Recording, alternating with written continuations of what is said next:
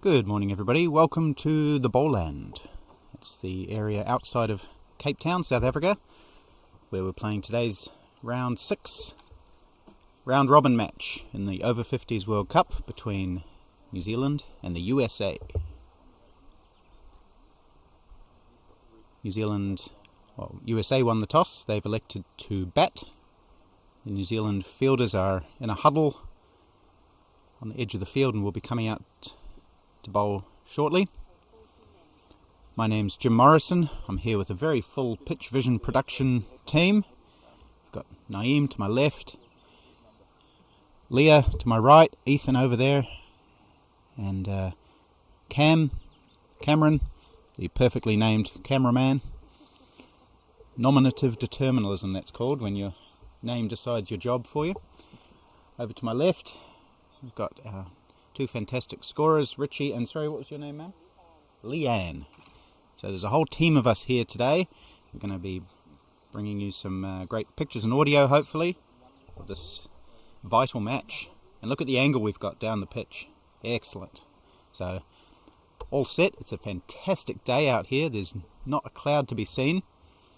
Temperature's warming up. It's probably low 20s at the moment. It's going to be a hot one. You can see the New Zealand players coming out, led by Adrian Dale, and the American batsmen just posing for some photos at the moment, and they will be heading out in the fullness of time. So these two teams are towards the head of Pool A.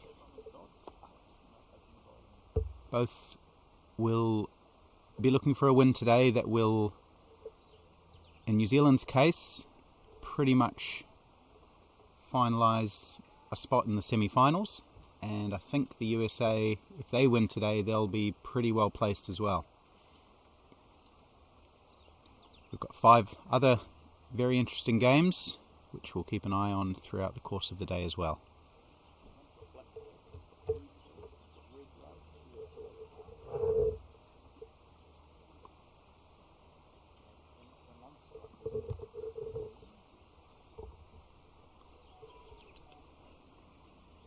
New Zealand had a day off yesterday. That was their bye.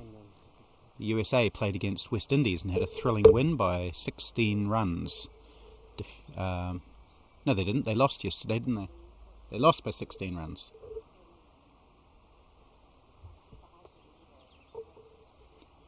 Simon Dodds will open the bowling for New Zealand. He's coming back from illness. He had some breathing problems that affected a few members of the New Zealand group, myself included. Had to miss a couple of games, did Dodds. Found it hard to get his breath back after bowling, but he seems okay now, and he'll open the bowling with number 30 on his back. And who have we got opening for the United States? Ayaz Sheikh and Paraka Nanta. Are we sure about that? Yeah. I think so. Okay.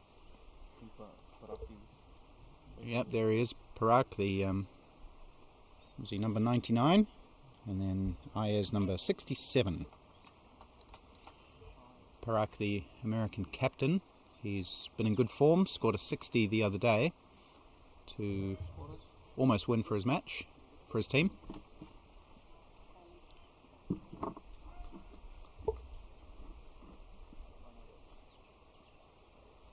So here's Dodds to Ananta.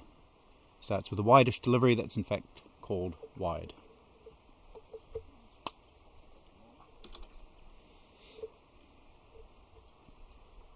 We've had varying reports on what this pitch will play like.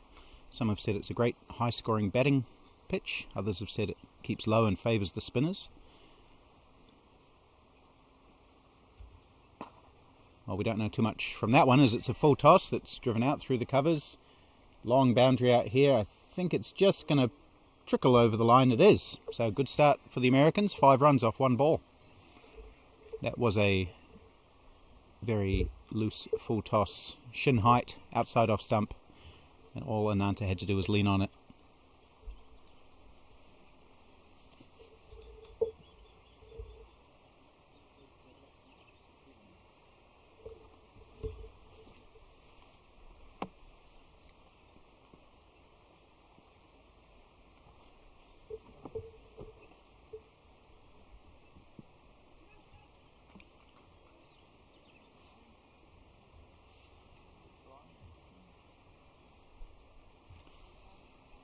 So if you're joining us from New Zealand, welcome. It's about 9:20 in the PM over there. If you're joining us from the USA, it's early in the morning, depending on what time zone you're in. And if you're anywhere else, well, I guess you know what time it is.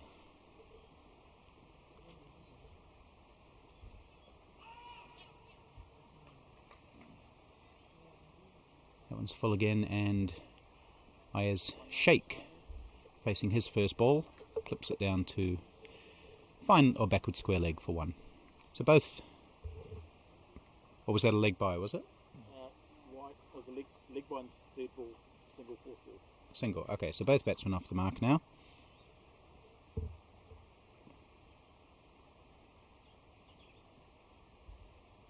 In fact, it's not Parakananta, I'm pretty sure. It's Ajit Jayasinghe. I would have been surprised to see Parak opening the batting. He usually comes in the middle order. So Ajit Jayasinghe. Sounds Sri Lankan to me.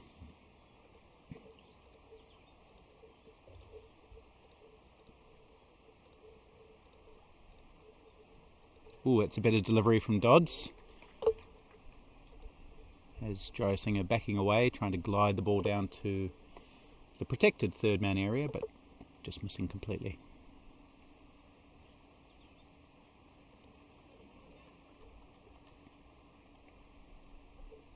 So Simon Dodds has only bowled the 2 overs in this tournament, is that right, Richie? Yes, 2 overs. I think he went for 10. That was against Australia, and then struggled with that chest injury, or not injury, ailment. But a good finish to his first over.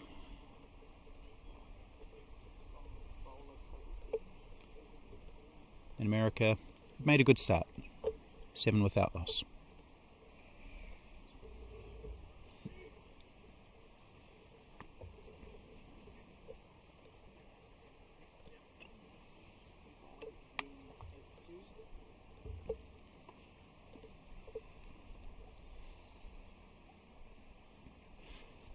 Another New Zealand bowler who hasn't had much to do in this tournament so far is Dean Askew.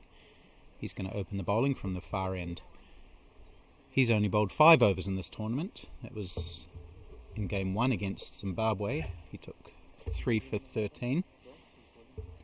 And then he suffered from an ailment as well, an ailment of a different variety affecting the other end of his body. Probably leave it at that. But things have firmed up nicely for Dean, and he's ready to go again.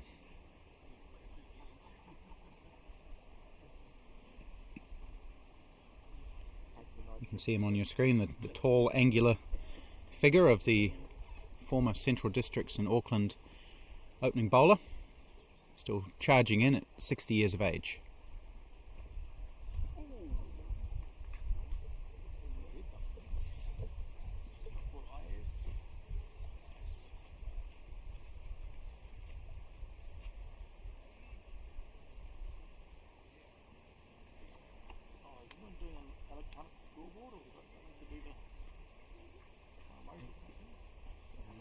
That one just seeming away from the batter after pitching.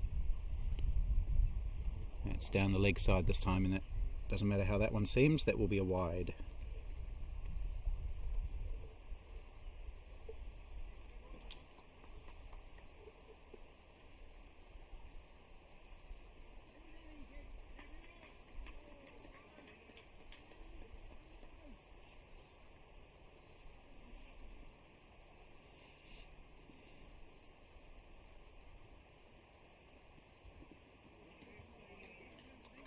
That's a good line and length, that one, and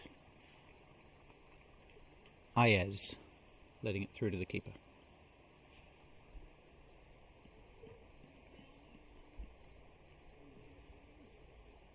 So Ayaz Sheikh has scored 23 runs in this tournament, had an average of 7.67. He's had plenty of opportunities, high score of 16, hasn't quite kicked on yet. And that has gone down, I'm pretty sure he nicked that. Mason Robinson lunging away to his right. not moving the feet, Robinson, so he'll be disappointed with that. Sets high standards for himself as a keeper, and that could have spoiled Shake's average even further. As it is, he gets a life. Yeah, Robinson moved late, and chance goes down again for New Zealand. Another early one. They've been guilty of that throughout this tournament, dropping chances.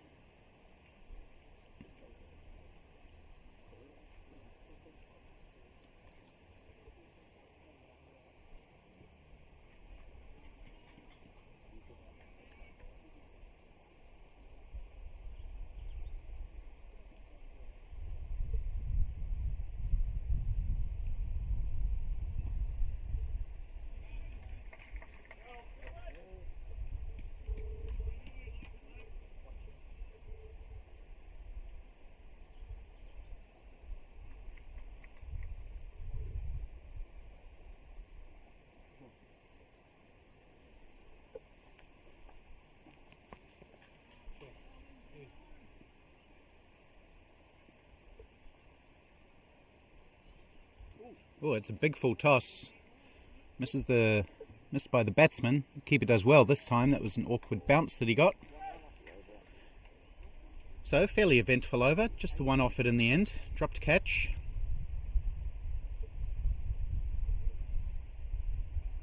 Colin, can you see whether there's a remote or something for the electronic scoreboard?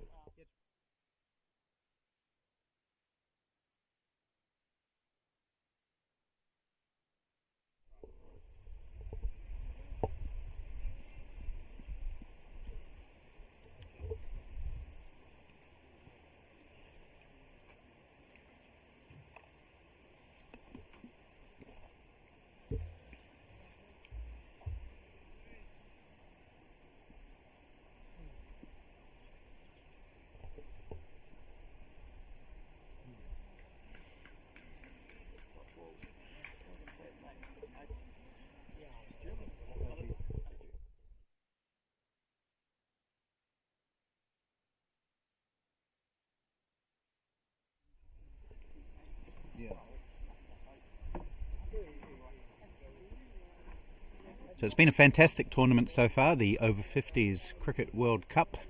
We've had upsets, we've had high scores, we've had low scores, we've had centuries, 5-wicket bags, all action. We've had drama.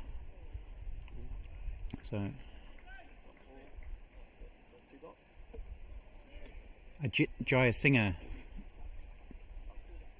preferring to stay leg side of the ball. He's looking to carve the ball away through that backward point area, giving himself room. Hasn't managed to get hold of any of those yet. I'm sure he'll keep trying. That one is adjudged wide by the umpire Shanti Kumar. We're actually missing an umpire here today. The second umpire has been mislaid. I'm sure he's on his way, trying to get here. So umpire Shanti Kumar doing both ends at the moment. Big shot this time from Ajit over cover. He hasn't got all of it, and it'll get hauled in by Kelvin Scott. They take two, and Ajit desperately wanted the third, but Ayaz said no. So 2 runs, and he's got an undone shoelace, so he's requested a square leg umpire tie his shoes for him. Never understand why batsmen can't simply take off their own gloves and tie their own shoelaces. Sure you can. I always tie my own shoelaces, Richie. And if anybody asks me to tie their shoelaces, it's exactly what I tell them. I say, take your gloves off, do it yourself, mate.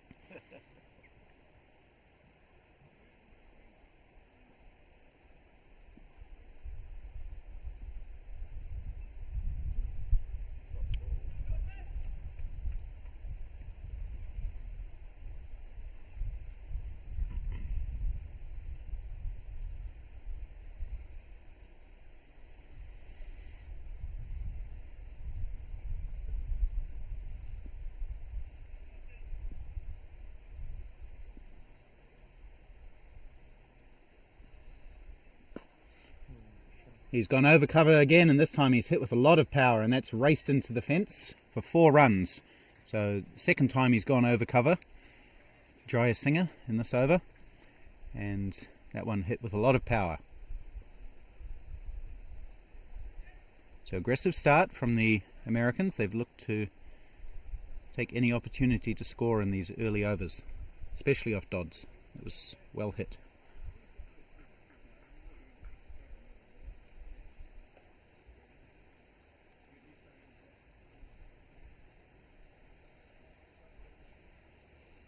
So Adrian Dale, the New Zealand captain, has stationed himself on that boundary now, just about 10 metres off it.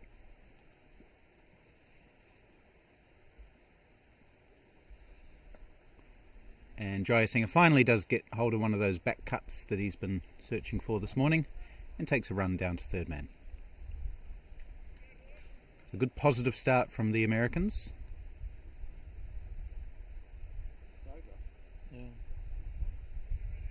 Over. Dodsy. Over. So the umpire just being informed that it's over. He may argue this one. No, he looks at his counter and agrees that it says 6 on it. And that's the number of balls in an over, so perhaps overloaded with having to do 2 umpires worth of work. Umpire Shanti Kumar. He does finally call over, and at the conclusion of 3, the Americans, 16 without loss. Okay. 5 other matches in progress today. We'll keep you updated on those scores throughout the course of the day. The ones that we'll be particularly watching: England versus South Africa. How's that for a mouth-watering top of the table contest? And then another great rivalry, India-Pakistan. Always an interesting contest when those 2 teams play. India have been quite good in this tournament, and Pakistan, well, they were excellent yesterday in defeating England.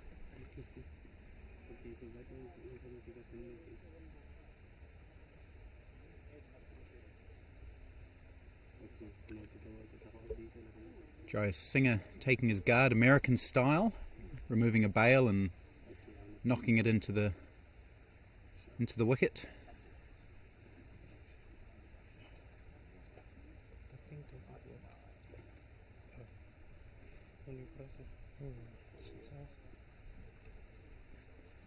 And I think this might be his first delivery from Dean Askew, bowling from the mountain end. We'll see if we can find a better name for that end. There's a big cliff behind the sight screen, huge sight screen by the way, and a big cliff, and behind that is a nice beautiful butte. Would you call that a butte, Richie? What's a butte, Jim? B-U-T-T-E. I believe it's the name for a rock formation of I'm not like a geologist, that. I can't comment. No, neither am I, unfortunately.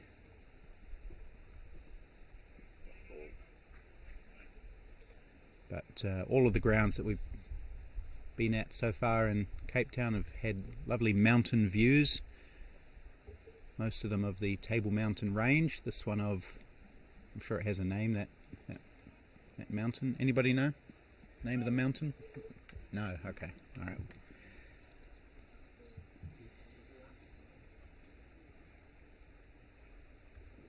That's full, good Yorker length delivery from Dean Askew right up on Jayasinger's toes, and he clamps down on it.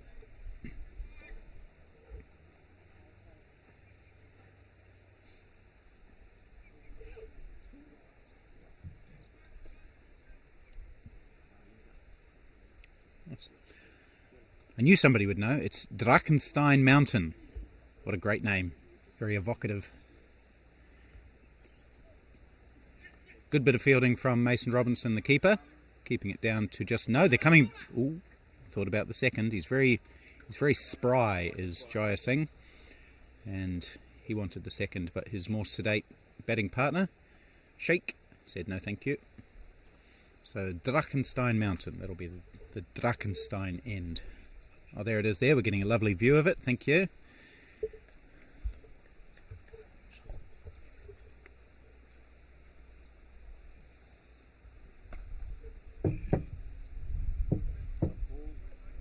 Right, so that's one end done. What are we going to call the other end? The river end?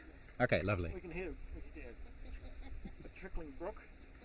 The trickling brook end. The river end. Cascading water. Falling water. Record right now.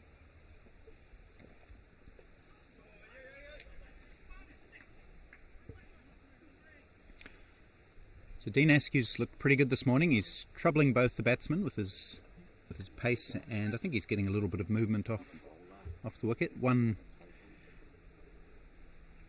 run to end the over with a little glance. He actually took that from outside off stump and somehow got it down to fine leg. 17 without loss after 4. 18 in fact.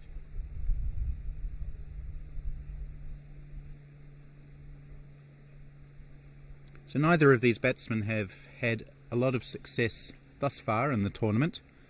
I was talking about Sheikh before, Ayaz Sheikh averaging 7.6. Before this match, Jai Singh is averaging 13 with a highest score of 11, and that's what he's on now.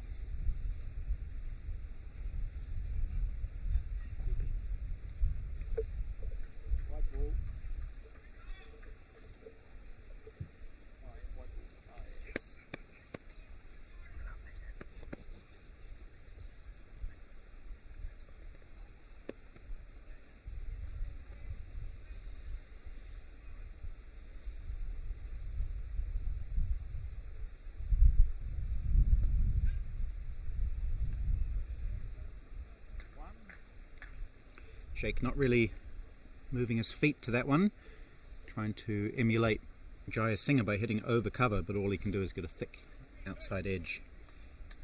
Down to third man, where Dean Askew does the fielding.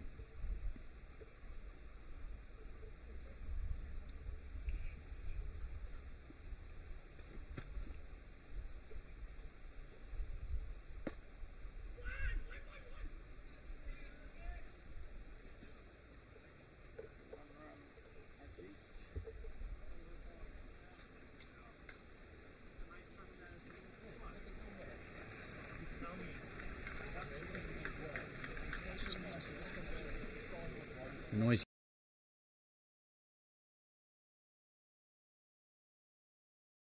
Okay. Oh, carved away this time.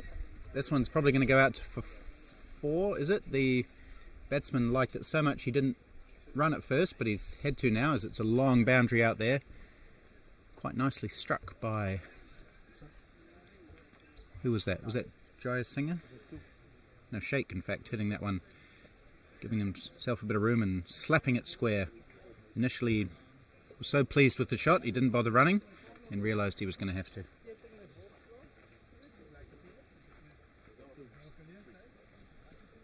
Two for Sheikh. Oh, has a bit of a wild shake at that one. No contact.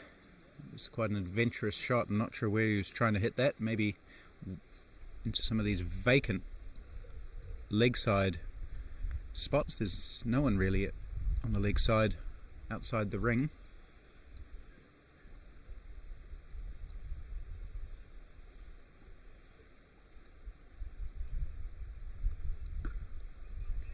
Good delivery from Simon Dodds, full and straight.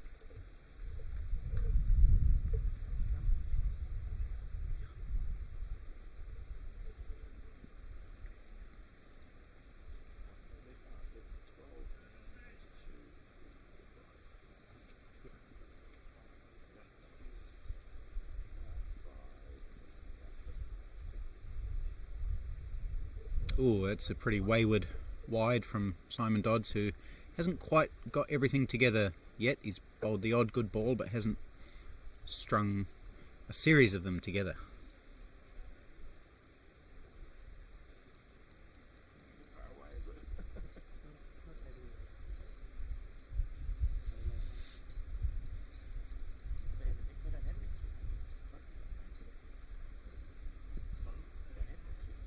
That one's better, just cutting back into the batsman, who again doesn't think about running but then is instructed to do so by Jayasinghe, who is charging through. Maybe a lack of calling there.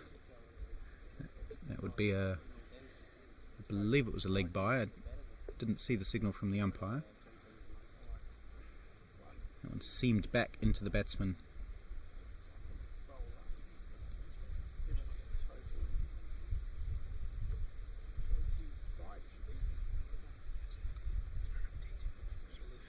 So another 7 off that over from Simon Dodds. He's got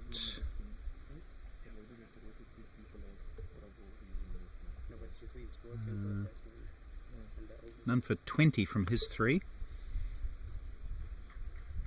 Dean Askew, he's been economical, none for 2 from his 2.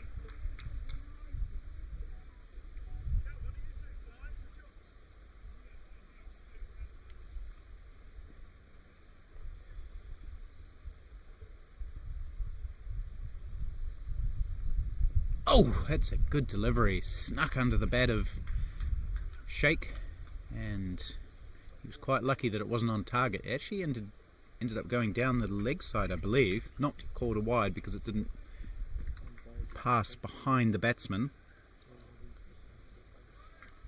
We'll just watch it on the replay here and see what happened.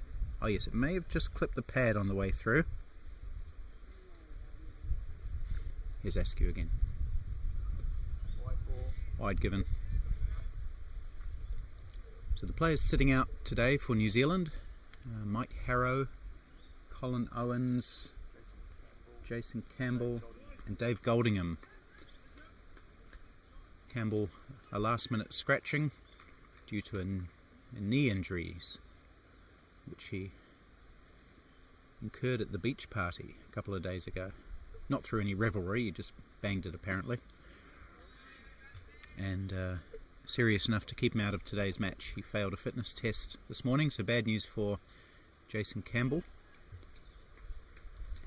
And his injury brings Bert Horner into the team for today. West Indies Australia late start, umpire was late.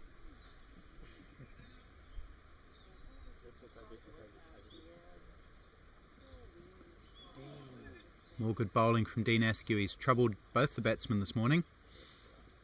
On this occasion, Sheikh trying to play it into the leg side, but just hurried up a little bit, struck him on the front pad.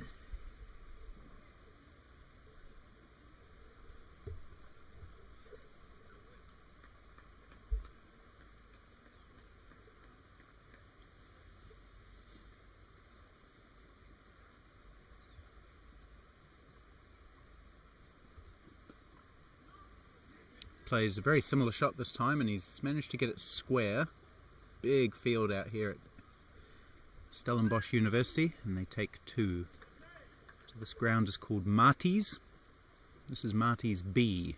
Over to our right, about 100 metres that way, is Marty's A, and that's where West Indies and Australia will be playing today.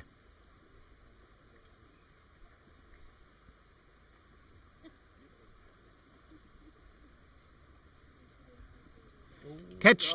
Yes, caught and slip. Big swing from Jayasinghe there, and Sheikh in fact, and got a thick outside edge straight to Andrew Hoare at first slip, who took it reverse cup. So good reward for Dean Askew, who's bowled very, very well this morning. Bowled with fire.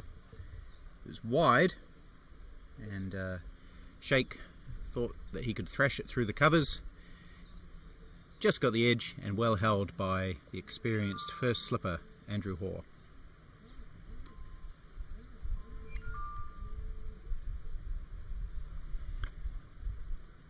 So good success for New Zealand. They've been a bit up and down this morning, to be honest. Had a dropped catch, some wayward bowling, a few wides. But equally the batsmen haven't looked particularly settled. and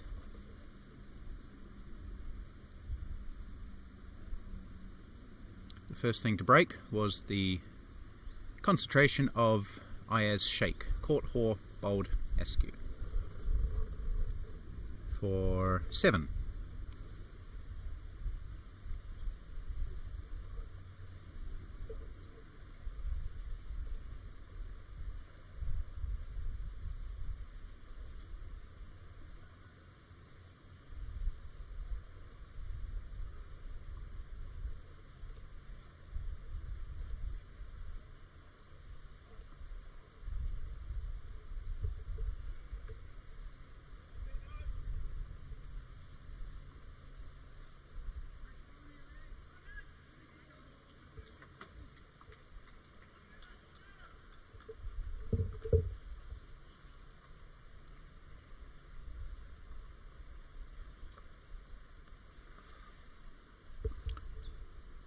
So we've got Sanjeeva Weerasinghe at the crease,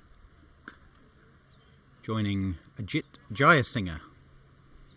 So we've got the makings of a band with the two singers there.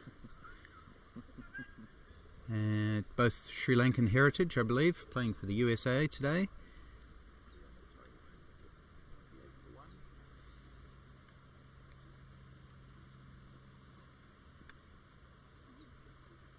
Sanjeeva Weerasinghe has been one of the better players for the USA in their brief history as an over-50s playing nation. He's played some vital innings for them.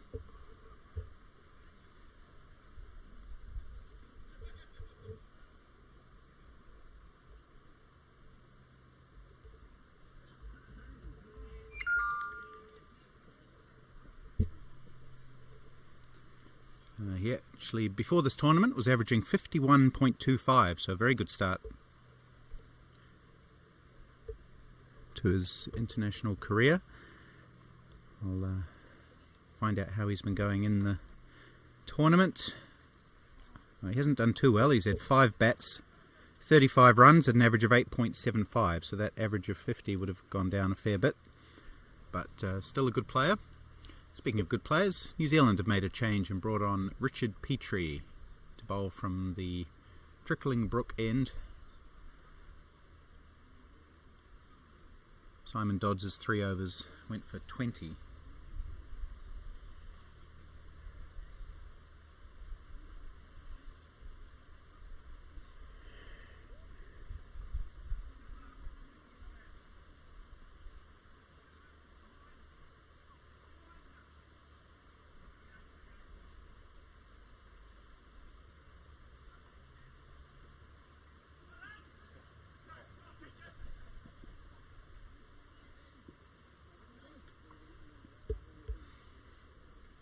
He'll be bowling to Jayasinghe.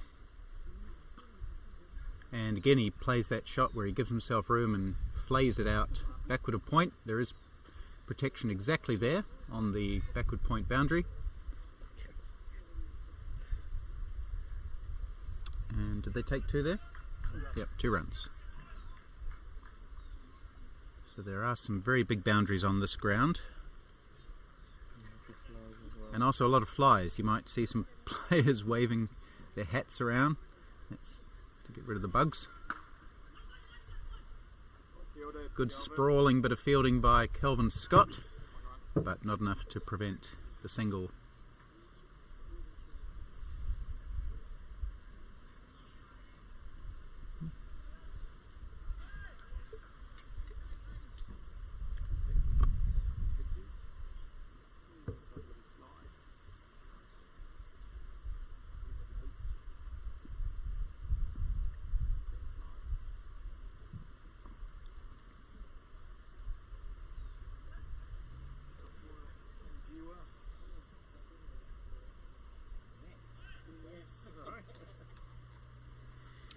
Richard Petrie hasn't had a particularly happy time of it with the ball in this tournament so far.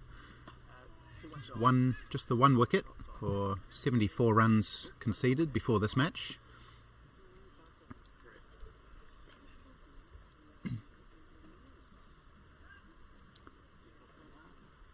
But he is a big match player, Richard Petrie, and I'm sure he'll come right when needed.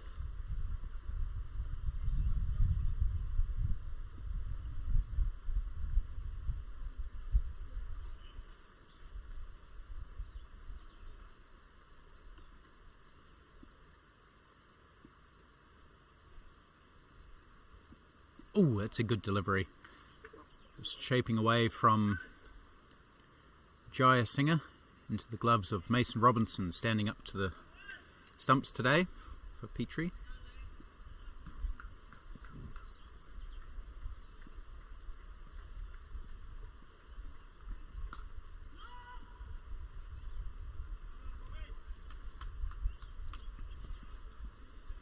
He really does like to give himself room, Jaya Singer.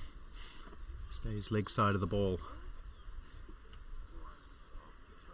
4 runs off Richard Petrie's first over, and the United States 32 for 1 after 7.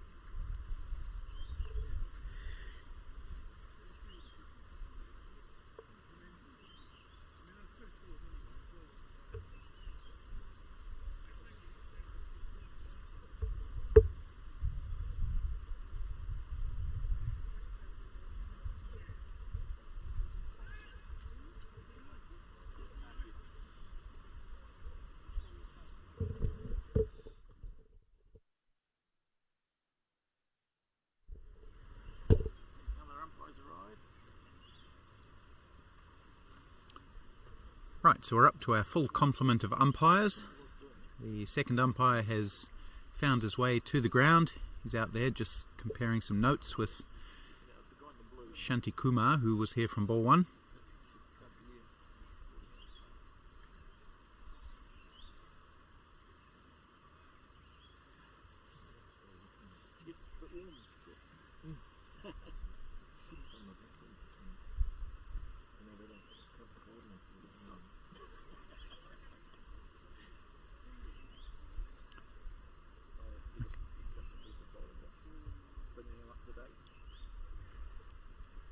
India against Pakistan. India are 26 for 1 batting first.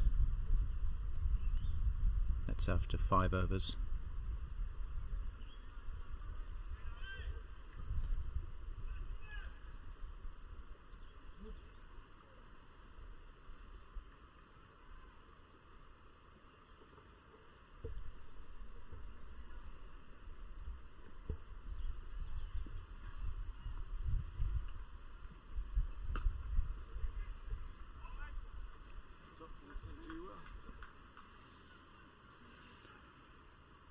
Been a good fiery spell from Dean Askew, the 60-year-old. Still as athletic and eager as ever, charging in off the same run that he's had for the last probably 45 years.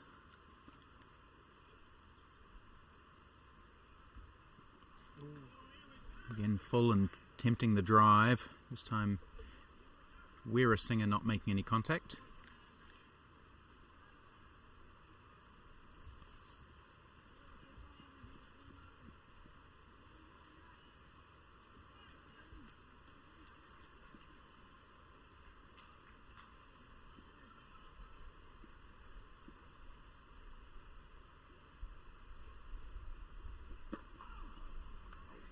Another good delivery, full and straight and requiring some good defence from Weera Singer.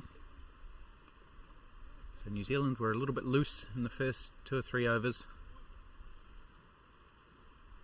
But Dean Askew has been very tight from the Drachenstein end.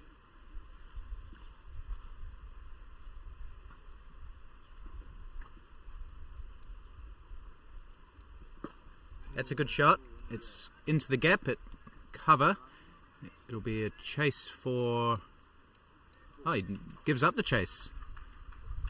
That was well hit by Weera Singer right out of the middle and beats Andrew Nuttall, I think it is, into the rope. So good boundary for Weera Singer, his first.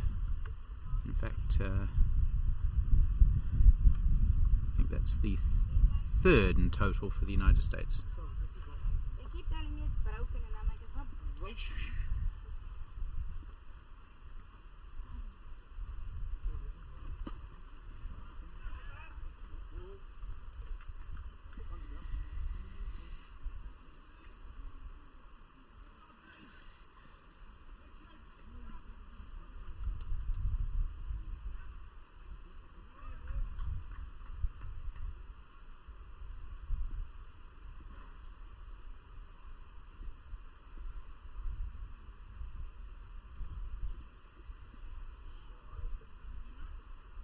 That one's a bit too wide from Askew, called as such.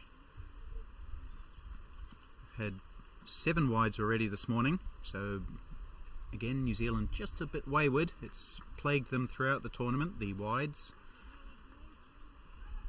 especially early on with the new ball. Sometimes the swing is a little hard to control. And he overcompensates this time, fires it down the leg, and it'll be another wide.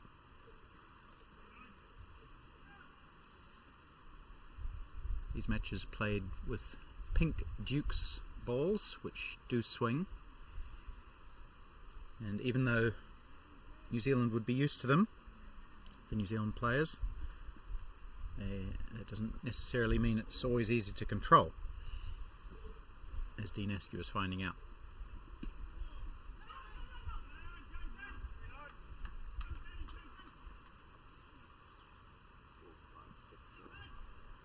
Six runs off that Dean Askew over, a boundary and 2 wides. He is 1 for 11.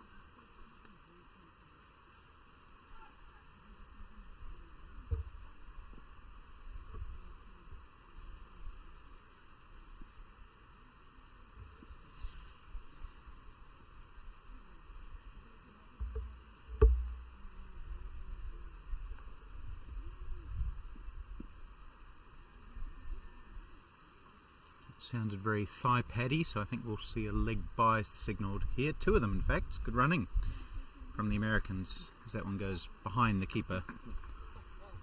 Press! So the new umpire, not quite sure where the scorers are, signalling over towards the pavilion before being signalled from the scorers that he needs to signal towards the scorers. Who are sitting right next to us here, of course. At about mid-off, as the batsman would see it. Again, Jayasinghe leaning back and playing that late cut. He's played it really well, in fact. It's gone wide of the fielder into the boundary for 4. So initially there was a third man. He's been moved around to backward point, and this shot going to where he would have been initially. So excellent timing and placement from Jayasinghe, brings up his 3rd boundary.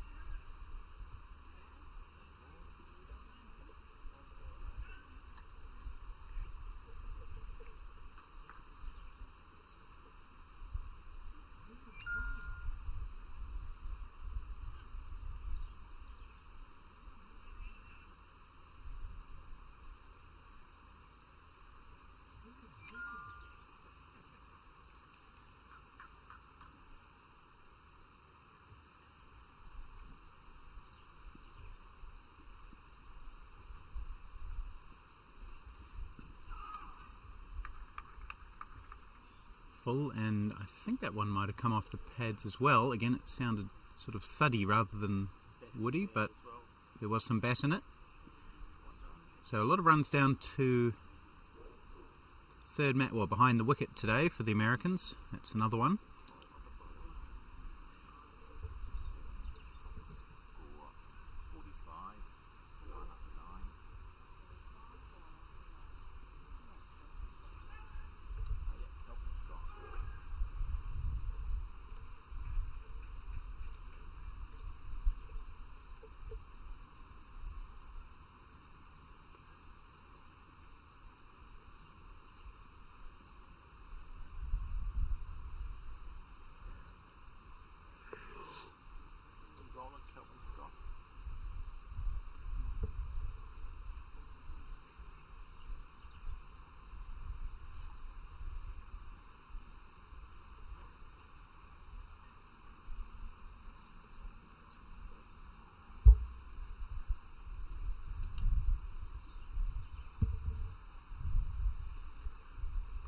Kelvin Scott is going to have a trundle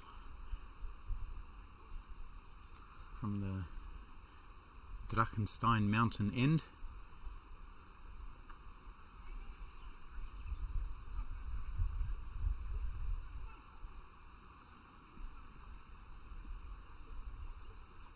Bowling to Jai Singer, who's worked his way up to 20. Been quite industrious. Oh, has he bowled him? He has. First ball. Beautiful in-swinging Yorker from Kelvin Scott. He surprises some batsmen sometimes because he just lopes in and then hoops the ball in. He does get a lot of swing, and that was a very full delivery. A little bit Chris Harris-like, as I've mentioned before in this tournament. And Jai Singer was not expecting that, I don't think. He looked a little bit surprised to be yorked there, but he has been, and America lose their second wicket with the score on 45. Ajit Jayasinghe bowled Kelvin Scott for 20.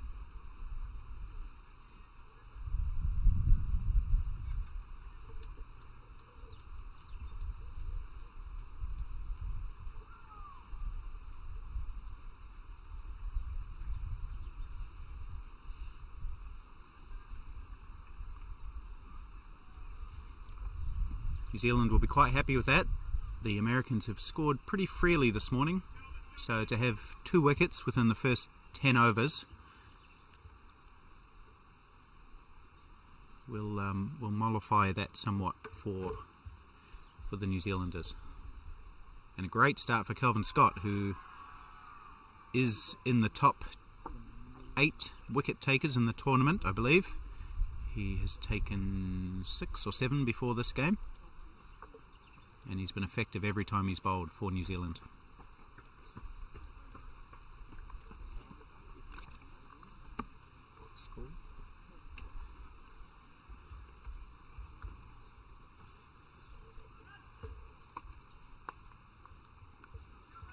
So it looks a bit like Sajid Fernando coming to the crease. Distinctive figure, number 88. He's a left-hander. We'll talk about him more in a moment.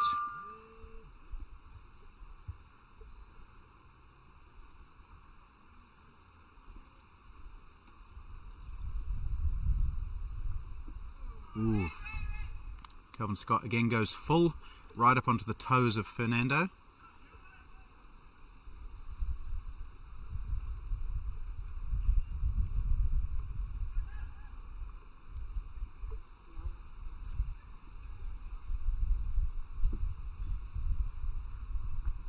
Chance, no, just fell short of John Vojnovic at short third man, so that one's swinging away from the left-handed Fernando, getting a thick outside edge.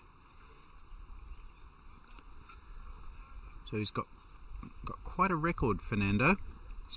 He played 193 first-class matches, 108 List A matches, scored over 10,000 first-class runs at an average of 38.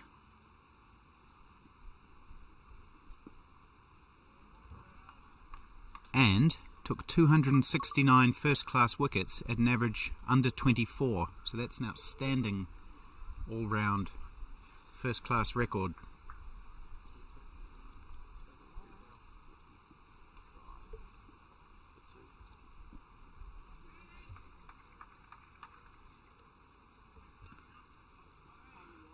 played for an enormous list of teams at first class level: Abahani Limited, Beenley Logan, Central Province Colts Cricket Club, Kandarata, Middleton Cricket Club, Settle, Sri Lanka A, Sri Lanka Academy 11, Sri Lanka Board 11, Sri Lanka Cricket Board Presidents 11, Sri Lanka Under 19s, Sri Lanka Under 24s, and the Tamil Union Cricket and Athletic Club. And now United States Over-50s.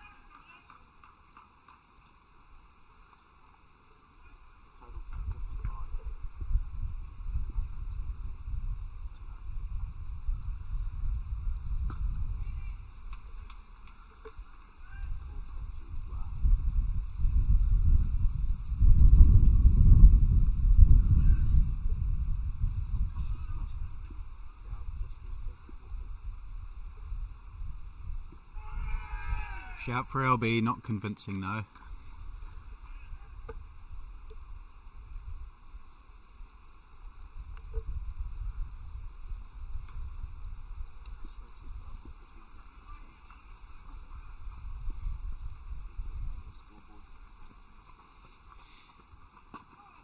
Nicely clipped through mid-wicket by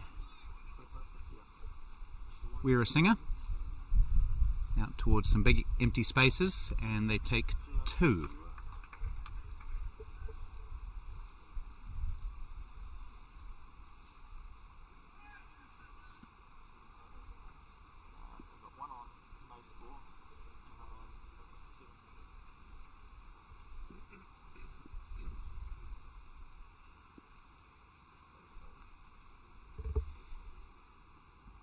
Oh, that's a beauty from Petrie, swinging away outside the lunging forward defensive of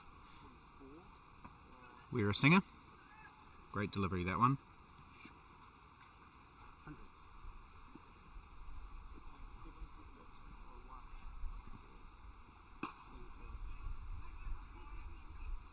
That one's played very nicely straight. What great timing. It's going to run away for 4.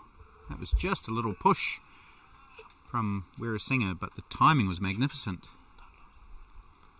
So the outfield has been pretty fast this morning.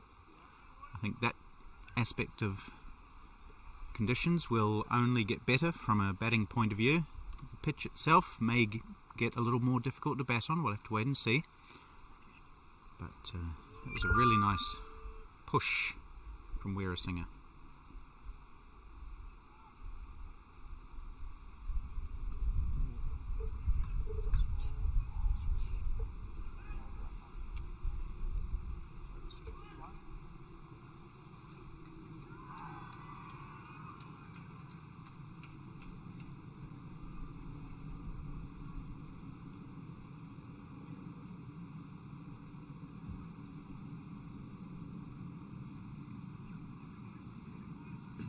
"11 overs gone, 50 up with that shot from Weerasinghe for the USA, 51 for 2 after 11. So even Stevens after the first opening exchanges.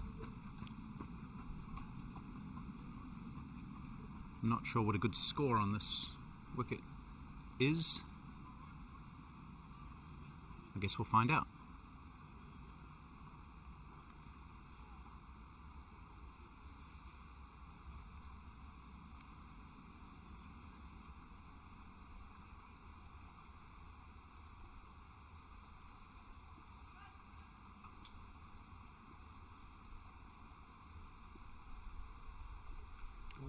Oh, ball. Full toss, which he's tried to pull. He's got an edge, and it's just gone down to third man for one. Nice bit of fielding from Vojnovic. Fires the ball back right over the stumps. So that could have gone anywhere, and in fact it did.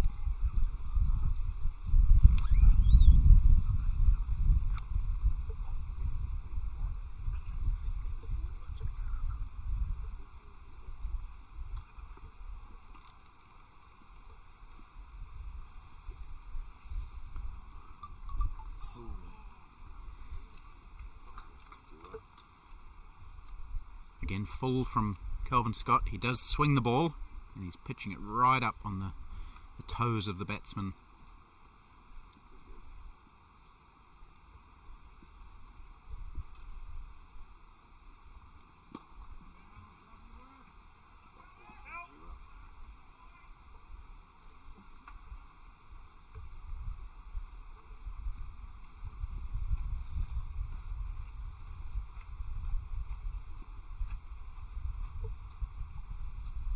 Well, that's short and hoisted away by Weerasinghe, but he hasn't really collected all of it, and it's gone down to Bert Horner, who's stationed out on the square leg boundary, just for one.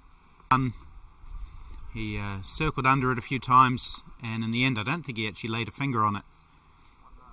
He tried to get reverse cup underneath it, and in the end he went with the hands down and made no contact.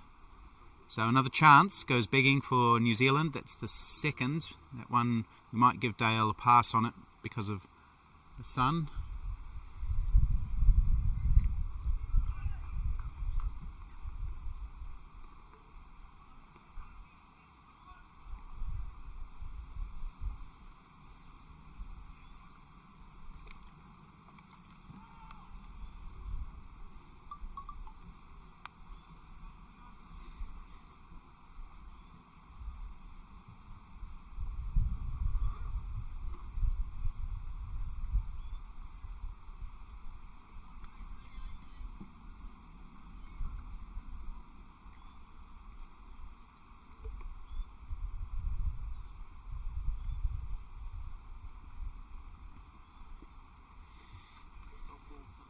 Nice line from Petrie, just swinging it in slightly to Fernando.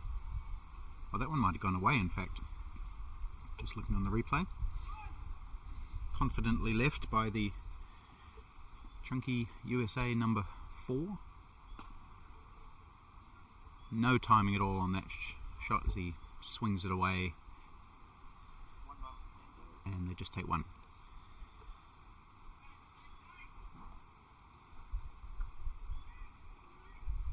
Zimbabwe, almost exactly the same score against Canada. They're 51 for 2. Murray Goodwin continuing his good form. He's the leading run scorer. He's on 32.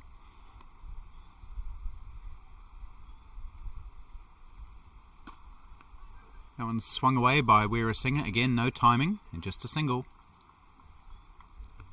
In the big game, South Africa, England. South Africa batting first, 23 without loss after 6. And the other big game, India versus Pakistan. India 42 for 1 after 11.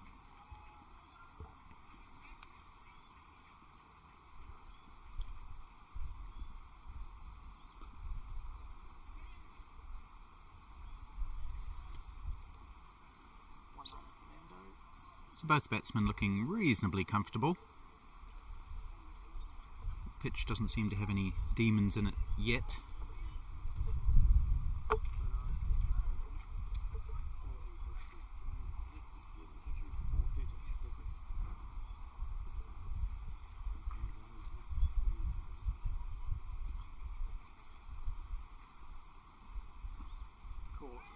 Taken, first slip again. Just a gentle push from Weerasinghe, looking to push it into the covers, swinging away from Richard Petrie into the safe hands of Andrew Hoare in the slips. So wicket number 3 for New Zealand.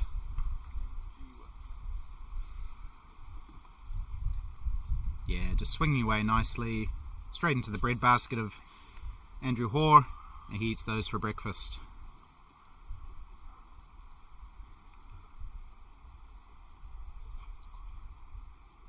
Important wicket for New Zealand. They've knocked off the top 3 American batsmen now, with the score on 57. And just plucking away, New Zealand, chipping away at the American batting lineup.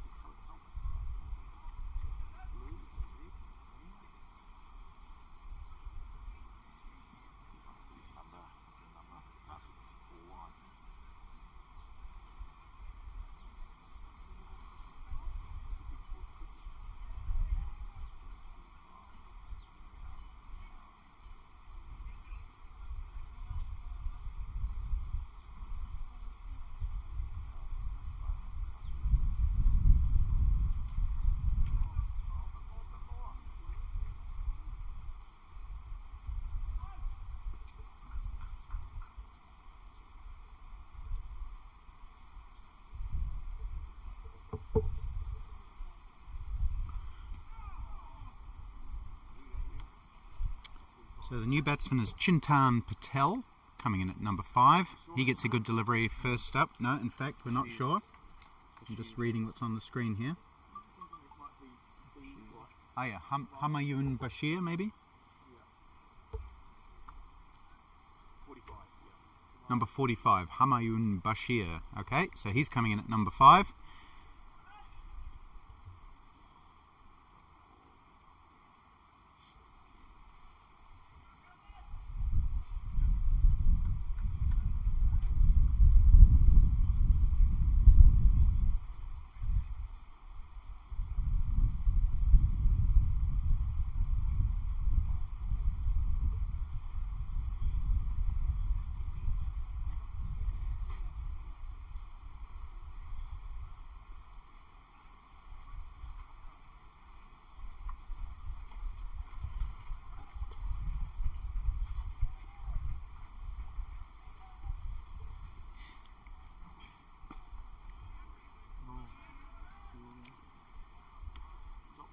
Excellent sprawling save from Adil Samani in the covers, prevents a run. He's been excellent in the field this tournament, has Samani. Looks like a nice field for fielding on. Soft and spongy for the fielders. A full toss driven down the ground. This will be a chase for Dean Askew. And into the boundary for 4. So that one just kept going again. We've seen a couple almost speed up on this nice lush outfield.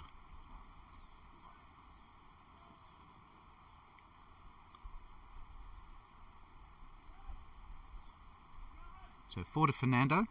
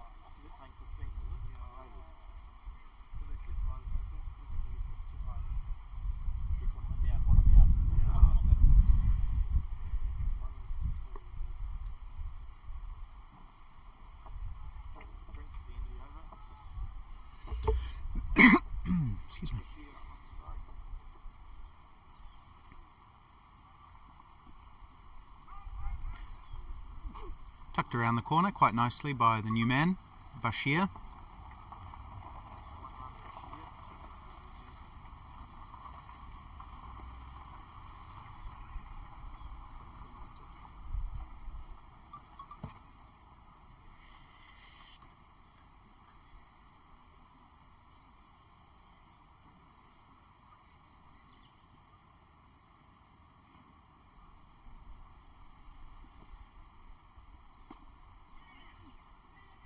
Quick single, shy at the stumps at the bowler's end, misses and they get through. Good backing up from Samani. So that's one more for Fernando.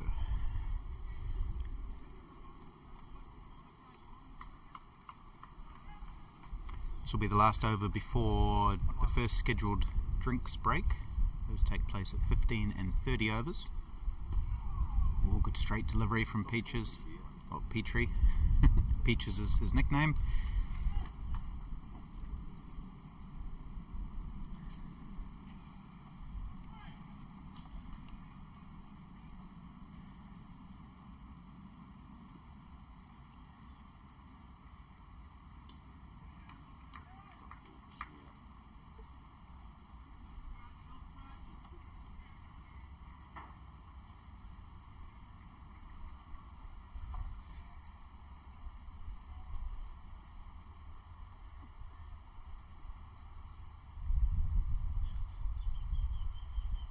Oh, that's a beauty from Petrie, just swinging away from the forward defensive of Humayun Bashir and into the gloves of Mason Robinson, who's always alert for a little edge or a stumping opportunity.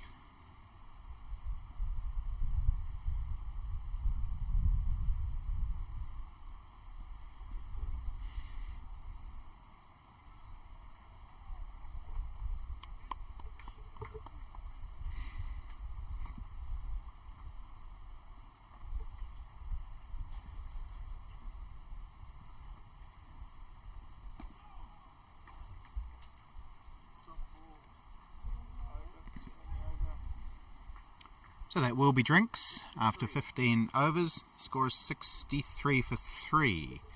The batsman out for the USA. Ayaz Sheikh was caught. Hoare bowled Askew for 7. Ajit Jayasinghe was bowled by Kelvin Scott for 20. And Sanjeeva Weerasinghe, last to go, also caught by Andrew Hoare off the bowling of Richard Petrie for 13.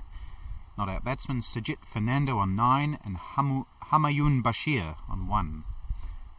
Wicket takers, 3 of them, Askew, Petrie and Scott have 1 each. So the players will have some refreshments and we'll all meet back here in about 5 minutes.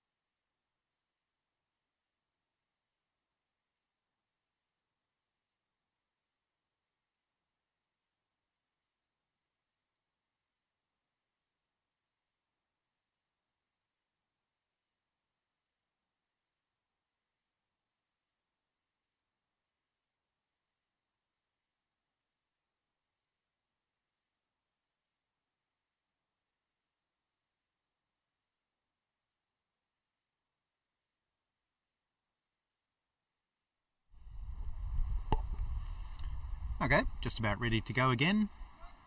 New Zealand will be allowed a fourth fielder outside the 30-yard circle if they so wish. Kelvin Scott starting after drinks to Fernando.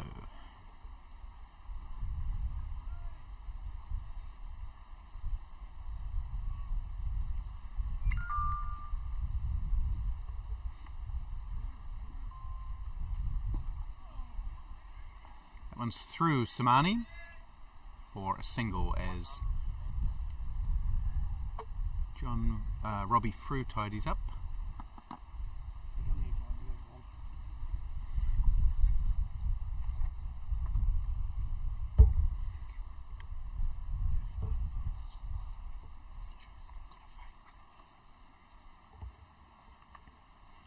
So New Zealand sit top of Group A with 6 points. USA have 4 points.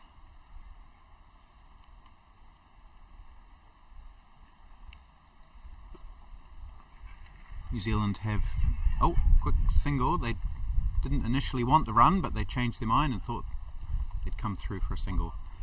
So New Zealand have played 4, won 3, lost 1, and they've got a very good net run rate, largely due to the big win against Zimbabwe in round 1. The USA, they started great with 2 wins, but they've had 2 losses in a row, so they've got 2 wins and 2 losses, and they're on 4 points. So it's almost a must-win for the USA today, whereas New Zealand would like to win, obviously, but if they don't win today, they could still qualify with a win over Canada tomorrow. Plenty of other teams still in the running from this pool: Sri Lanka, West Indies, Zimbabwe.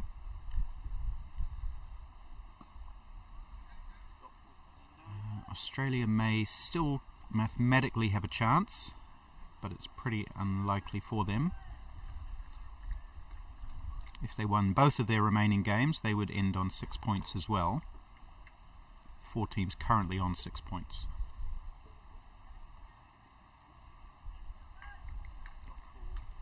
Of course, what I'm talking about is for the semi-finals. The top 2 teams from each pool progress to the semi-finals. Top team in Pool A plays the second place team in Pool B, and vice versa.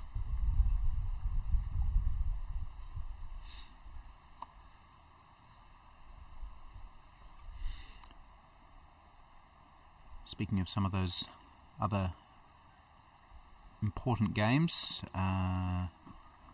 West Indies are playing Australia on the ground over to our right. They're 20 without loss after 9.3, slow start for them.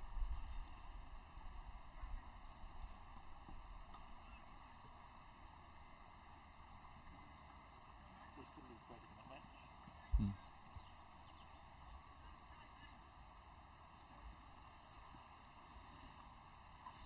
Petrie, who took his second wicket of the tournament a few minutes ago.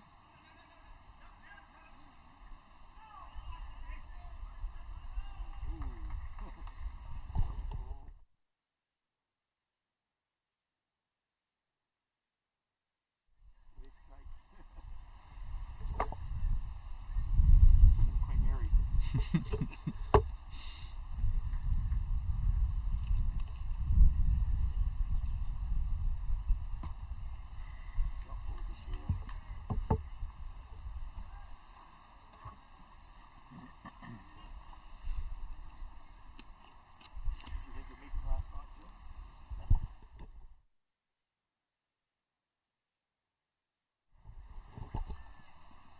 Oh, that's caught the edge. Nice outswinger again. It's beaten the outstretched.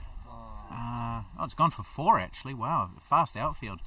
I'm just trying to spot that fielder who's lying on the ground. Might be Kelvin Scott. 2 slips in for New Zealand, and it went to the diving right hand of the second slip, Kelvin Scott, who couldn't quite get a hand on it, down to the boundary for 4.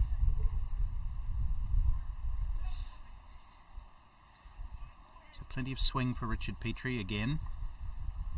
Just past the grasp of Kelvin Scott. And a good diving attempt by the fielder to stop the 4. So 2 dives in that play for New Zealand, neither successful.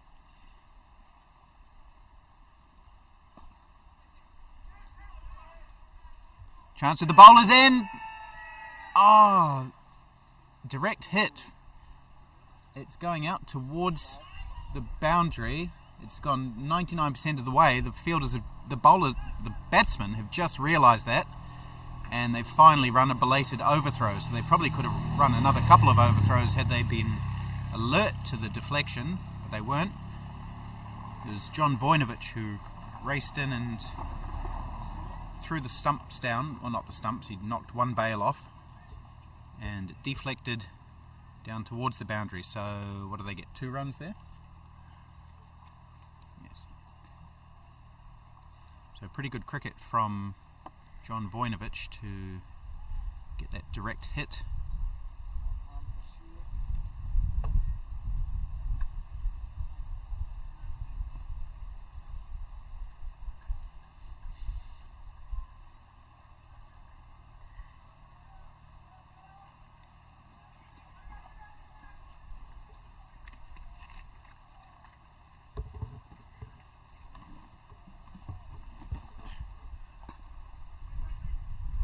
Pleasant drive from Fernando up to mid-off, but no run.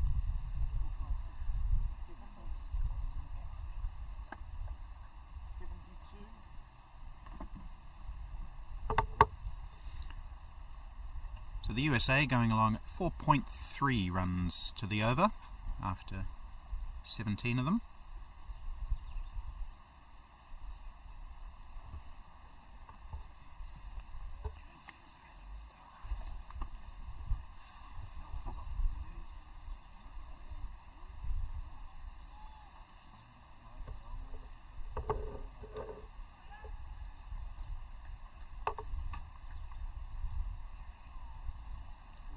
Kelvin Scott has been accurate and economical as always. 1 for 9 from his 4 overs. Ooh, starts with a full toss though this time. It's beaten mid-on and will probably go away for 4 the way this boundary is running. It is. So a simple 4 to Weerasinghe.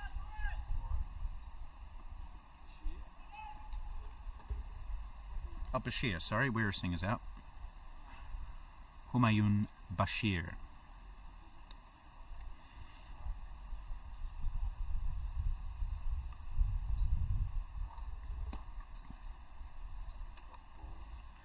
Bashir, before this innings, had 4 turns at bat. Scored 68 runs, had an average of 22. That's in this tournament.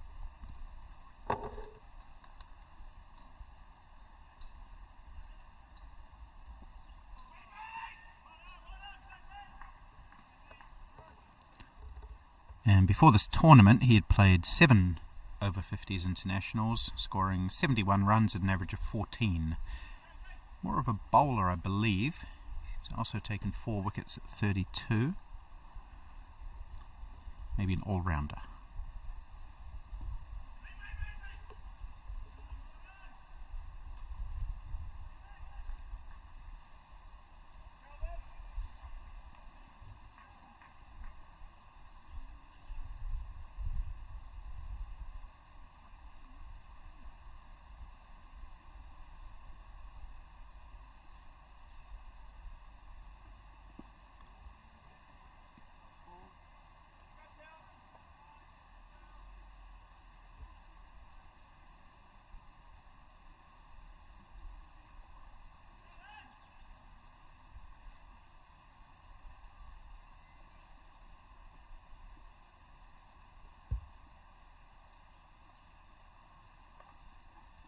Full again from Kelvin Scott. He really gives the ball every chance to swing.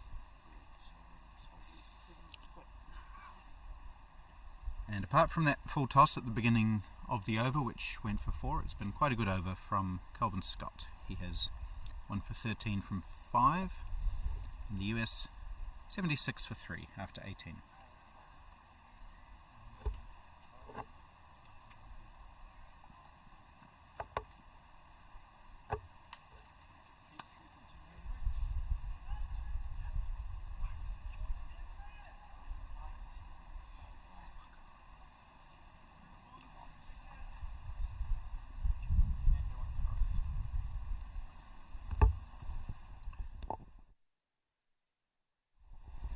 Petrie beats the bat again. That's probably about the 6th or 7th time. He's gone out past the outside edge of both the left and right-handed batsman. That one looked like it moved away from Fernando, so perhaps he's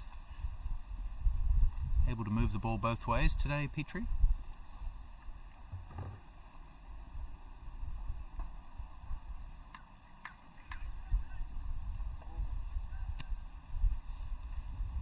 Hey, how you going?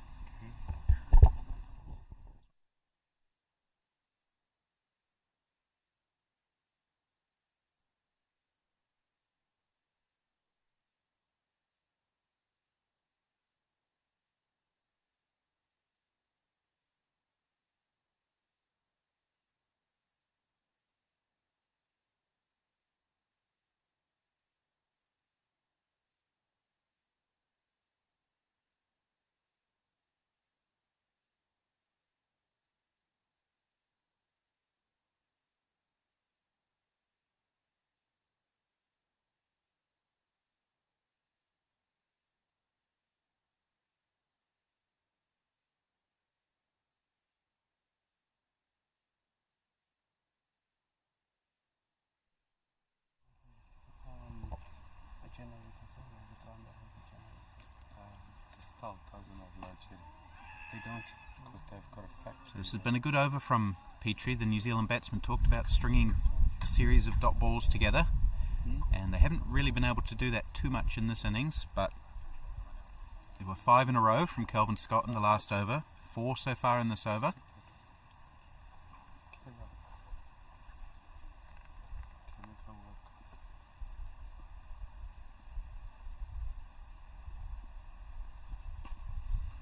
And again, 5.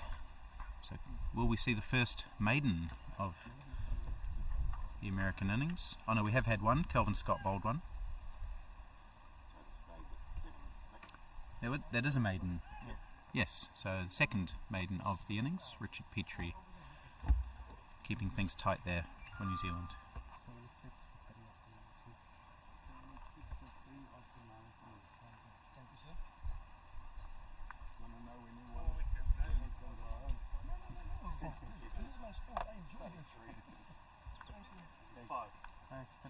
Three wickets. On there it's 5. Yeah, so we don't know how to reset it. And when we tried resetting it, we took off the whole game. So we're just keeping it as it is. The first time we tried resetting it. Sure about that?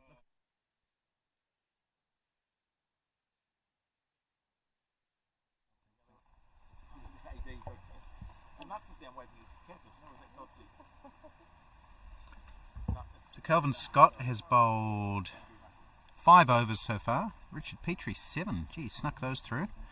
Kelvin Scott will take a break, and we'll see Andrew Nuttall for the first time.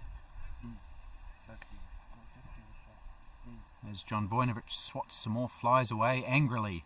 In fact, all the New Zealand players are waving their hats and arms around. Looks a bit like a silent disco out there. A lot of flies out in this part of the world.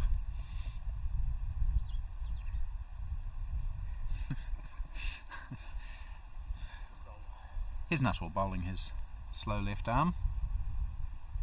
Starts with a wide down the leg side. It's actually not flies. It's called muggies. It's like those little. Okay, so I've been reliably informed by Johan van der Merwe, the local pitch vision man, that they're called muggies. Did I say that right? Yes, perfect. Muggies. And what are they? Little It's bugs. Like little insects. They've got a very short lifespan. Oh, that's good. Yeah. Short lifespan, but there's a lot of them. Gnats. Okay.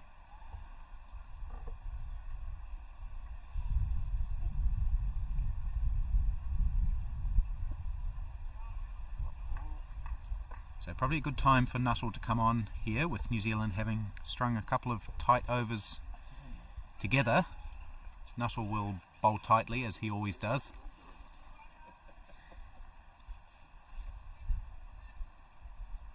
And the US will have to be proactive to score against him. If they just let him bowl to them, then that's exactly what he'll do. Worst is if they get in your eyes. Or if you accidentally swallow. Yes.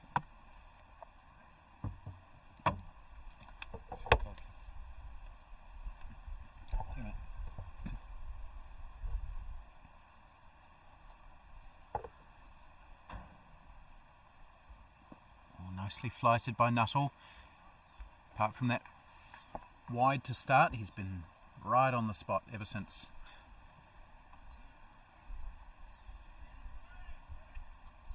Not sure if he's extracting any spin.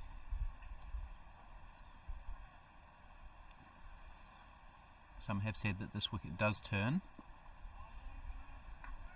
but the angle that we're at makes it a bit hard to tell. We've got the batsman and the wicket keeper in the way as we look right down the wicket.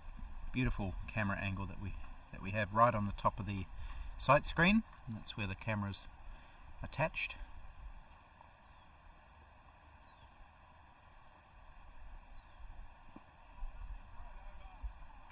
So just the wide, spoiling what would otherwise have been a maiden for Andrew Nuttall, and he's underway.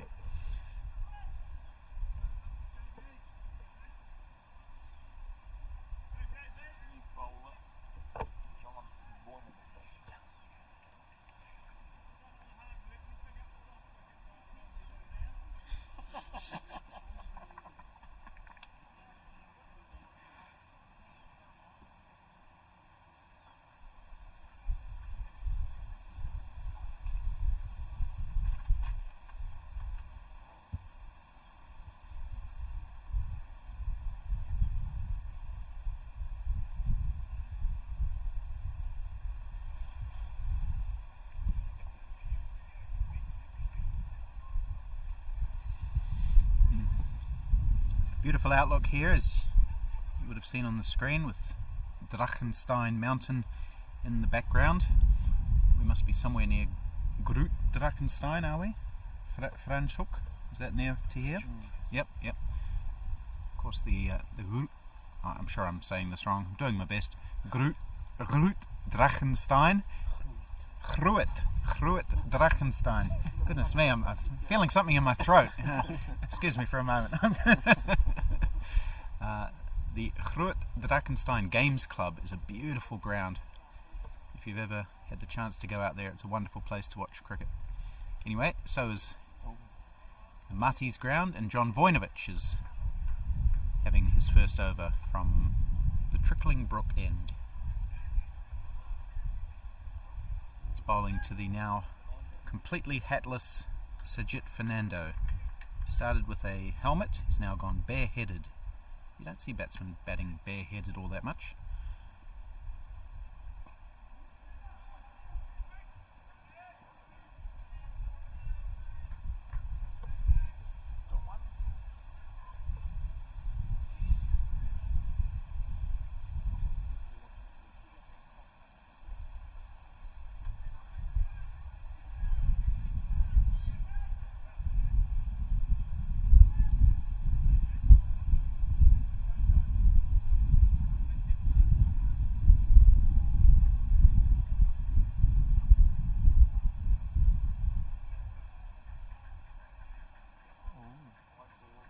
This one has beaten the batsman and the keeper down the leg side, so it'll be a wide plus whatever they run, which is 1 run, so that's 2 wides.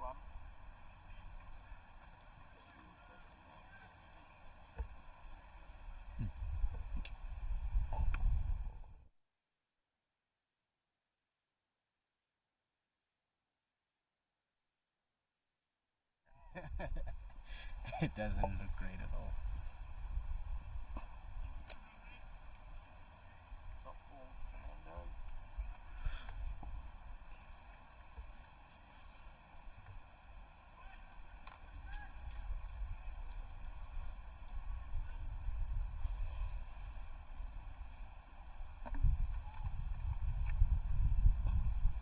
Nicely whipped away by Fernando. It had a real flourish to it, that shot, and it's gone away for 4. Voinovich straying onto the pads of the man with the great first-class record that I was talking about earlier, an average of around 39 from his 180 first-class matches for a number of teams, including Sri Lanka A.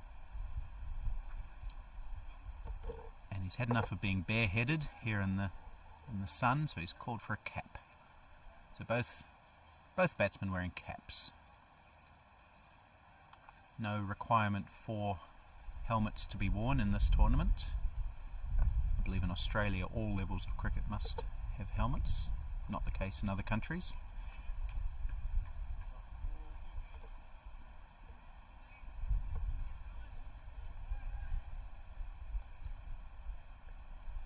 So a good little partnership forming between Weerasinghe and, sorry, why do I keep saying him? He's out. Bashir and Fernando. 27 it is now.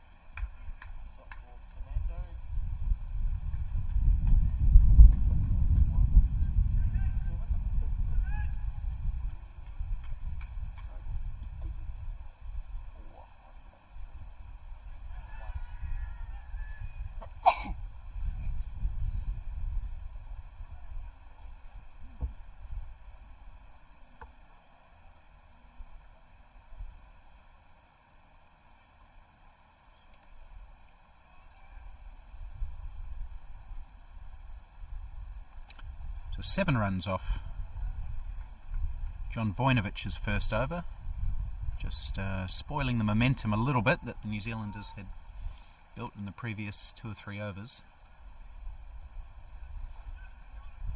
American run rate is exactly 4, 84 off 21.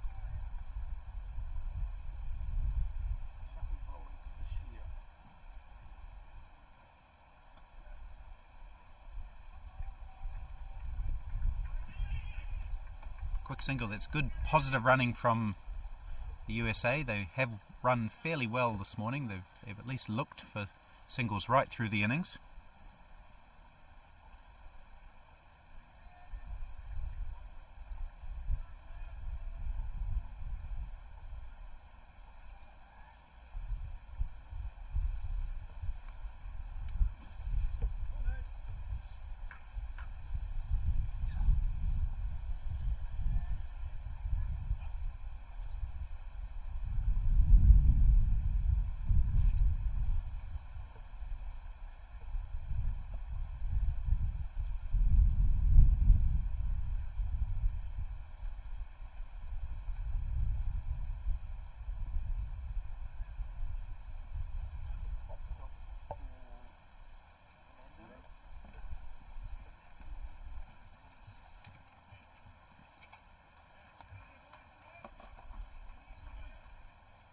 That's 21 gone.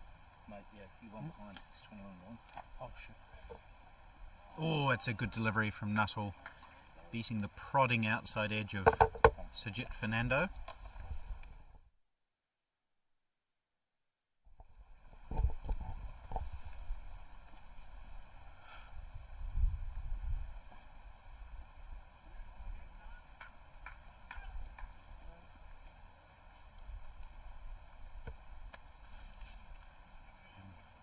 Bring the parkers off.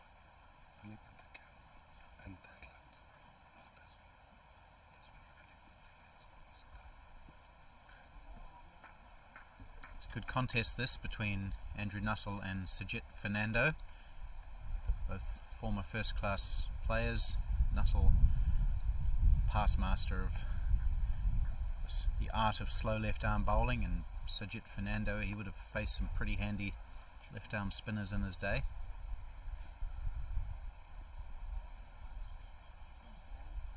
Looks like Nuttall's just bowling a little bit wide of off stump, maybe turning it back in a little bit. Finishes another tight over, just one off that one as well. He's had one off each of his first 2 overs, so he has none for 2. The United States 85 for 3.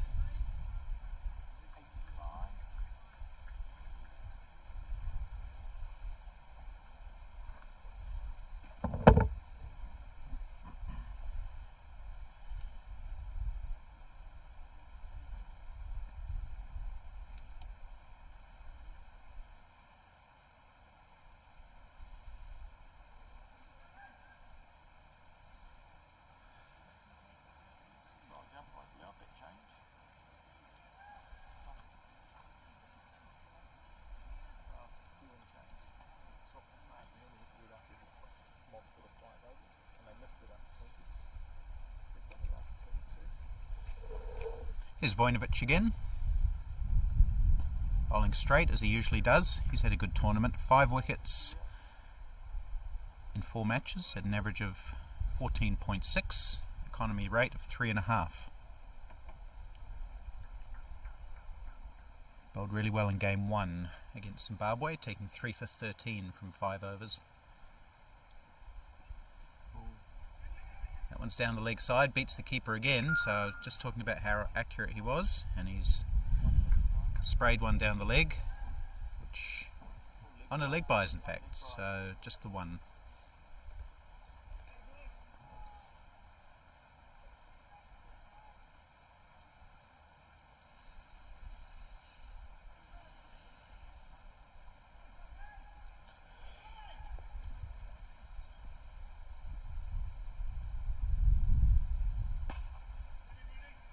Oh, misfield by Adrian Dale. Concedes 1. Now, I don't want to make excuses for the New Zealand skipper, but in warm-ups the ball was really snaking along the ground. It was wibbling left and right, almost like it had a mind of its own. So I'm not sure if that's what happened on that particular case. But it did beat the usually reliable New Zealand captain Adrian Dale in the field.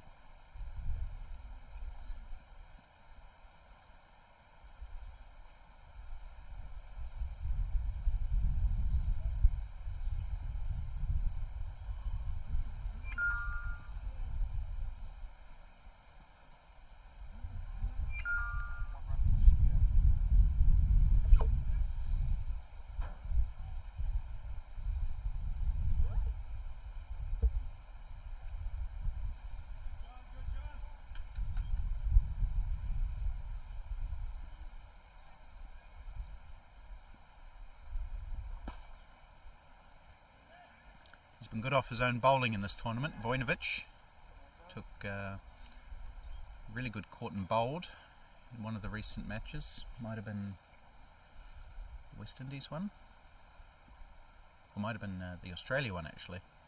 Slower delivery this time. Bashir very keen for the single, tears down halfway down the wicket for returning to safety. So another pretty good over for Vojnovic, 3 off it. Let's see what's happening in some of these other games. Zimbabwe versus Canada. Zimbabwe 109 for 2. Murray Goodwin 63, following on from the 122 not out he scored yesterday. So he's the tournament's leading run scorer, and he's extending that lead. South Africa, that's the big one, against England, 66 for 2, South Africa. Batsman out there, Louis Kern for 9, Craig Lyons for 0. Batsman in, Andre Peters and Salim Mukudem. We'll have a look at the other scores shortly.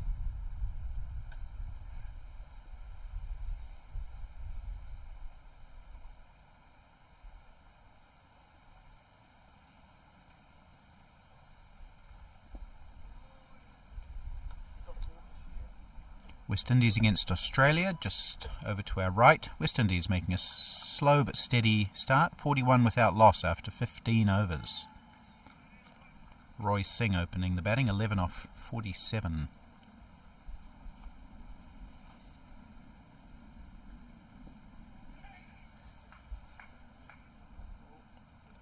India against Pakistan. India 62 for 4. A little bit of trouble there.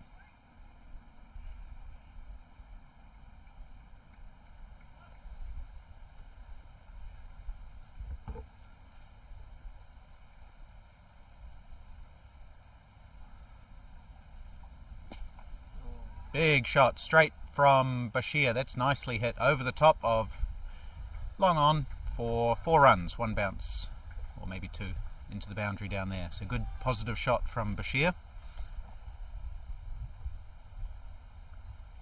Quite an elegant swing of the bat that was. It's the first boundary off Nuttall.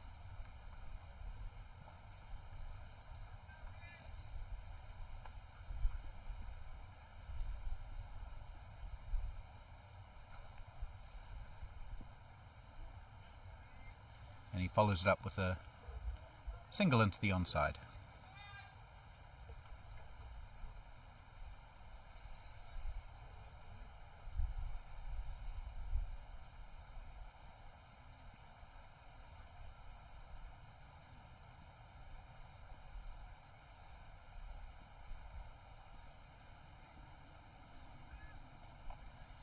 On the sweep this time, Fernando, there's going to be plenty more runs here. This could go for 4 as well. It does. So, second boundary of the over, and the Americans getting on top of Andrew Nuttall here. Good batting.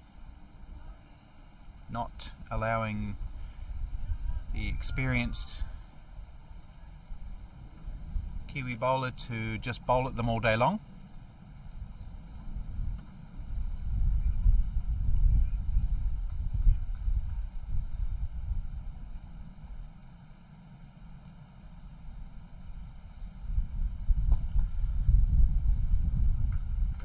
Fielding off his own bowling.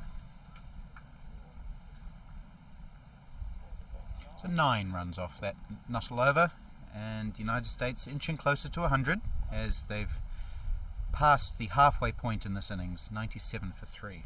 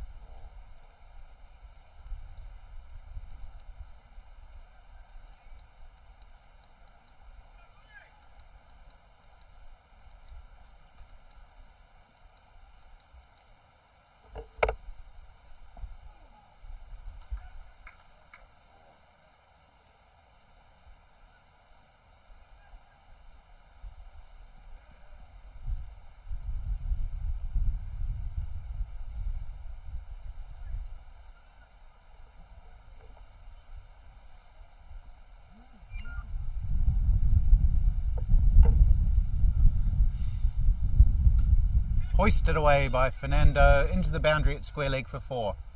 Well played.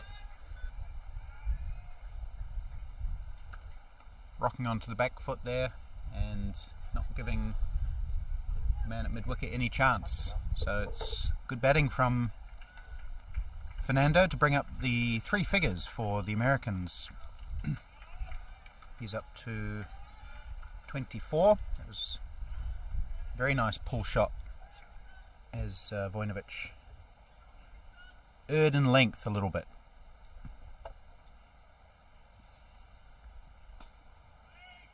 And that partnership getting closer to 50.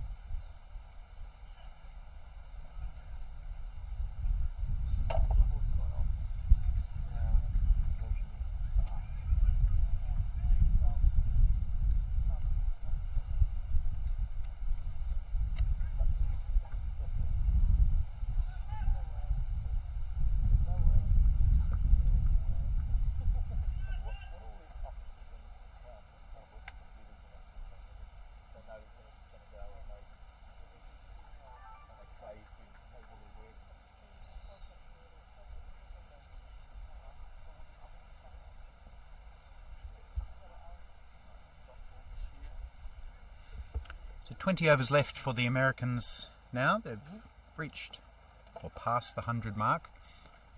So if they can score another 100 off those last 20 overs, that would give them 200. But they might be looking for a few more than that, now that these two batsmen are well set. We have Fernando on 24 from 51, and Bashir, he's been a little bit more aggressive, 21 off 33. No success yet for Andrew Nuttall.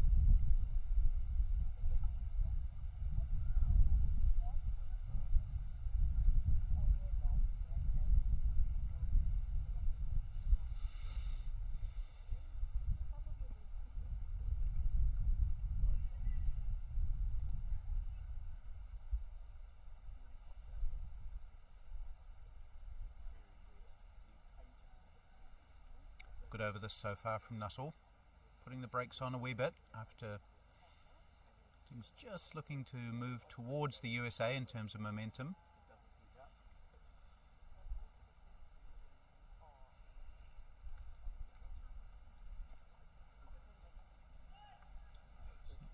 No sign of Adil Samani at the bowling crease yet. 6 bowlers used by New Zealand.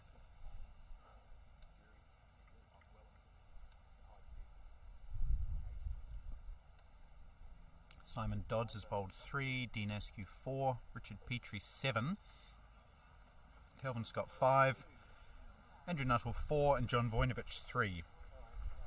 So we may see Samani bowl his leg spinners. In fact, he's removed his cap and he's striding purposefully towards the bowling crease, so I think we will see him have a bowl now.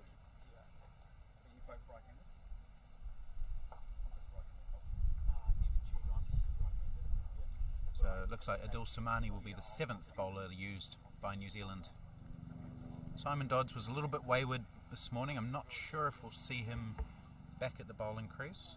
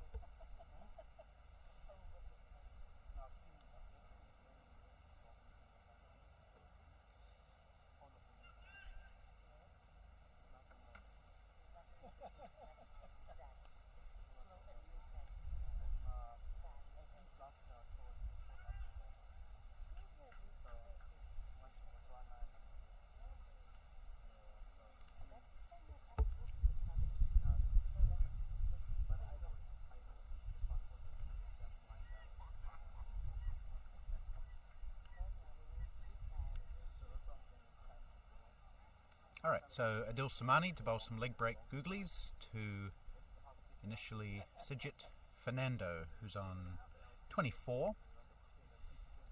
Samani just frantically waving away some of those muchis. Is that right? Yeah. The guy's just laughing at my South African pronunciation. Starts well, Samani, but Fernando equally well, turns it into the onside for a single.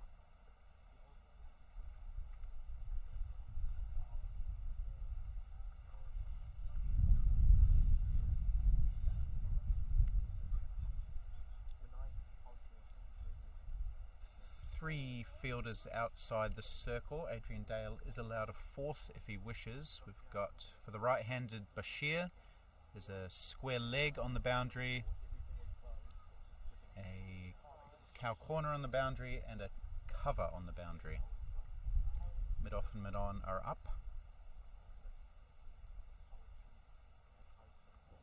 Oh, that's a great leg spinner from Samani,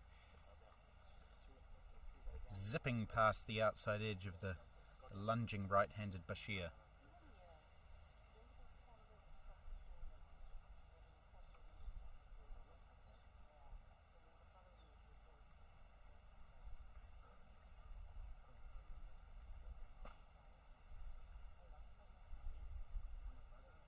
Single out to the cover sweeper.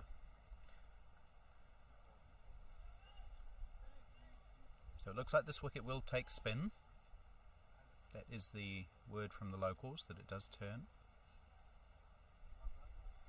And we haven't seen a lot of bounce.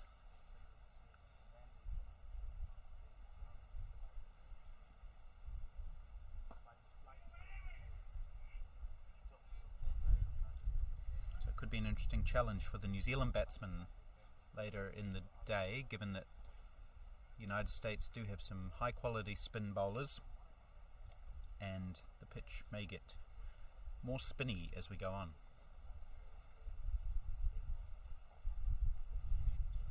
It's quite a worn pitch. It's been used several times this season by the looks of things.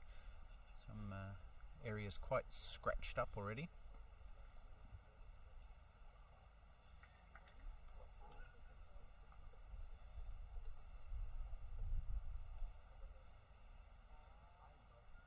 Samani just has to get his length right. If anything, this tournament he's just varied his length a little too much. Ooh, that one goes straight through. Well bowled. Good start from Samani. 2 runs off his first over.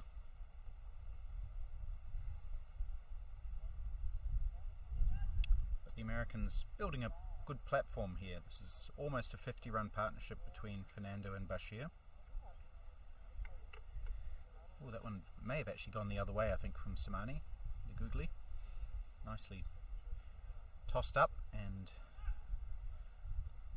beats the lunge of Fernando.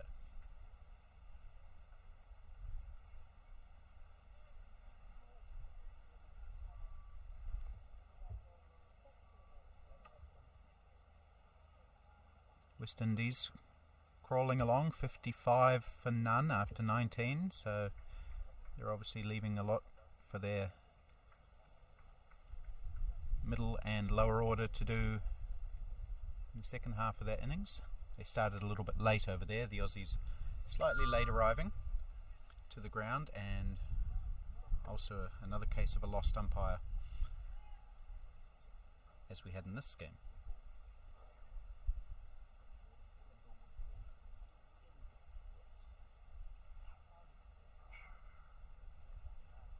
Ooh, good bowling from Nuttall. That one must have turned a little bit past the right-handed Bashir. Nuttall's field, his men out are long on and mid-wicket. I think it's just the 2 that he has out. Looks like long off is up, or mid-off is up.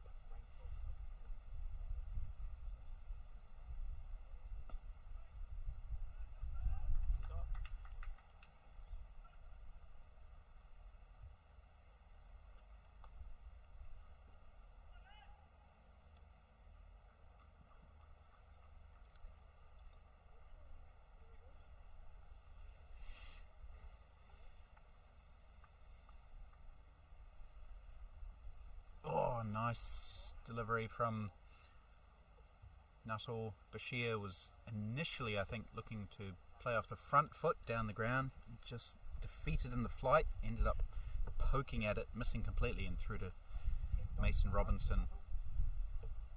Our scorer Richie has informed us that that's 11 dots in a row from Andrew Nuttall.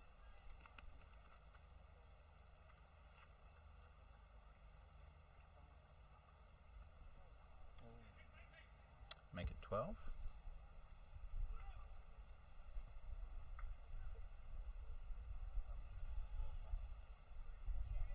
Andrew Nuttall is one of the leading wicket takers in this tournament. He was the leading wicket taker at one point, then New Zealand had a bye yesterday and he was overtaken,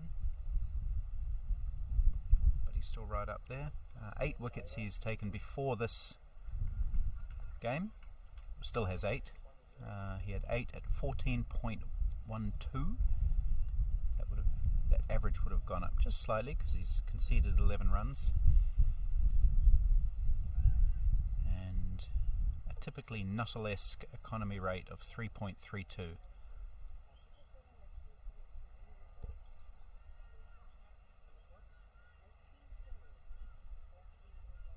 Speaking of table toppers, Murray Goodwin, the leading run scorer, is continuing inexorably towards another 100, one would think, against Canada. He's 78 not out. Stuart Carlisle, his fellow ex-international, 36 not out. In Zimbabwe, looking pretty good there, 139 for 2. That's tossed up and heaved away by Fernando. He hasn't got any timing though, and it'll just be a single.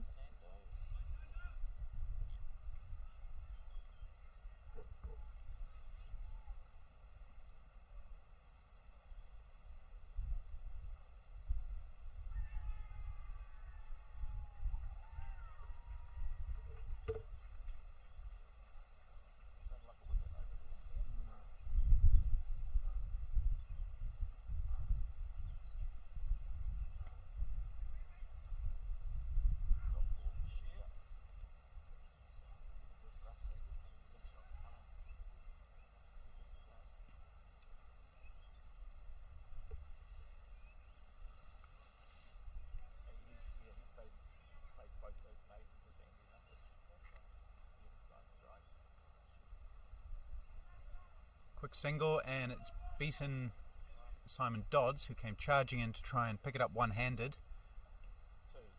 Missed it and concedes a second run. So he was trying to prevent the first run, ended up conceding a second for his team.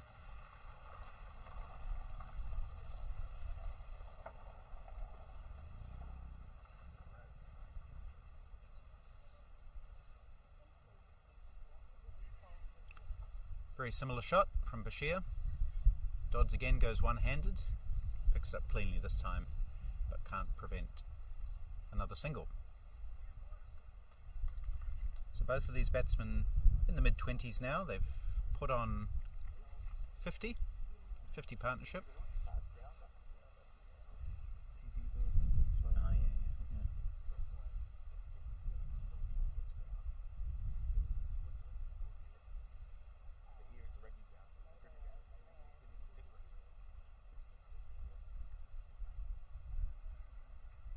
Dodds in the action again to the left-handed Fernando.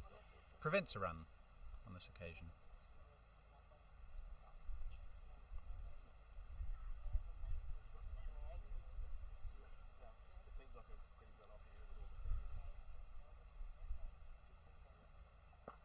Tossed up, heaved away again by Fernando.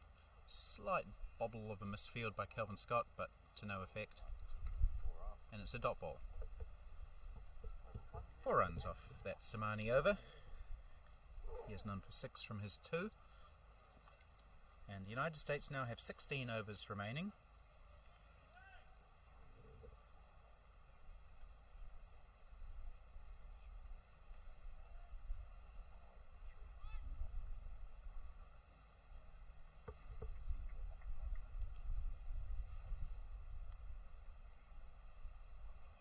So they have a platform, the Americans. They're going at 3.7, so the run rate is dipped a little bit from about 10 overs ago. But they do have a platform. They have wickets in hand, and they have 16 overs left to try and score maybe another 100 runs. Take them up to 210, which would be a competitive score.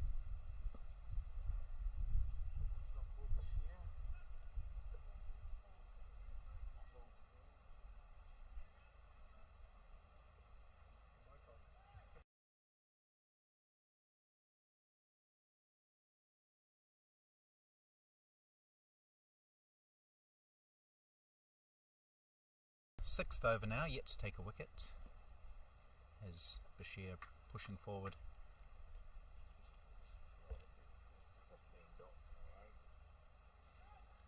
15 straight dot balls from Andrew Nuttall.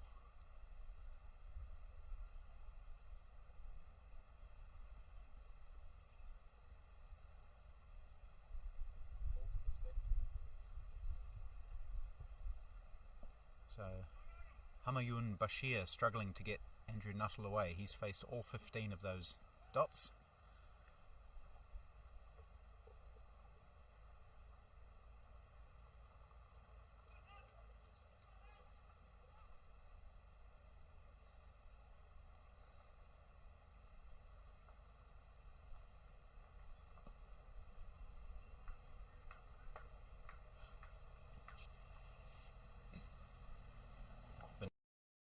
The pitch vision guys have chosen a good spot for us under the shade of some trees here.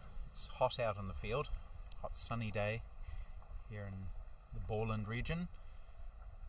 Finally, Bashir does break that 18 ball drought with a whack down to mid-on, long on for one. It takes him up to 25. So he's keeping pace with Sajid Fernando, who's had a lot more of the... oh no, not too much more of the strike.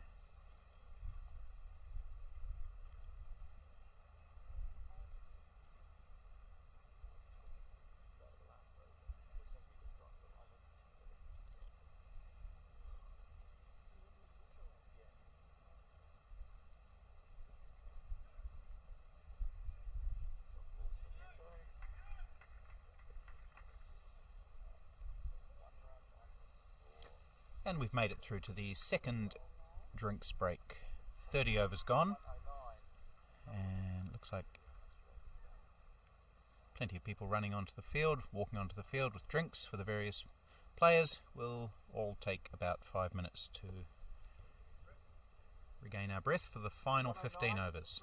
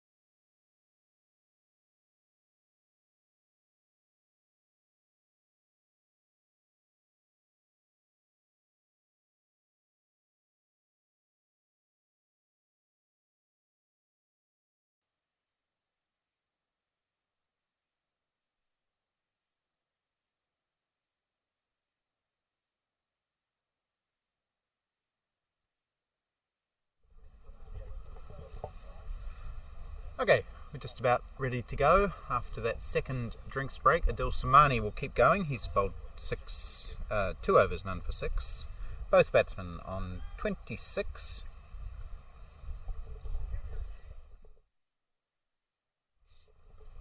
And New Zealand USA 109 for 3. Starts with a full toss, which won't cost him anything. Bashir swinging it down to Simon Dodds, who fields cleanly.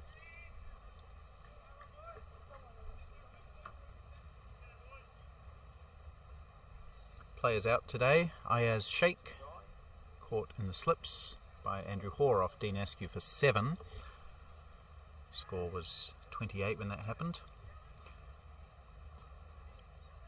Next man to go was Ajit Jayasinghe. He was bowled by Kelvin Scott for 20. And then the last man to go, Sanjeeva Weerasinghe, also caught by Andrew Hoare in the slips for 13. Short and slammed away.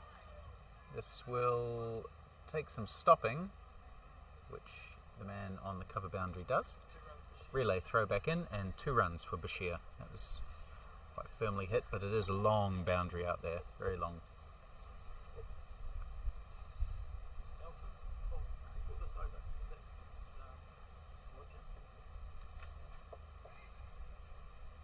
Good cricket there. That was a nice spinning delivery from Adil Samani, nicely played by Bashir. No run.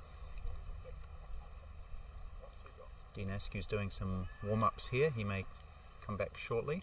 He's bowled 4 overs.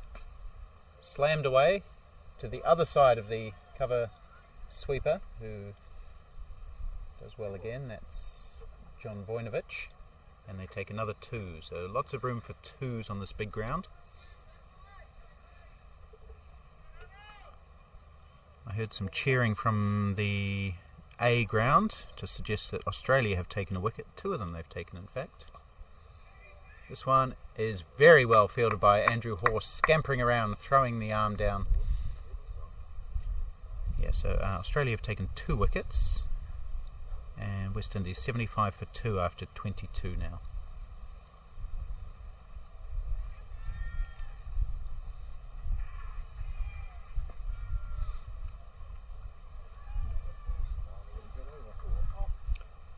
That was a very good over, first after drinks.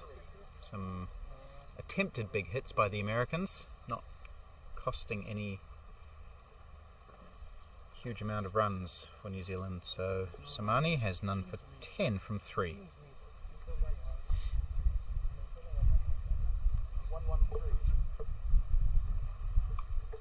Seven bowlers used today by New Zealand captain Adrian Dale.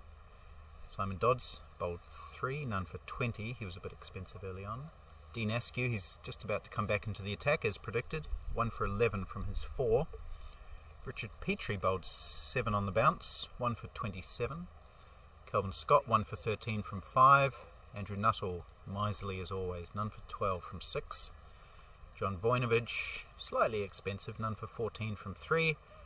And Adil Samani, who's currently bowling from the trickling brook end, none for 10 from his 3. So Dean Askew will bowl from the same end. He started from the Drachenstein mountain end.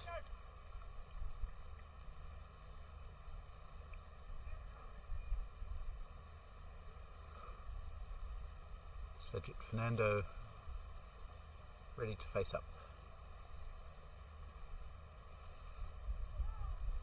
Ooh, and he gets a good fast delivery from Dean Askew that hits him in his ample midsection.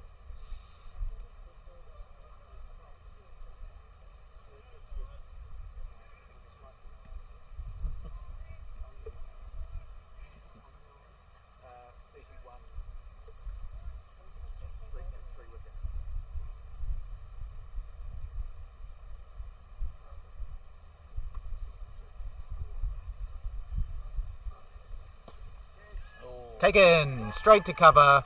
It was floated up there by Dean Askew. Fernando took the bait and hit it straight to Kelvin Scott, who didn't have to move an inch. All he had to do was put his hands up, reverse cup, and take that catch, which he did easily. So soft dismissal for Fernando, not moving his feet to that ball. Success for Dean Askew, his second wicket. Good reward for Big Dean. And New Zealand break that partnership, which was worth about 59, I think, for the fourth wicket. And Sajid Fernando's promising innings has come to an end with his score on 26.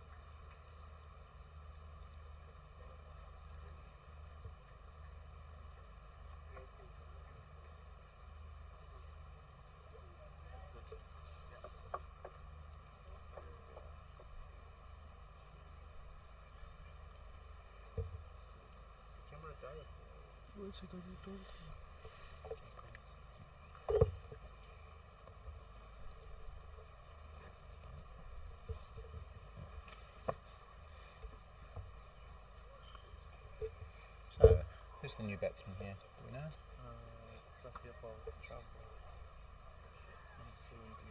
Oh, yep. Number 70 is the new batsman, Satyapal Chabra. Okay. I do recognise that name. I'll see if I can dig up his stats shortly. He's off the mark immediately with a quick single. The way he was walking to the wicket suggested he wasn't the fittest of men, but that run suggests that he is in fact quite fit. He's scurried through. So 2 good runners at the crease now.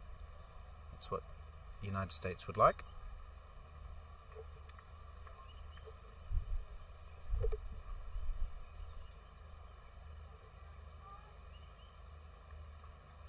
Big swing from Bashir down to fine leg for 1.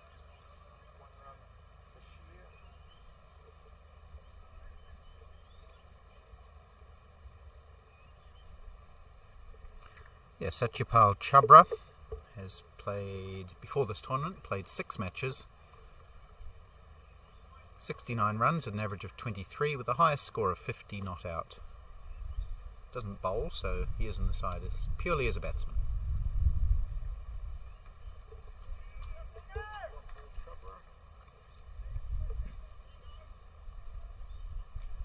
And how's he gone in this tournament? Let's see. Just the 2 innings before today, one of them not out. He scored 18 runs with a high score of 17. So again, limited opportunities for Chabra, but he's got one here today.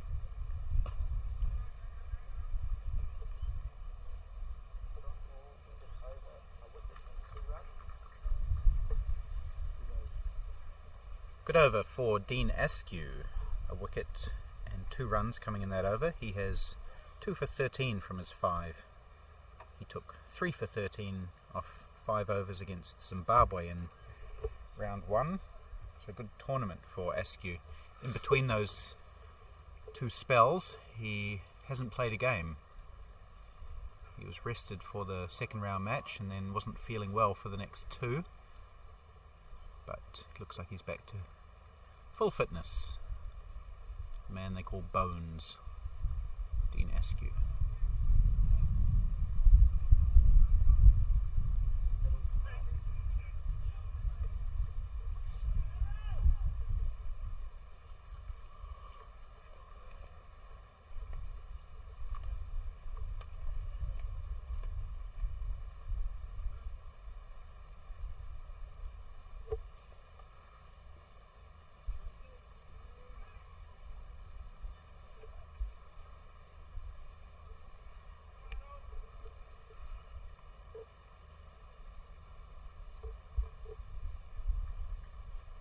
Short and whacked away by Bashir, but fortunately for New Zealand there's protection there and even a chance of a run out. There was a good bit of fielding by, might be Robbie Frew out there. He's a million miles away from us here. It was a good shot. It wasn't a great ball. It was a good shot, good running, good fielding. So most of the cricket was good in that play.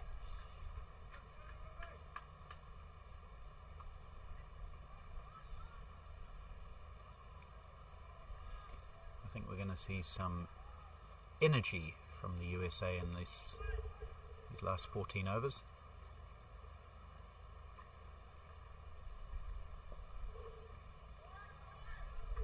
These two batsmen run hard, and indeed they do again. 2 more.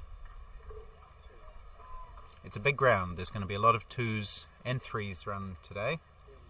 New Zealand also runs well between the wickets, most of the batsmen.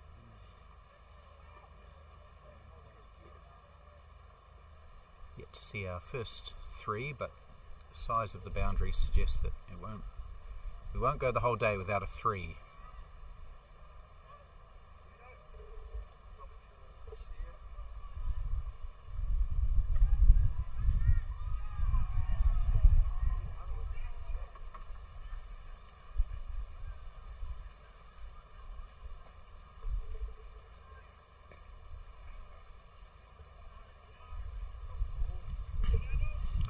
Of hooping and hollering from Mati's A ground, suggesting that Australia have taken a 3rd wicket, and they have. Cut away this time, through the gap and out to the boundary for 4, I think. No, maybe not. It's such a long boundary out there. It's been pulled in, and have we seen a 3? We have seen a 3, right on cue. Thank you, batsman. Oh, 1 short. No, so we have to wait a little bit longer for that 3. 1 short. One of the batsmen just a little bit too eager to turn. Not grounding his bat properly.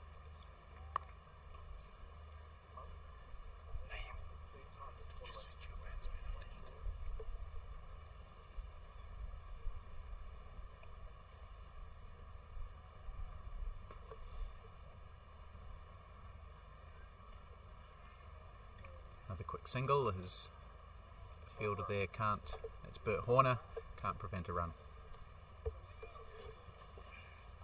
7 runs off that over, 3 2s and a single.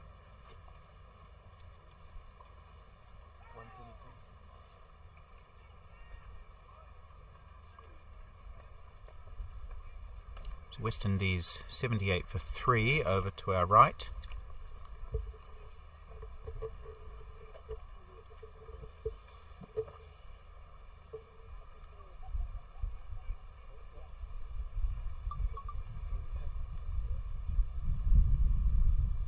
India-Pakistan, eagerly awaited match. India 107 for 4 from 32 overs, so a bit of a recovery there. Iqbal Khan and Samat Hegde putting on a partnership. Here's Askew continuing. No run, good fielding, chance for a run out even. Who was that fielding there? Might have been Kelvin Scott, who scooped it up and flicked it underarm at the bowler's end. No real chance of a run out.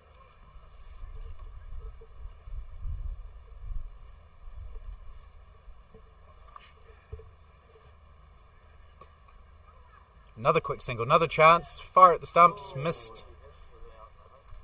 That would have been gone, I think, that time. Bert Horner, pretty good fielding, picked it up cleanly, had all 3 stumps to aim at.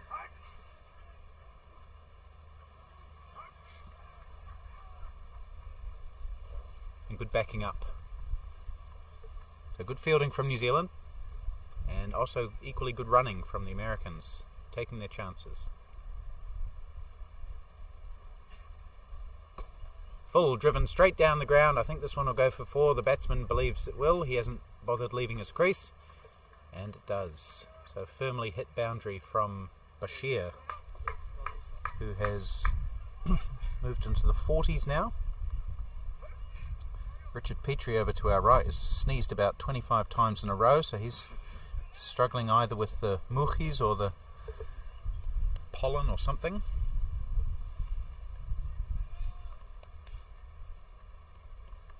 He's just been given some water. Maybe he needs some tissues.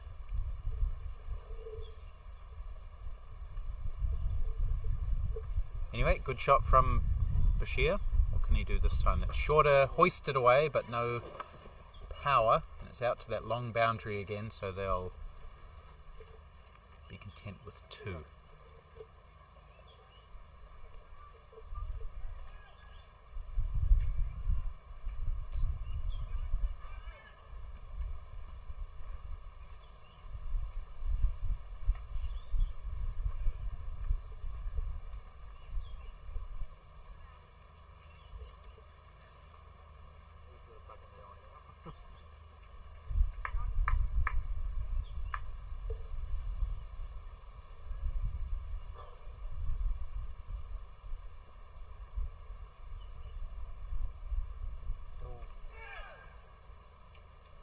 Swing and a miss this time from Bashir. Someone shouted something, but no danger of an edge, I don't think.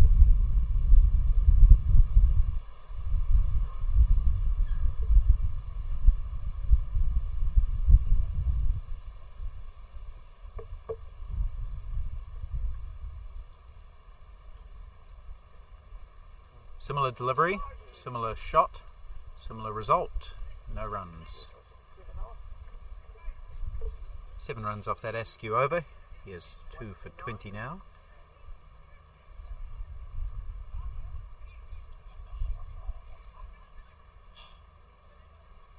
It must have been close to a wide, that one. Looked like it maybe just went over the wide line.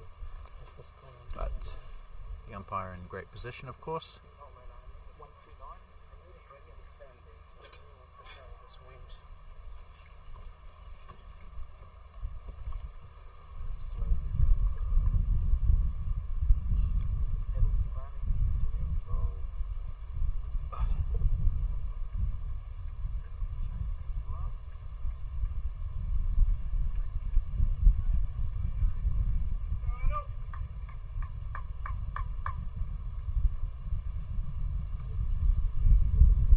Change of gloves for the batsman is the reason for the slight delay.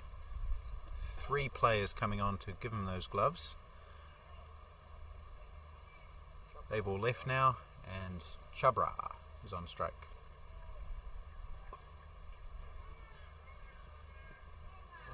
Oh, he's collided with Samani at the bowler's end. Chance of a run out here. Great fielding. What an outstanding throw that was.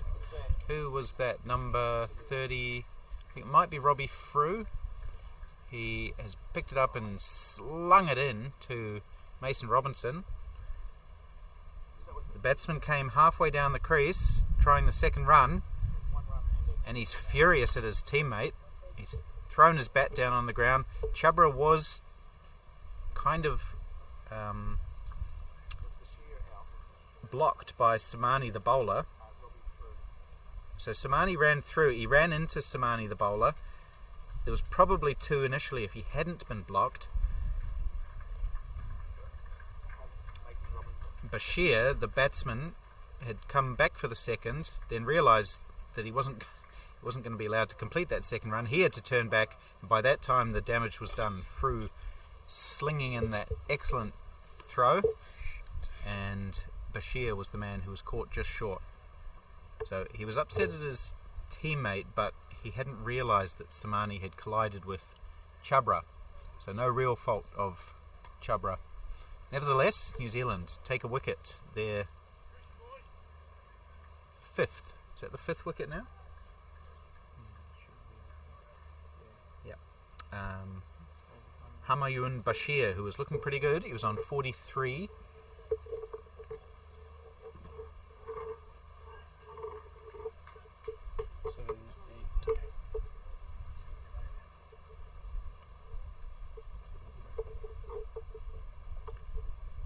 And I think this looks like my friend Paraka Nanta coming in at number 7. Is this Ananta? Yep, the American captain Parag Ananta played for India at the last World Cup. And he's been in good form, scored 60 yesterday, and he's off the mark with a cut backward of point for 2 runs.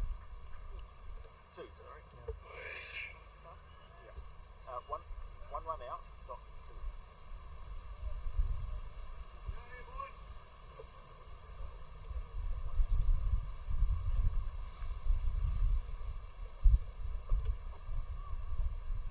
Again, good running from these two, not allowing any break in momentum following the run out.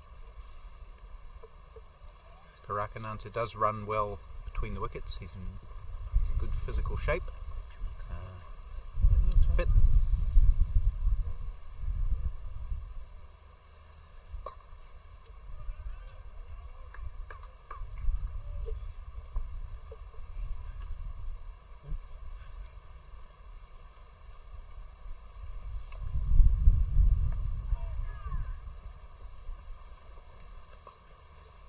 down the wickets, heaved out to Richard Petrie, who lumbers in from that mid-wicket boundary, fires a throw way over the top of Mason Robinson's head, but no damage done, and just the single taken.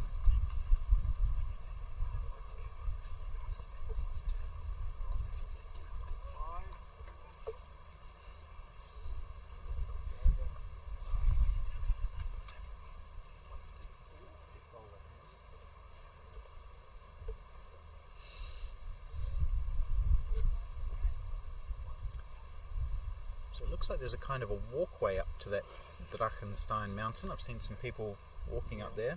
They must get a wonderful view of the cricket from up there, probably 50 metres above the ground.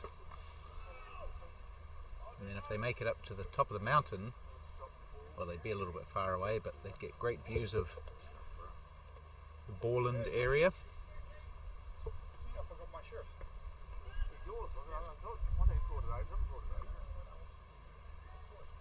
You guys have made a plan.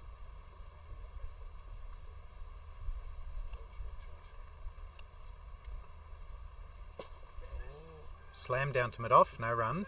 Good fielding by Simon Dodds.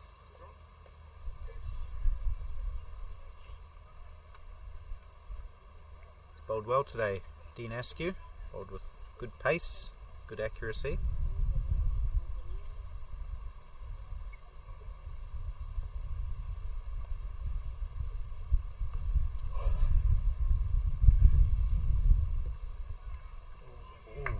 Beats the bat this time. Mason Robinson standing quite far back by over-50s standards. He likes to stand up to as many bowlers as he can, but not to Dean Askew.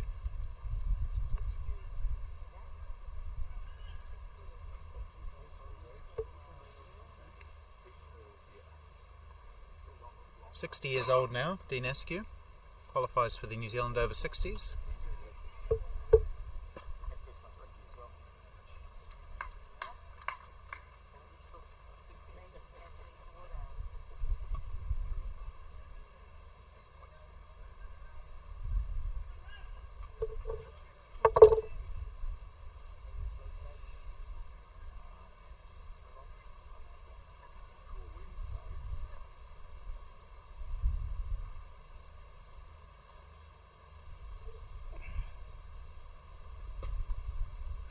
And that was a good length delivery from Askew. Not much that Chabra could do with that ball, just defended into the offside.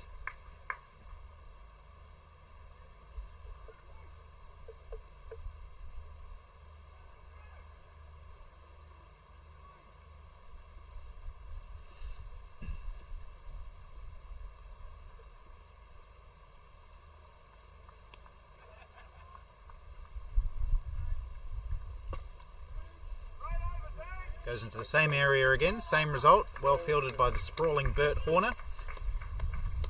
And he hasn't bowled a maiden, has he? Yep. He's just bowled a maiden. Excellent bowling by Dean Askew. At this stage of the innings, when the Americans are looking to really push on and run lots of quick singles, to bowl a maiden is an excellent effort.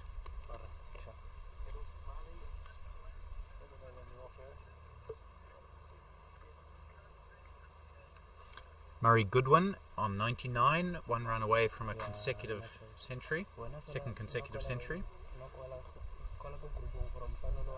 against the winless Canadians.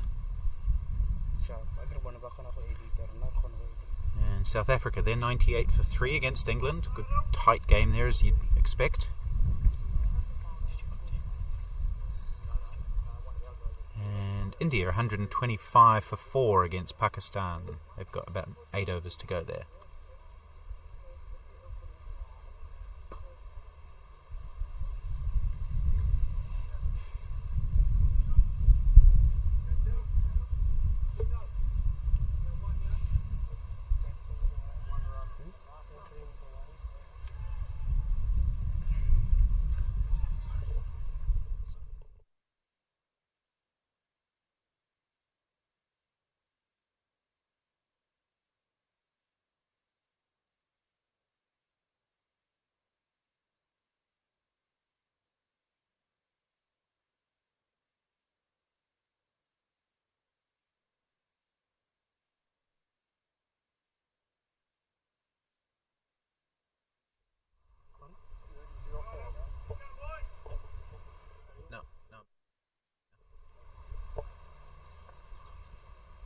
Another full toss from Samani, driven down the ground, but the gaps are well covered by Adrian Dale, who does the fielding there himself. He's spent quite a lot of time on the boundary in this tournament, Adrian Dale, usually a good fielder inside the ring, but he hasn't been 100% fit. Maybe leaving the ring or the close-in fielding to some of his more healthy fielders.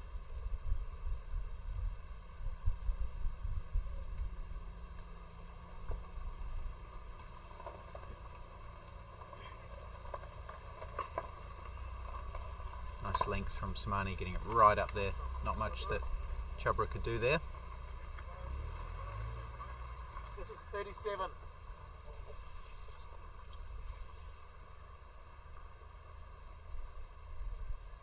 Swung away hard, and a good bit of fielding on the boundary. Keeps it to just one. That's outstanding fielding by Robbie Frew. He does have a very good arm. He was the fielder who ran out, or threw out, as an American would say if they were playing baseball,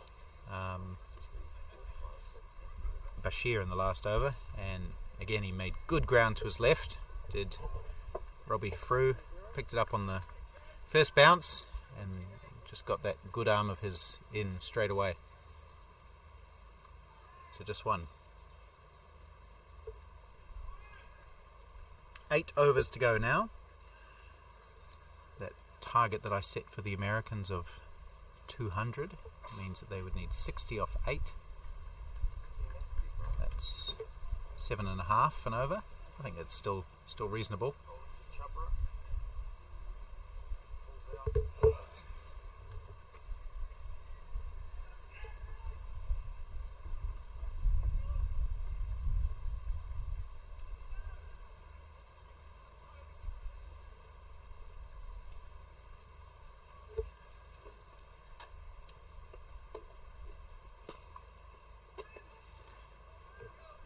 Should be another 2 as it's wide of the long off fieldsman.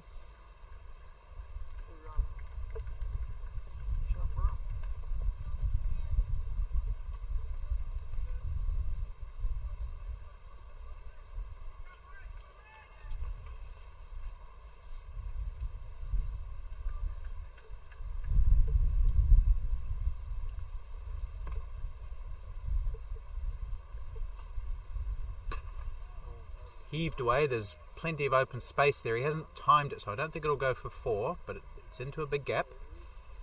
And Andrew Nuttall does the work. 2 runs. Another 2. Seeing quite a few 2s today. And I'm sure we'll see a lot in the New Zealand innings. They will look to hit the gaps, the New Zealand batsmen, and run hard.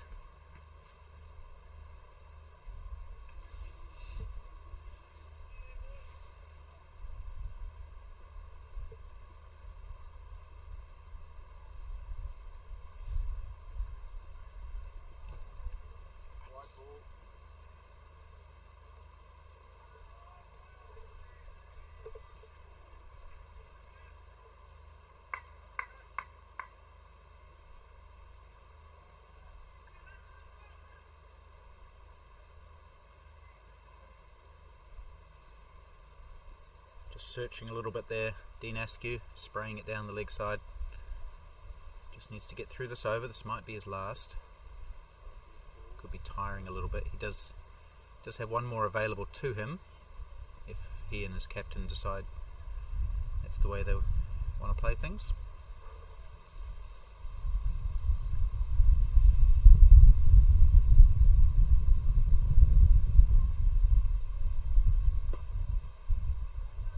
Another quick single, well taken this time.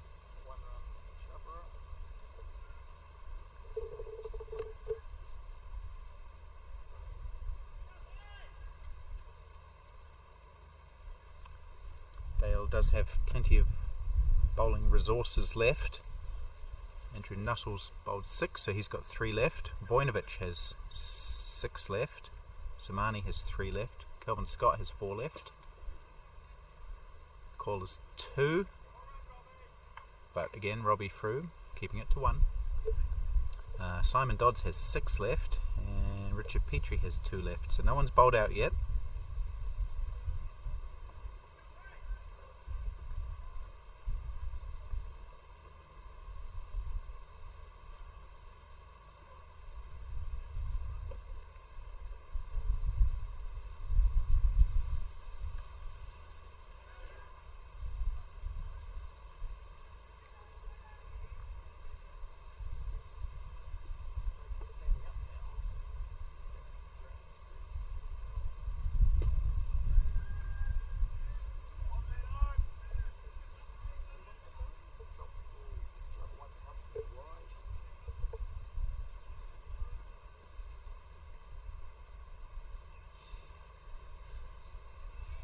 Seven off the over, 1 ball to go.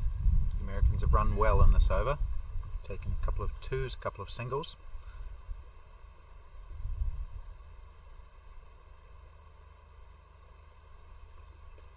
Short and hoisted away. It's some work for the fielder to do. He does very well. He's in off the boundary a fair bit, John Vojnovic. It's such a long boundary out there. And they take another 2, so I suspect that might be the last one for Dean Askew. 9 off it.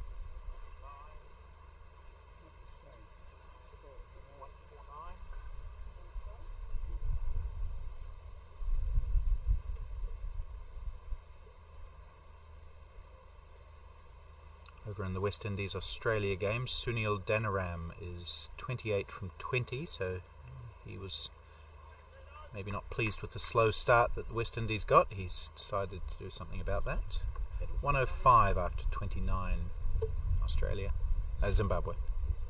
Not Zimbabwe. West Indies against Australia.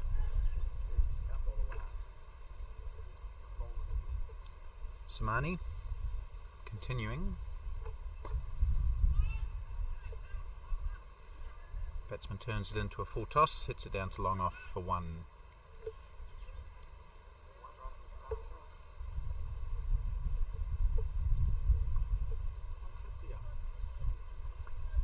150 for the Americans for the loss of 5 in the 39th over. Full toss, swung away, 1 bounce to Andrew Hoare, who has that amazing underarm return. Soft balls it back, 1 bounce to the keeper. So the American run rate is still under 4, 3.9 at the moment. If they continue at that rate, they'll get 175. Oh, that's some excellent fielding by Bert Horner. He sort of fell over and threw up his hand as he did, as it took what looked to be a bit of a nasty bounce. Kept the scoring to 0. Oh, 1 off that. They did sneak a single, I beg your pardon. Oh, that get low.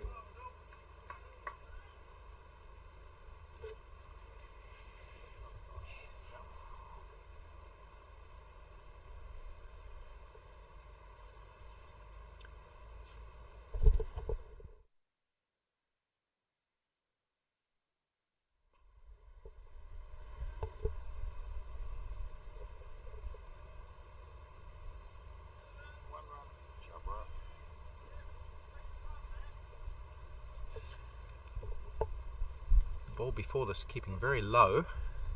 It's the first one we've really seen shoot along the ground.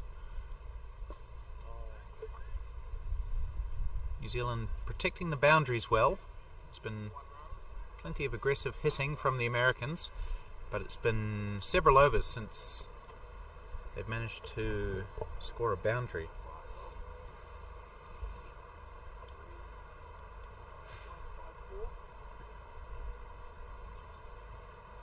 So maybe the pitch just a bit slow. Big outfield. Boundary hitting not that easy. Change of bowler, Andrew Nuttall.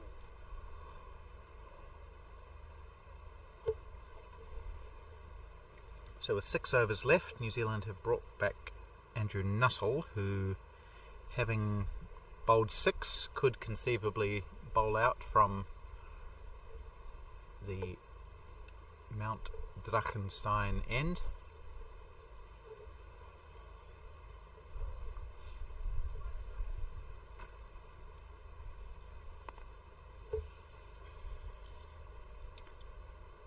Six overs, 2 maidens, none for 12. Miserly as ever. Andrew Nuttall, the 65-year-old slow left-arm bowler, who, as I've mentioned a few times, made his first-class debut in the 1970s. From Christchurch, Canterbury. Played for Canterbury a few times. He was kept out of the Canterbury side, first-class side by Mark Priest. If it wasn't for Priest, Nuttall would have played a lot more first-class cricket than he did. Plays a lot of cricket, does the man they call Nuts. Probably plays 30 or 40 games a season. Plays for, I forget what club he plays for now. Might be St Albans. Also plays for the Willows, which is a private club outside of Christchurch that hosts mainly school teams. Cut away nicely, that'll go for runs. Andrew Hoare is chugging after it. They take 2. He again goes with the powerful underarm return. 2 to Ananta.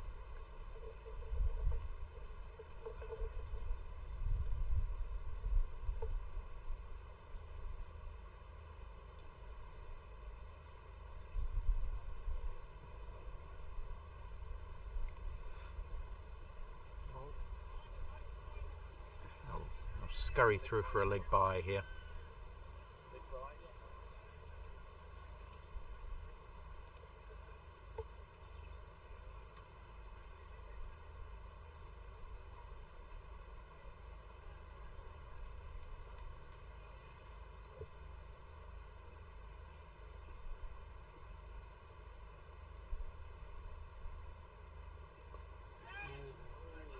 Swept away. The placement's pretty good. They'll take another 2.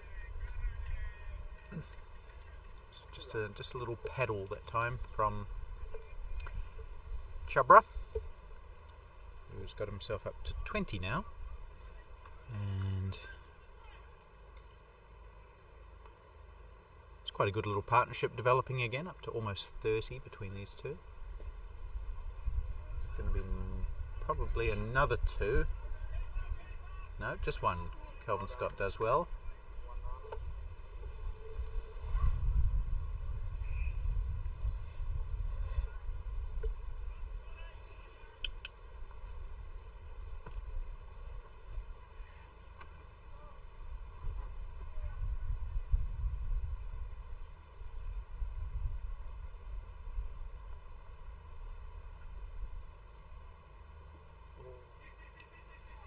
Very aggressive from Ananta, but can't get bat on ball this time.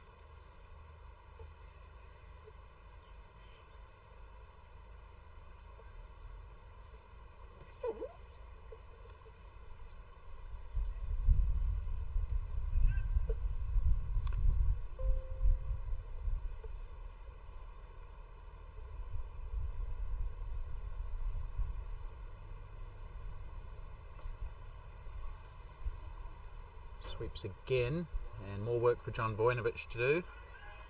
2 more runs. So 8 runs in total off the over, one of which was a leg bye. And the Americans really going hard in these last 5 overs.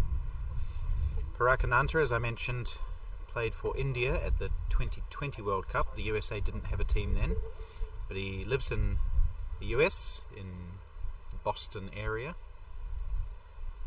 He's played 18 matches before this tournament, so add another 4 or 5 to that. He's well into the 20s. Got a good average of in the low 30s. He's a wicket keeper and usually comes in towards the end of the innings and always plays a handy role, as he's doing today. He's one of the leading wicket keepers in world cricket in terms of dismissals. Swung away straight to Andrew Hoare, I think it is there. You're going to see that big underarm again. Gets it one bounce back to Mason Robinson. So again, the Americans not able to find the boundary, but scoring lots of twos.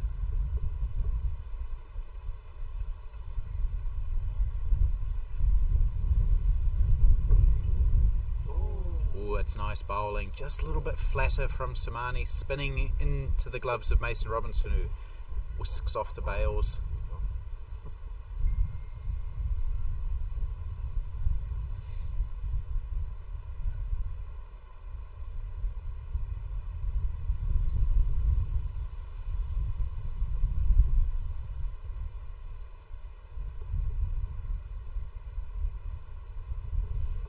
Down the track, doesn't time it, back to the bowler. So whatever the Americans get here today, I think they'll be confident of defending it. They do have a very strong spin bowling lineup, a couple of good paces as well, but it'll be their spinners who come to the fore, I think. It's nicely bowled again, a bit of spin. And they'll feel that this pitch will get slower and lower as the day goes on. Equally, I think if New Zealand can keep the Americans to around 200, they'll feel that that's a chaseable target on a big outfield like this. With an in-form batting lineup, New Zealand have. Most of the batsmen have made runs. Andrew Hoare has a century to his name. Richard Petrie has a 70. Robbie Frew has a 70. Adrian Dale has a 68. Swung away. This one might be in the gap. No, it's Andrew Hoare stopping it again. Two more. And Adil Samani has been in good form with the bat as well. He's got a 60. So plenty of batting for New Zealand and plenty of bowling for the USA, setting up an interesting.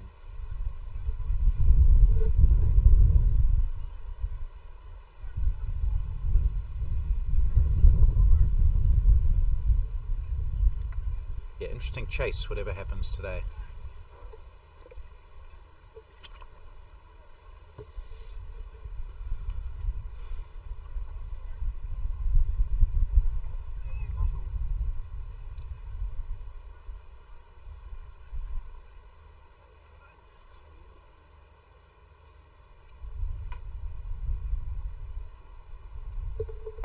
Okay, Nuttall's got two left. Looks like he will bowl out, probably.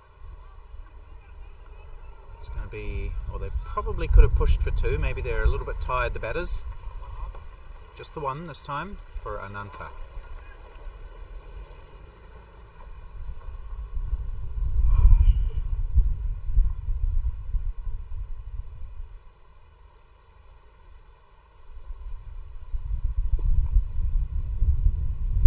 Great fielding by Adrian Dale this time, sliding across, preventing a run. He gets a fist bump from the batsman. It's a very American thing to do.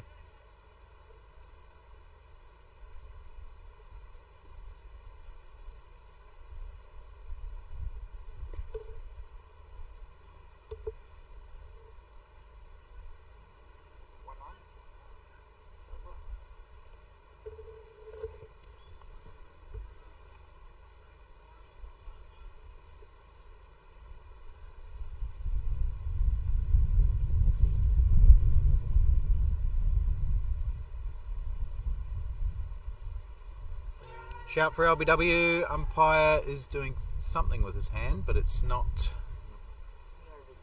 Yeah, it's just his counter.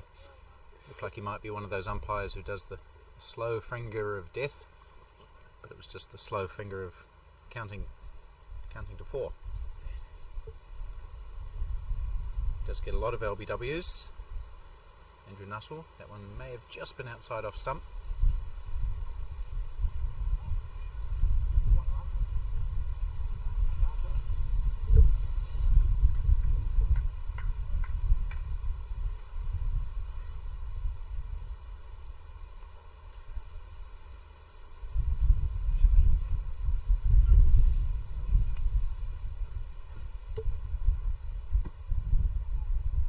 down the track, swung away. This should go for, might even be 6, no, 4. 1 bounce for 4. Nice aggressive shot by Chubra, and that's the first boundary for a while. He really committed to that shot.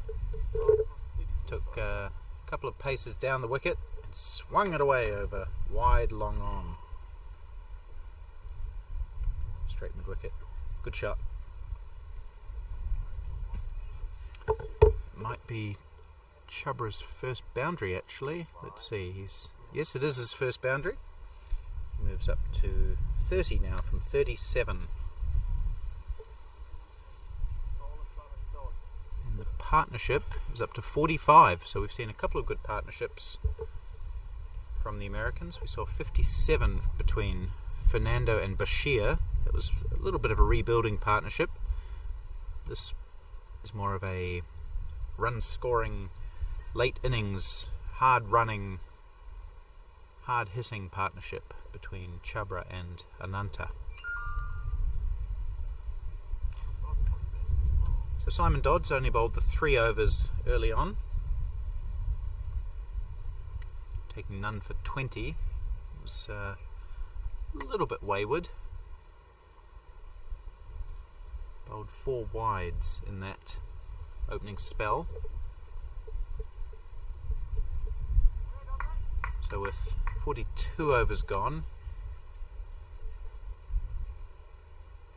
he'll only get to bowl one or 2 overs.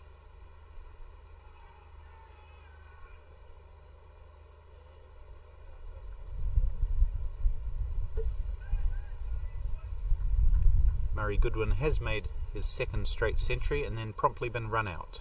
So 100 exactly for Murray Goodwin. Stuart Carlisle made 59 before he retired hurt. Zimbabwe 205 for 4. Here's Dodds, and there's going to be a bye, I think, as the swinging bat of Ananta may have put off wicketkeeper Robinson. 1 bye.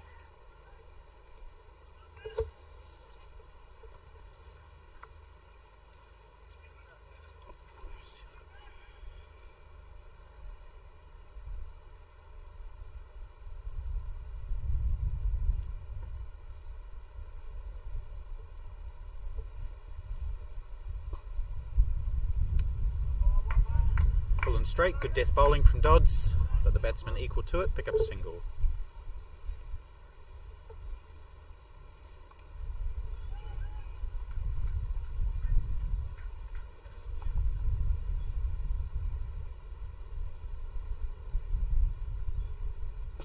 This has gone straight. I think it's going to be caught. It would take some catching through the hands of Adrian Dale into the boundary for 4.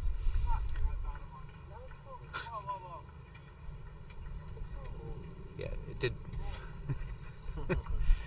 sorry for the delay there. I was just watching and listening to Adrian Dale curse himself for dropping that catch, a catch that you'd expect him to take 9 times out of 10. It went reverse cup and he was just a little bit off balance and it went through the hands, bounced just inside the rope for 4.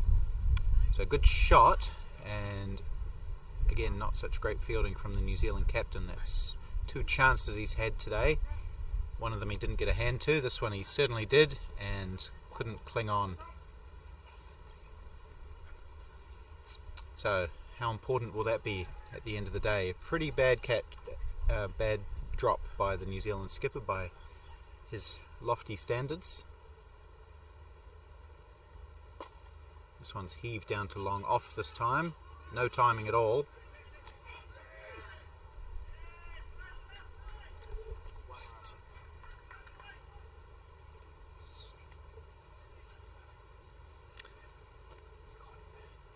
Simon Dodds unlucky in this over. Dale seemed to have that one covered. He made ground. He maybe wasn't totally steady under the ball, but still definitely should have caught it. This one swung away. Andrew Hall bobbles a little bit and they take a second.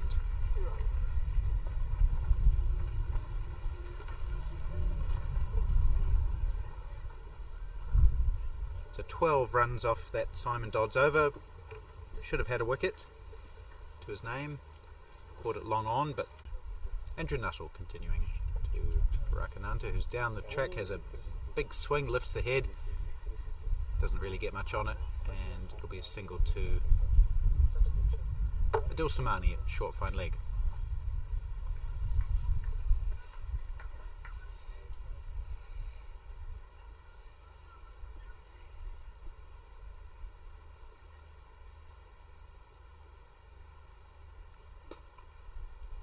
Good bowling, pushes it a bit wider this time, Nuttall, and all Chubra can do is clonk it back to Nuttall, no run.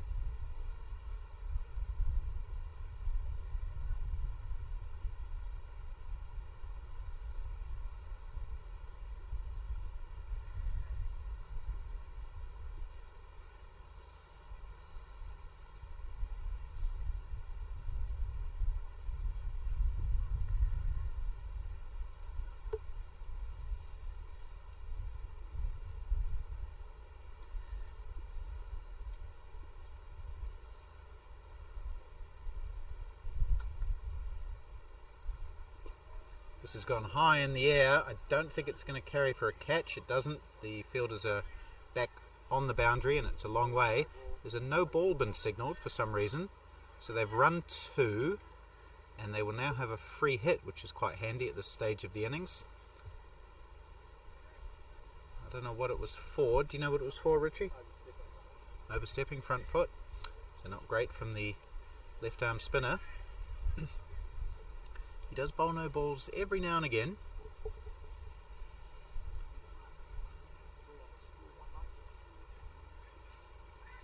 And that means that Satyapal Chhabra will have a free hit.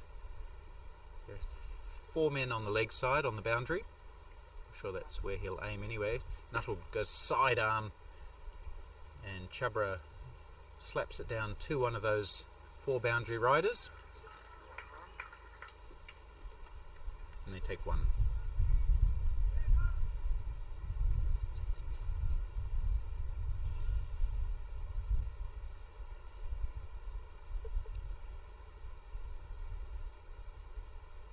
This one tossed right up, nice slow delivery, and Parakananta can't get any bat on it, trying to hit it up to the Drakenstein Mountains, but not really making any contact.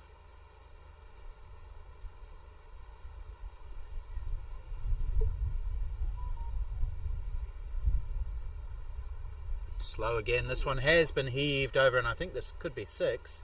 It is. Is that the first 6 of the match? First 6 of the match. Big boundary out there, so that's a huge hit from Chhabra on the slog sweep, and nicely timed. A lot of power. Landed about 2 or 3 meters over that rope. So that's a big hit. That must be at least 80 meters out there. Maybe even 90.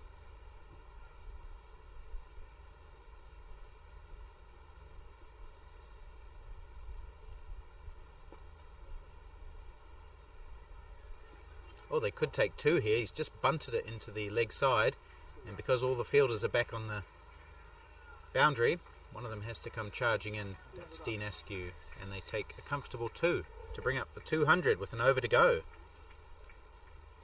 So good batting from the Americans, taking 14 off that Nuttall over, and they'll now be setting their sights on 210 or 215.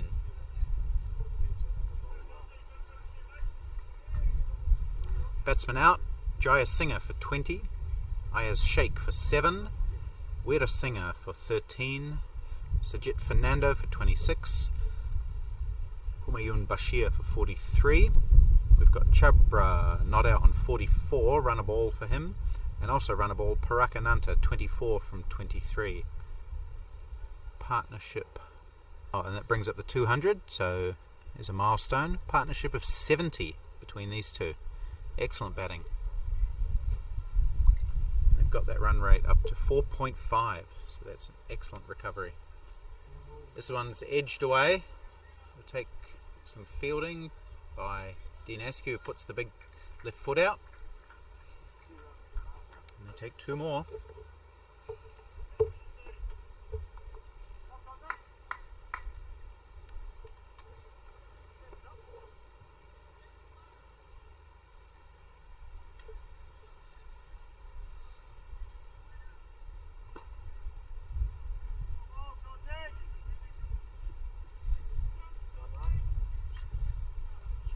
Quick hello to Chris Fitzgerald, Stumpy, who's watching. I believe you're in Wellington these days, Stumpy. Staying up late for you, mate. 12:30, midnight in the evening. Big work day tomorrow. Don't stay up too late. That one's thumped down towards us here. I think it's going to beat the fielder. Great effort from Samani, but he can't get there. Slides across and the ball ends up right underneath us here. So good powerful blow from, that was Chubra again, I think. No ball. Oh, okay. No ball. Oh, and a no ball as well. So another free hit. So New Zealand just losing it a little bit these last 4 or 5 overs. Excellent partnership between these two. And how costly will these extra runs at the end of the innings be?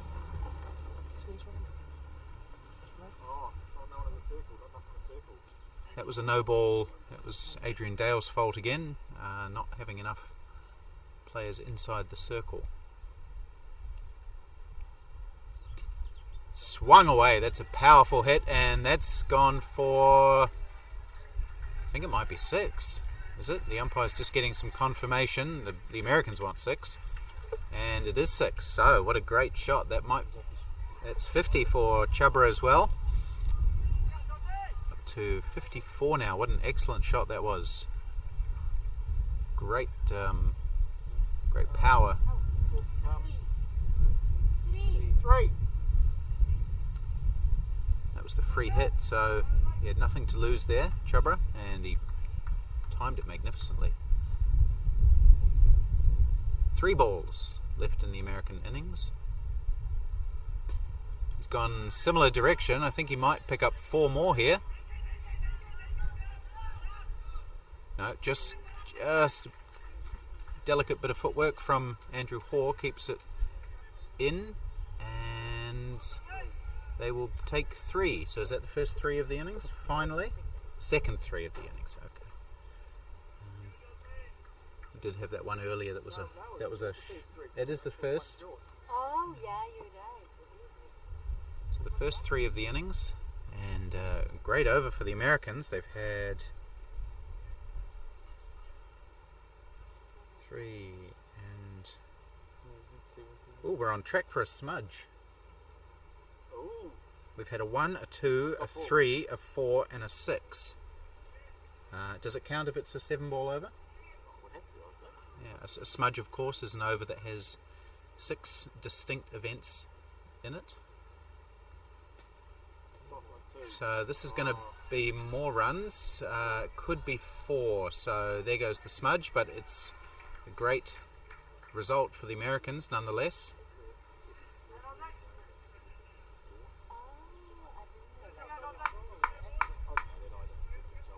So the run's flowing in this over.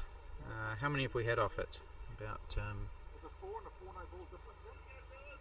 Well, that's a 5. Oh yes, so we are still on track.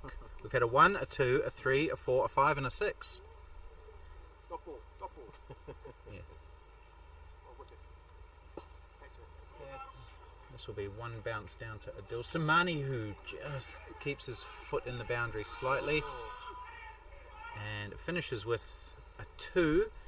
So I think we can almost count that as a smudge. It had a 1, a 2, a 3, a 4, a 5, and a 6, and then they only took 1 off that last ball.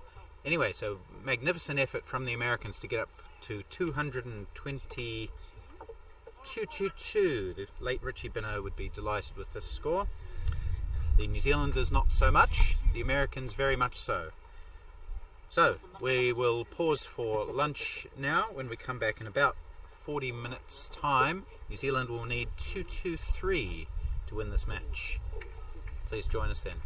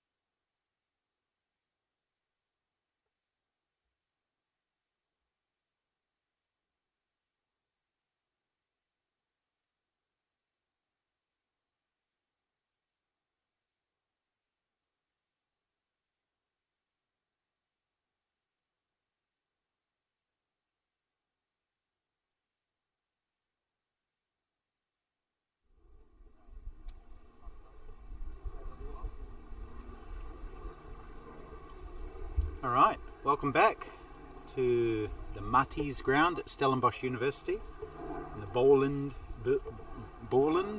area of Western Province, just about an hour out of Cape Town, for New Zealand's chase of 2-2-3 to beat the USA in this 6th round match of the Over-50s World Cup. There's one more round-robin game after today. That'll be on Wednesday. It'll be a stiff target for New Zealand to chase today. The Americans did really well at the end of their innings, probably getting about 15 more than New Zealand thought they should have. 222 is an excellent score. Satyapal Chabra, 57 off 47 at the end. Paraka Nanta, 32 not out from 27. The only double wicket taker was Dean Askew, taking 2 for 29. Now, in New Zealand's innings, it's the turn of Richard Petrie and Andrew Hoare. They'll do the batting, and it looks like Humayun Bashir, who batted well for 43, will take the new ball. Not a tall man, so I imagine he'll be quite a skiddy bowler.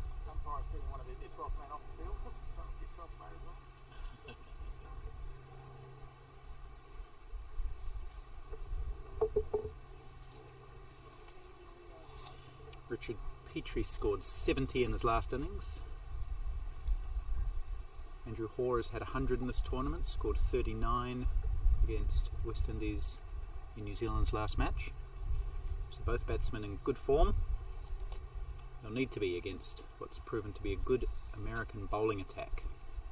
Here's Bashir.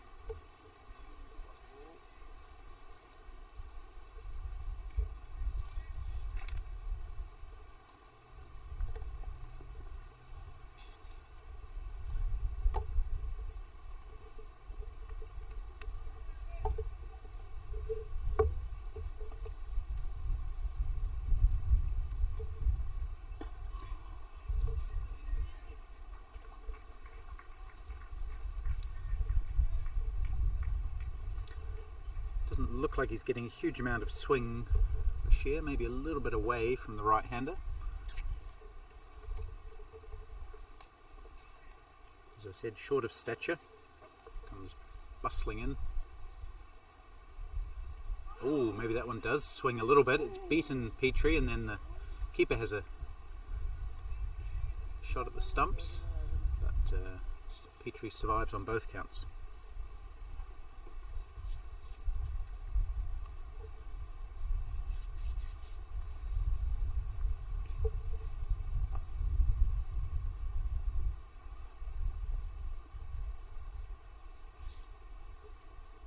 Oh, and he has a massive swing at that one, Petrie, trying to hit it over somewhere over the offside. No contact.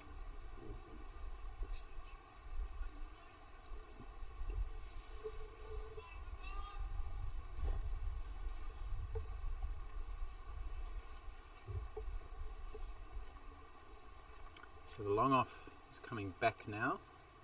Maybe because of that shot, maybe just because it's towards the end of the over.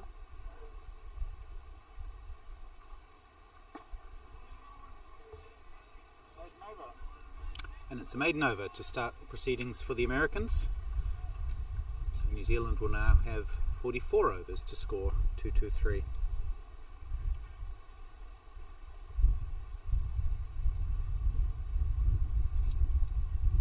That's a run rate of 5 from the get-go, so it's just up to 5.07 now. Excellent effort by the Americans to get that 2-2-2. Double Nelson.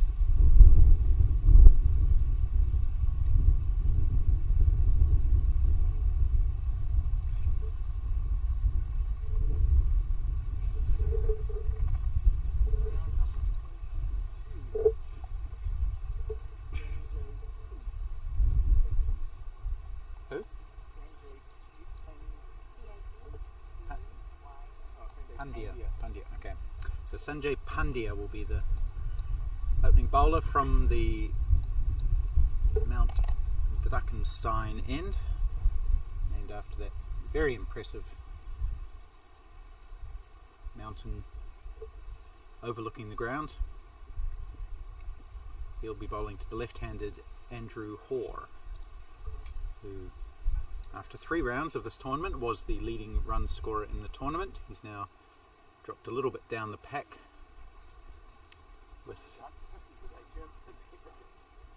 with New Zealand not having played yesterday. They had a bye, and also with the likes of Murray Goodwin scoring centuries. Here's Pandya. He sweeps first ball. There's a shout for LBW. The umpire thinks about it, says not out. Pretty adventurous shot for your first ball, but he has swept well in this tournament.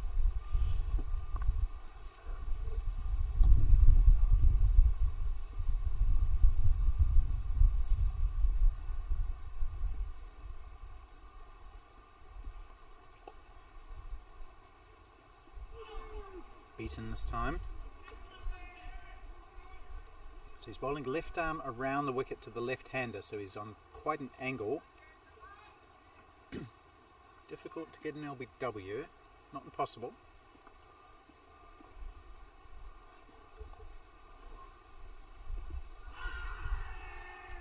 Another shout. So we've had 2 shouts for LBW and a beating of the bat in the 3 balls that Andrew Hoare has faced from Sanjay Pandya. Let's have a wee look at Sanjay Pandya's bowling stats. He's taken 3 wickets at 23 in this tournament.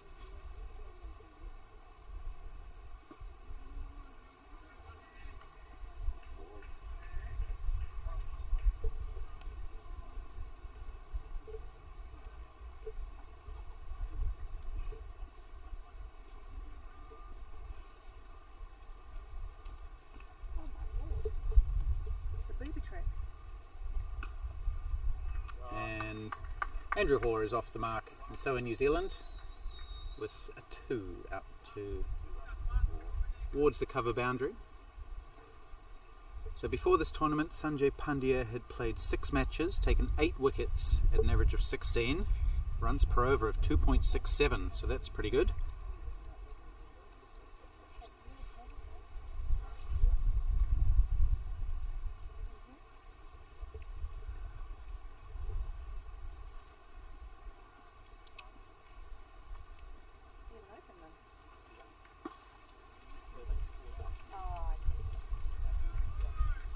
Good start for the USA, just 2 runs off the first 2 overs.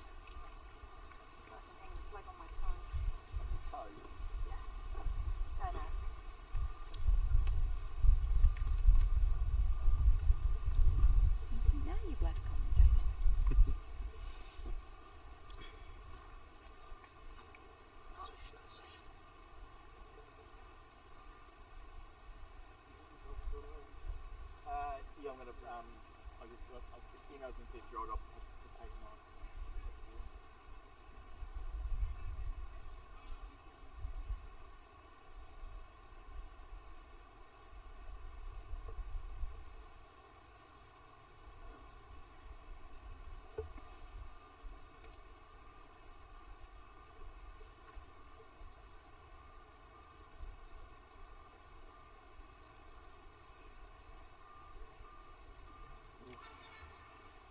Again, Petrie has a swing, no contact.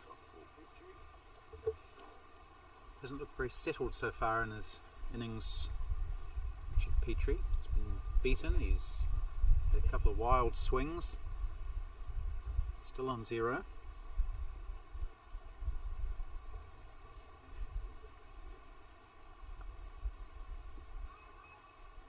And this one keeps a bit low, tries to swing it round the corner, makes no contact, but they take a leg by.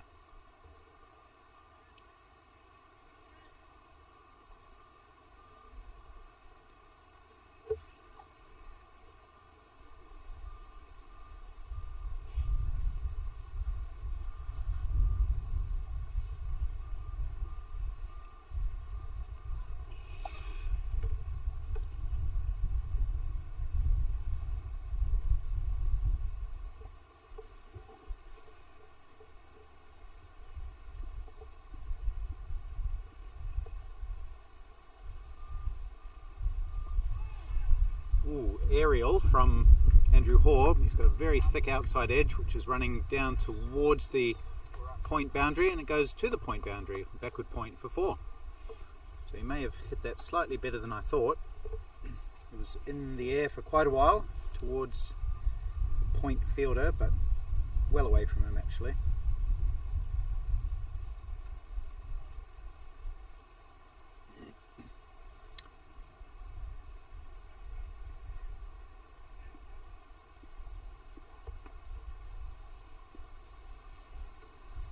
Down the track, hoists it over leg side.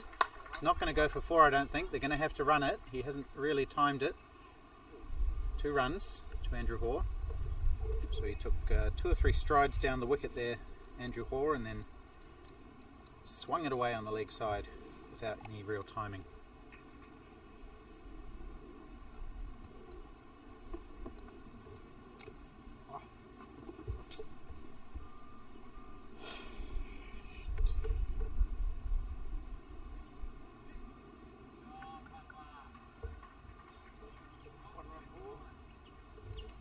Andrew Hoare looking a little more settled than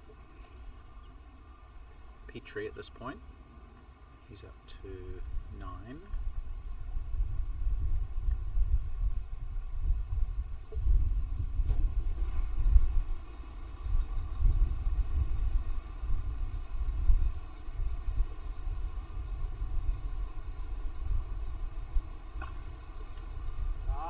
Through the gap this time from Petrie. He hits the ball hard, and that one has gone away for 4. So he is one of those batsmen to whom the adage, when he hits it, it stays hit, applies. And that one did stay hit all the way to the boundary. His first, New Zealand's second.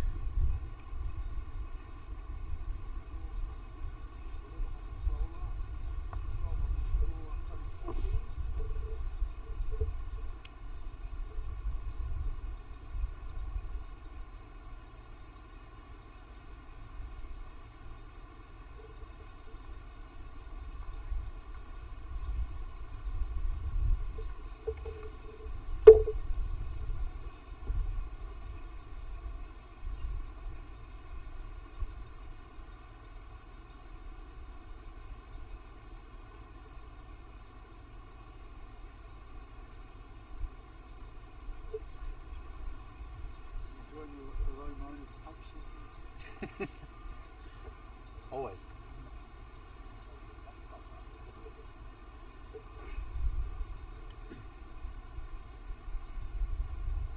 Alright, just some changes in the field. The ball's been retrieved. Sanjay Pandya has it in his hand. He'll be bowling to Andrew Hoare. There's a slip. Who are the men out? There's one at Cow Corner. It's the only one I can see on the boundary. Quick single up to mid-off.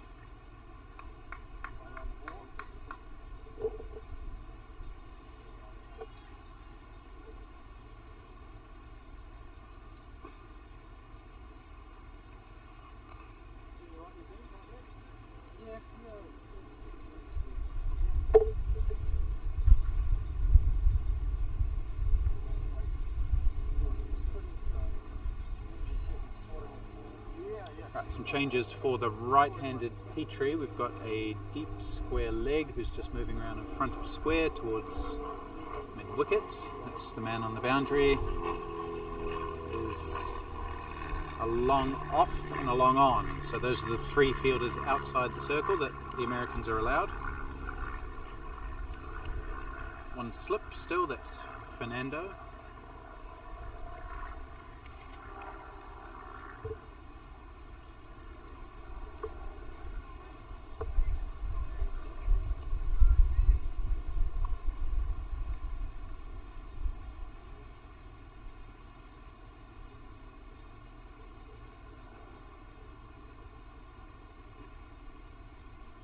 Ooh, that's a good delivery. Beats Petrie.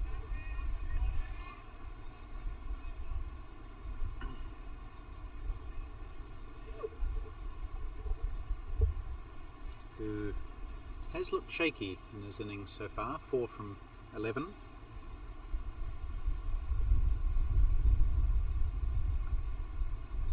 beaten again. Good delivery.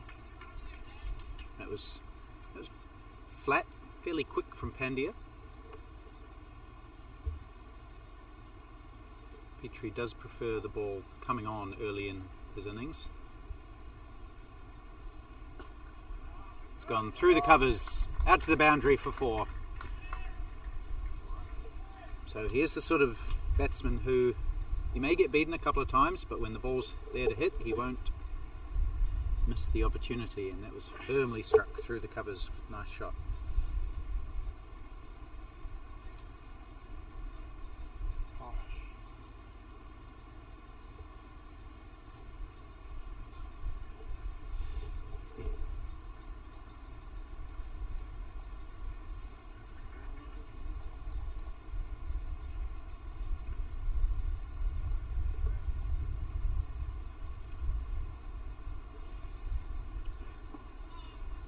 So the Americans have put a fielder exactly where Petrie hit that boundary. They've kept the long off and long on, brought the mid-wicket inside the circle, and that's now the end of the 4th over. 19 without loss.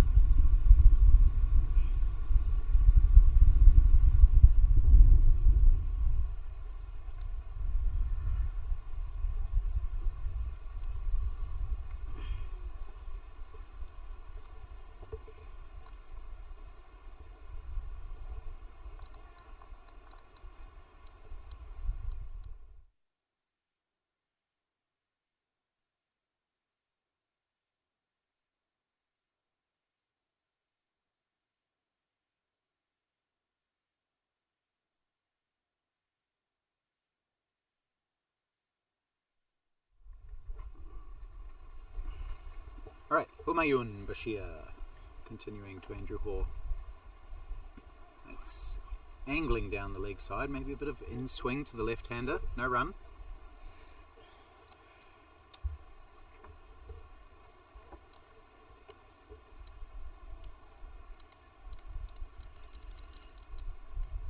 Andrew Hoare has got himself out each time he's batted in this tournament.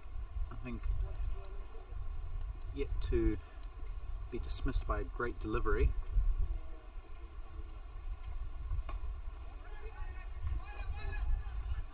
He usually holes out somewhere. In the last game against the West Indies, he played a lovely sweep shot straight to the fielder, caught. Against Australia, top edge, caught by Steve Mace running back from slip. That was an amazing catch. In the first match, skied it, caught. So he's been getting himself out.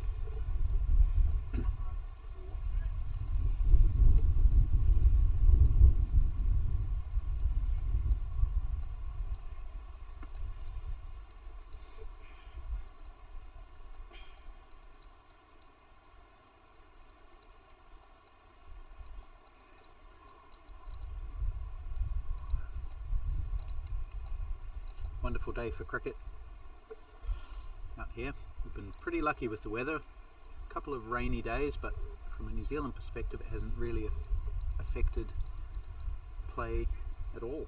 Just 2 overs lost in one of the matches, and that's it.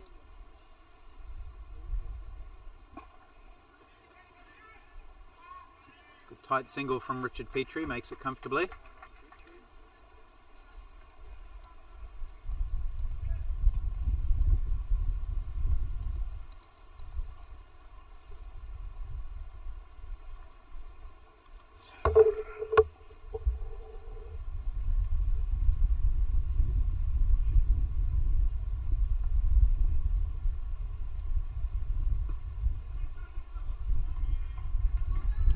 Another well-judged single, this time from Andrew Hoare into the offside.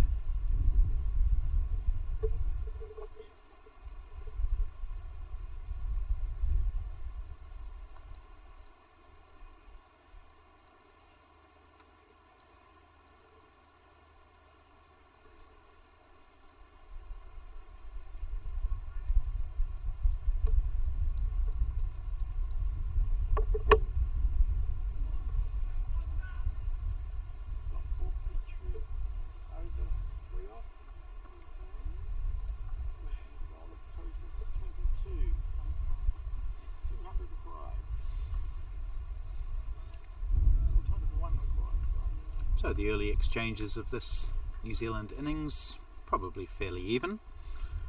No loss for New Zealand, that will be very encouraging for them, but no great damage done on the scorecard either. 22 without loss.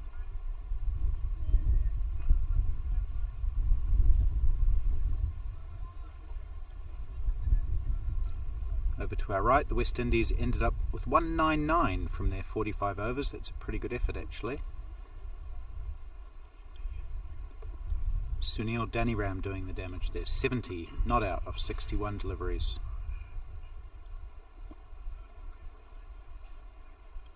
Ilham Jaufer, the spinner, I think he bowls off spin, 3 for 29.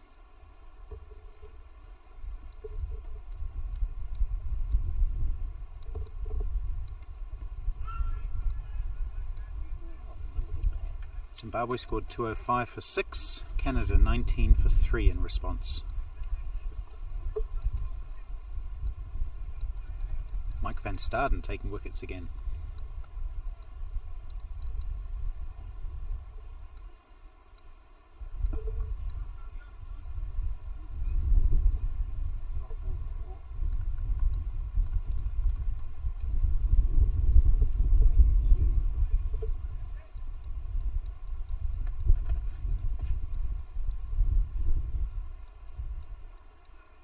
Oh, shout.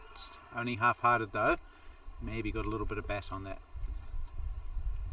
The umpire raises his hand, but it's not indicating a dismissal. Next post, keep going. Next post, here. Stop. Stop. Top of the fence. Very similar ball, a harder or more vociferous appeal. This occasion also not out.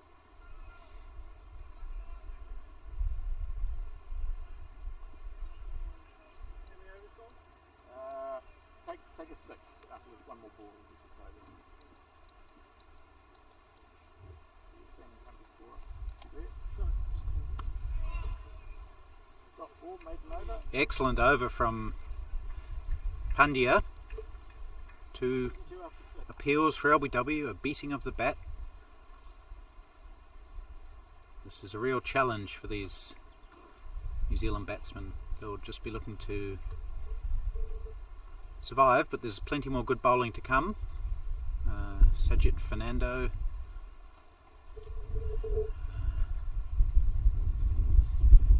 A few other bowlers now.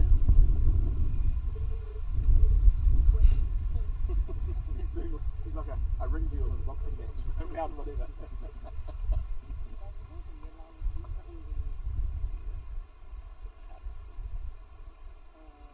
South Africa made 201 for 5 from their 45 overs. Mario Solomon's 50 not out. Andre Peters 50 out. Shot from Richard Petrie. They'll take just 1. No, they'll take 2 in fact. Andrew Hall comes back.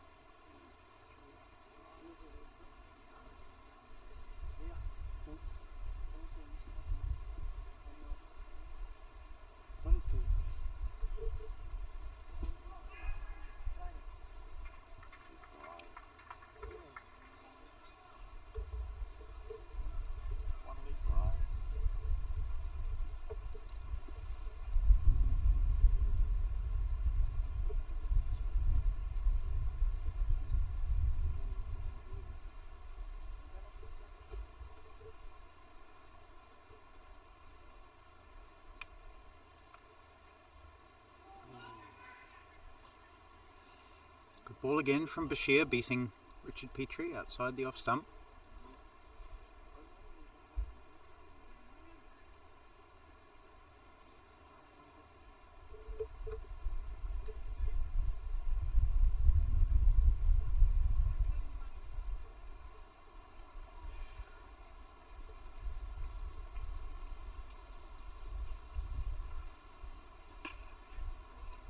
He does drive this time for a single to cover, and I think that ends the over. 1 to Petrie, 5 off that over. So both batsmen scoring at about the same pace. Petrie on 13, 4 on 12. Similar number of balls faced.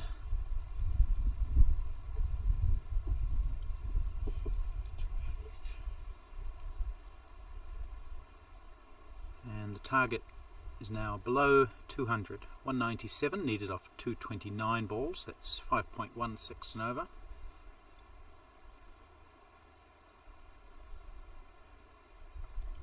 Robbie Frew in next for New Zealand, and then Adrian Dale, both in good form.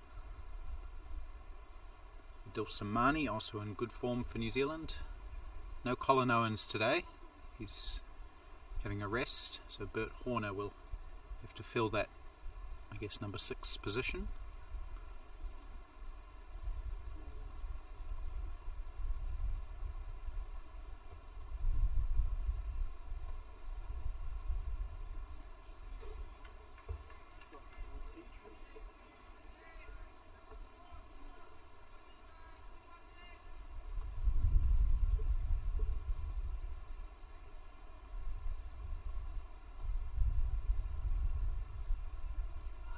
Oh, I think they've got him. They have caught behind. Parakananta was convinced straight away, leapt for joy, as well he might. Richard Petrie has tickled one behind, going for a little soft cut. And Parakananta does the catching. New Zealand lose their first wicket with the score at 27. Delight from the Americans.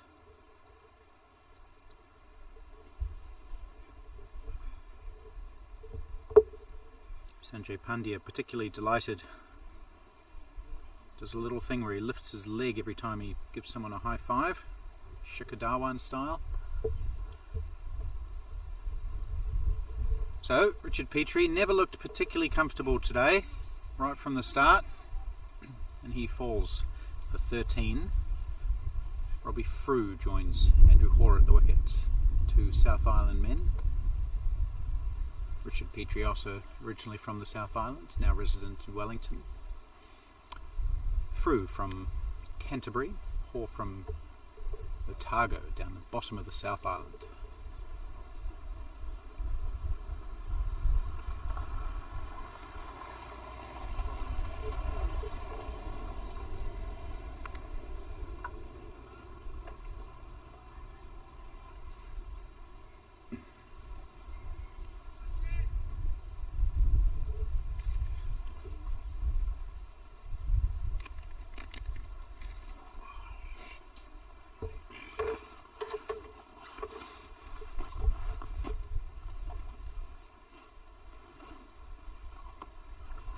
Robbie Frew's last innings was a very measured 77 not out of 82 deliveries against the West Indies. Looked in complete control of that run chase. He is a very good chaser. Ooh, he's beaten this time though, very similar delivery to the one that dismissed Petrie. And Robbie Frew also having a wee poke at it.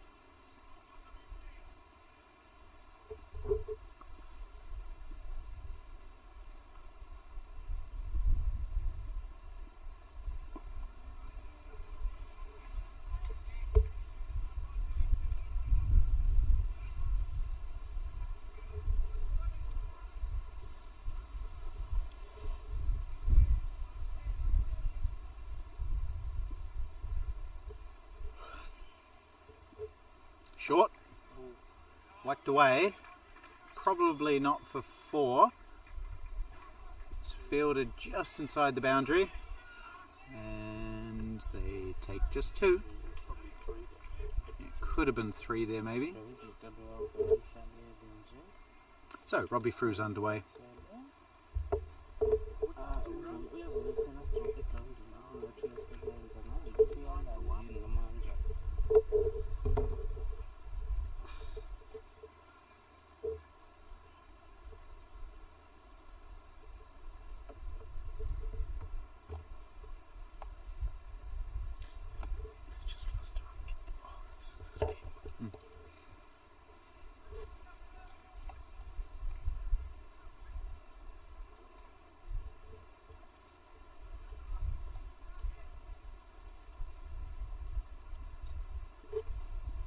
So these 2 experienced ex-first class batsmen will have a big job to do for New Zealand.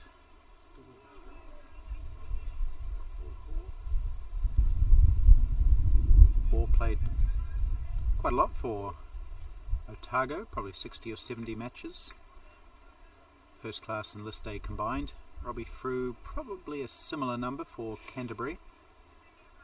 Don't have the exact stats, but similar length careers, these 2.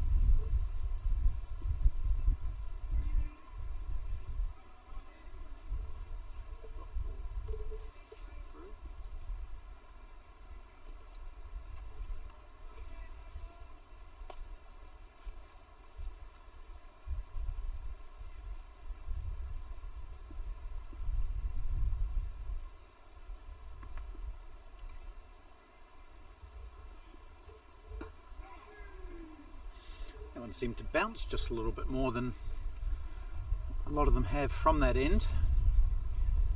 Bashir, not tall, but just seemed to jump up a wee bit on Frew as he played that backward defensive shot.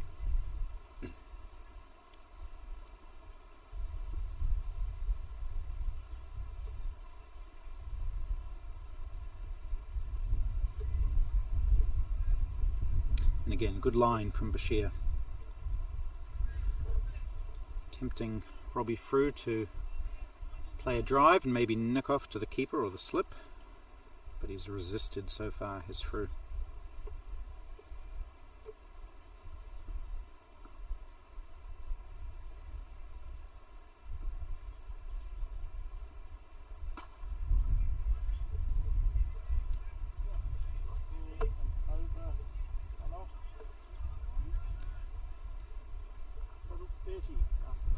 Just the one off that over, and as you may have heard, New Zealand 30 for 1 after 9 overs.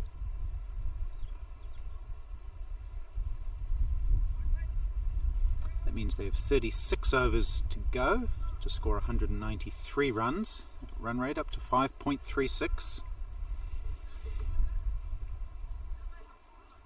We saw the Americans do some big hitting in the end of their innings. I think New Zealand would prefer to stay in touch with the run rate rather than be depending on some big hitting at the end.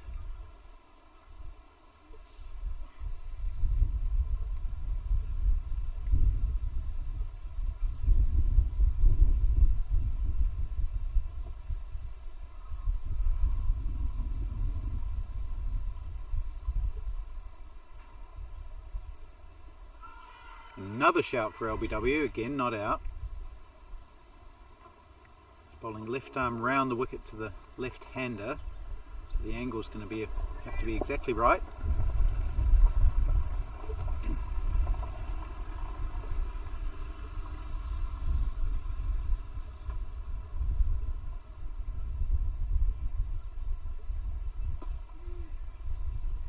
Nice little shimmy down the wicket from Hoare, and he takes a single. He is the sort of batsman who doesn't like to be tied down, Andrew Hoare. He's not afraid to go over the top. He'll play some unorthodox shots as well. Saw a lot of switch hitting in game 1 when he scored his 100, including a switch hit for 6 to bring up his century. Robbie Frew will be more orthodox in his approach.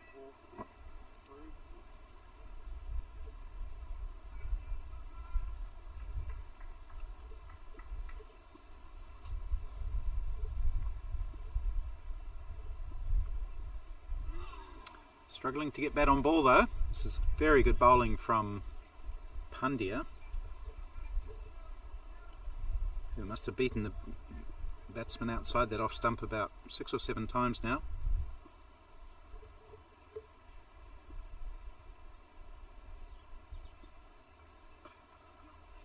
He's found the gap this time between backward point, and they'll take an easy 2.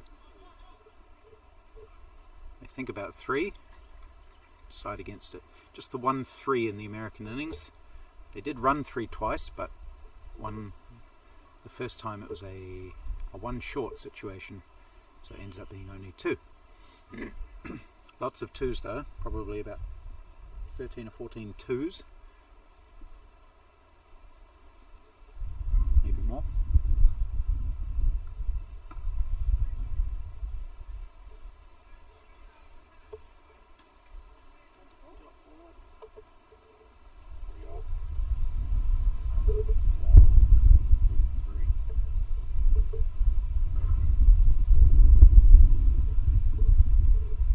In fact, the Americans hit 28 2s. Quite amazing. 56 of their runs coming in 2s. 28 of them. I suspect New Zealand will need to do something similar. 17 boundaries, 4s that is, in the American innings. 2 6s. 58 singles.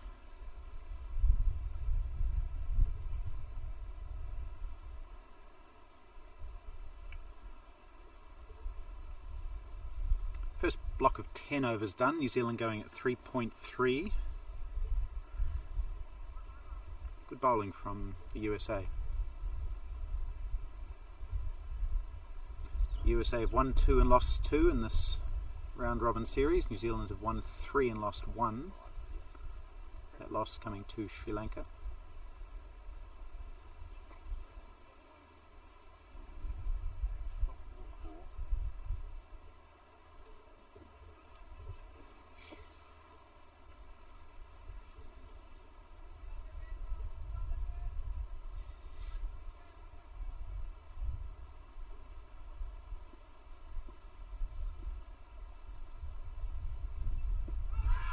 Shout for LBW. I think it might have been just going down leg side. That was where the shot was headed. And I think that's what the umpire thought as well. But there have been a few shouts for LBW so far in the first 10 overs. New Zealand not looking dominant by any stretch.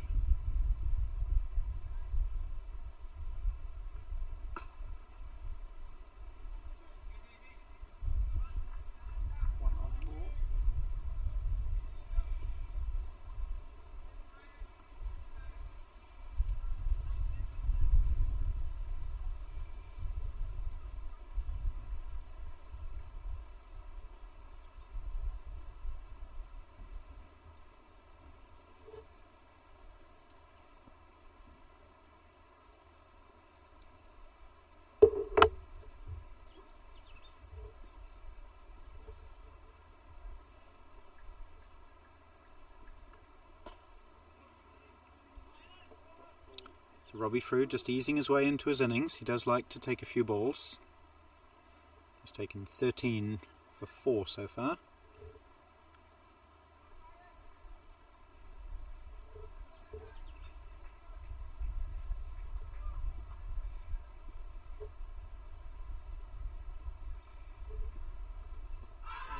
Another shout for LB, a bit high this one though, I think. Very keen on appealing, the Americans. They don't die wondering.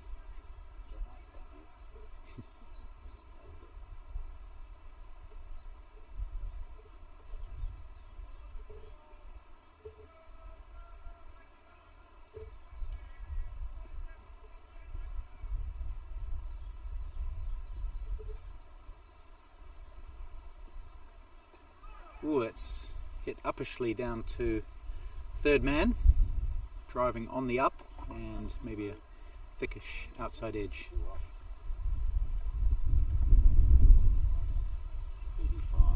Got some Australians up the top of the hill there, looking down on proceedings. They've taken a wee hike, members of the Australian side.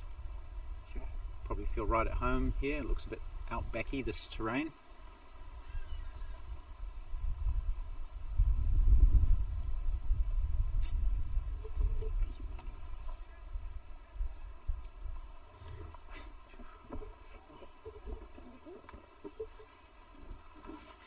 I'll have a great view down on this Matty's number 2 pitch.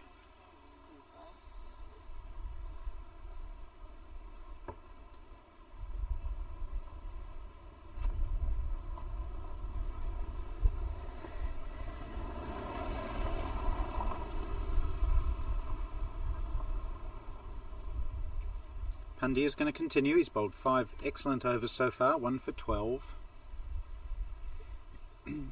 Continues to haul. Times it nicely out to point, but no run.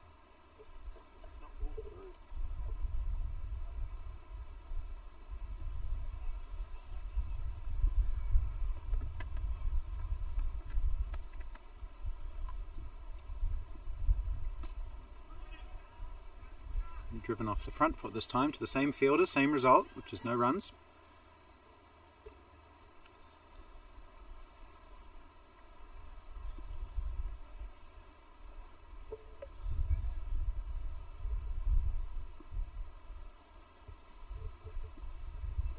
Ooh, beaten this time. Flatter, quicker.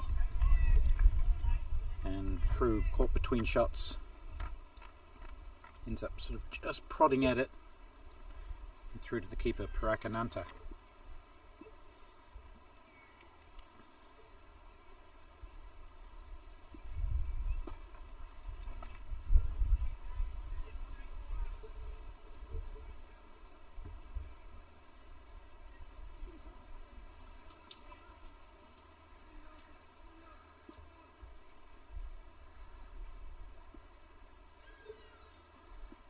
Ooh, short, hoisted away. That should go out to the boundary. Has he timed it well enough? No, he hasn't. It won't go to the boundary. They take 2, and again, Andrew Hall wants the 3rd, but Robbie Frew says no. I think they definitely would have got back that time, as it wasn't a especially strong return throw in. But Frew was ready for that short ball and headed out to mid-wicket. The man has been moved to where that ball went.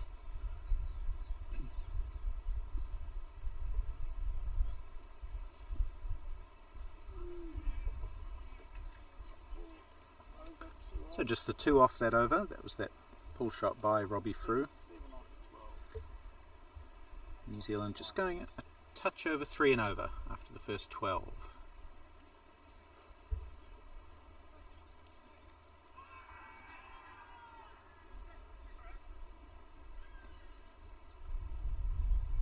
The US were 54 for 2 after 12 overs. So that extra wicket, but 17 runs to the good over New Zealand at the same point.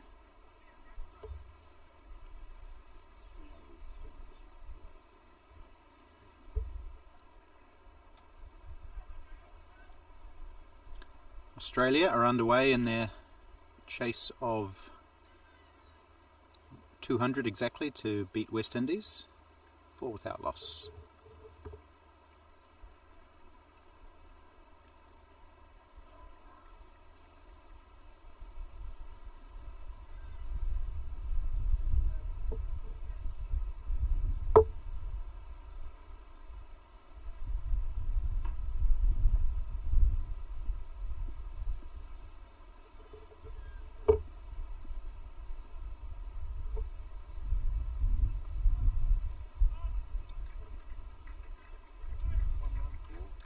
And in the big one, South Africa versus England today. England chasing 202. They lost a wicket very early. David Snellgrove out first ball. Caught by Louis Kern in the slips off James Albani for a golden duck.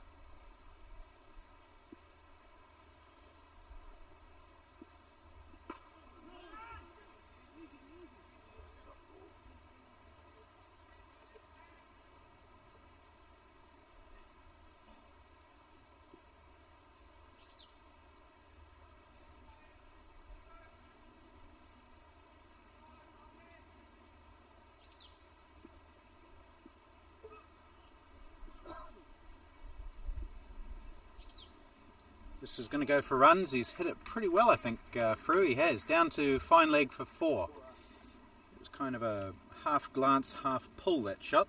It was wayward down the leg side from Bashir and through, just basically threw the bat at it.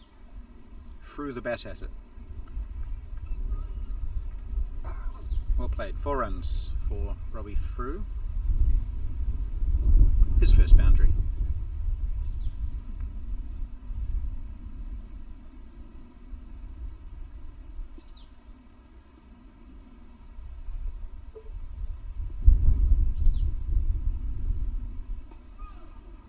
Again, he plays that aerial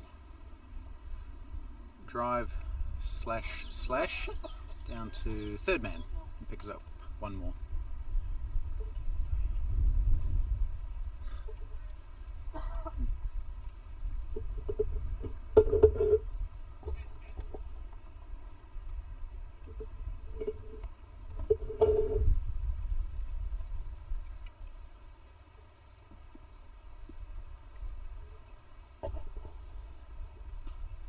That's been whacked away by Andrew Hoare. I think it'll go for 4. It was a pretty bad delivery. Waist high full toss, and he swung it down to square leg for 4.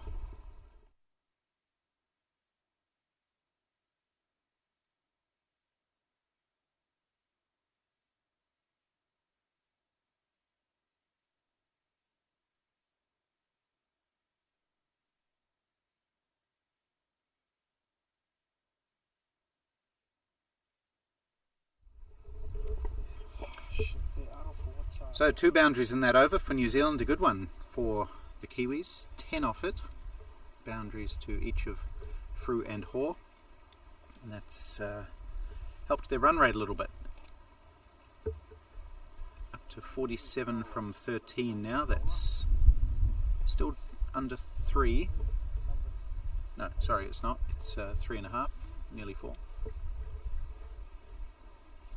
but they need 5.5 from the remaining 32 overs. Looks like we're going to have a change of bowling at the Drachenstein mountain end. Number 7.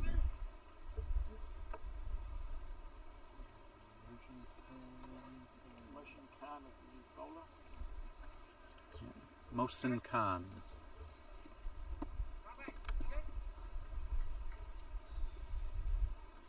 I think he bowls a bit of seam up. We'll find out in a moment.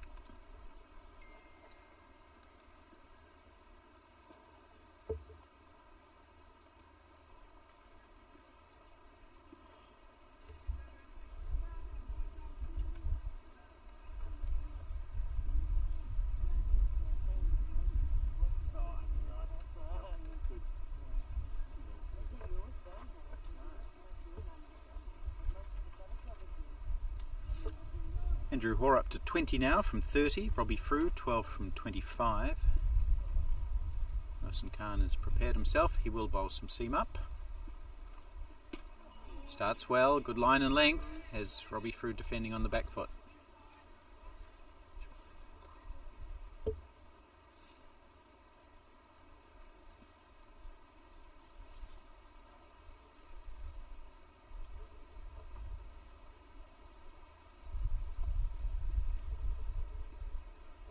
That one angling in a little bit by the looks of things.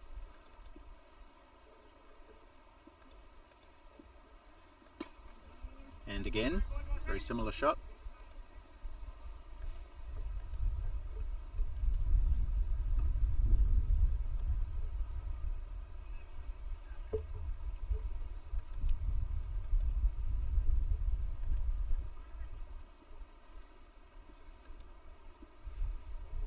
Mohsin Khan has a very good bowling record for the USA, which I'll tell you about in a moment. Oh, he's been tickled fine though. I think the fielder will come around and get it just in front of us here. Ooh, doesn't give himself much room, but does stop the boundary, concedes 2. That one just angling in, swinging in a little bit too much. Oh, leg buys. Oh, leg buys, that was interesting. That was off the face of the bat. Surprising call by the umpire, and we're all pretty sure that he hit that, but there you go. 2 leg buys. Just after I've edited it. I don't know how to minus. Very wooden leg. Anyway. Yeah. A long way between. Oh, that's a wide.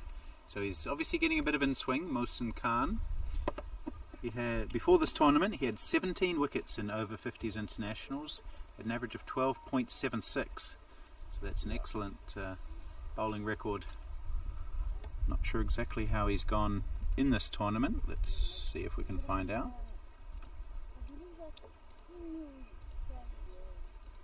Just the 1 wicket for 39 runs. And he's going to go for some runs here. That's clipped off his toes by Robbie Frew out to that long boundary, and it just dribbles over it now. So full toss on his pads. A batsman of Robbie Frew's class won't miss out on that. Hits it out to the boundary. So just the last over and a half moving in New Zealand's favour. We saw a couple of boundaries in the previous over, and now a nice clip off his pads from Robbie Frew to follow the 2 leg buys and a wide. So 7 off the first 4 balls. Another fullish delivery, this one jammed out by Frew.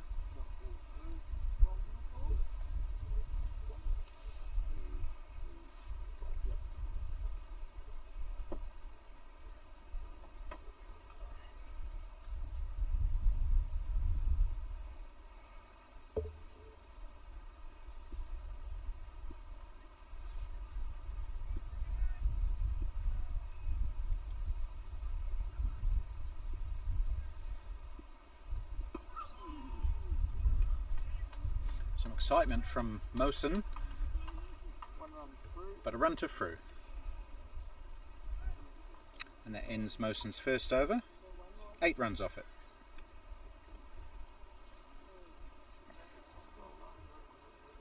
So he's definitely angling it in a fair bit, Mohsin Khan, but not quite having the control to trouble Frew yet. Now we're going to see Sajid Fernando bowl from the Trickling Brook end. It's the first time we've seen him in action today. He's the man with that very impressive first class record for all those various teams. In first class cricket he took 269 wickets at an average under 24. Best of 7 for 37, 8 fifers, 2 10-wicket bags. List A cricket, he took 83 wickets at 27. So that's a pretty impressive record. Cricinfo describes him as one of the lost generation of talented players unable to break into the Sri Lankan national side during the late 1990s.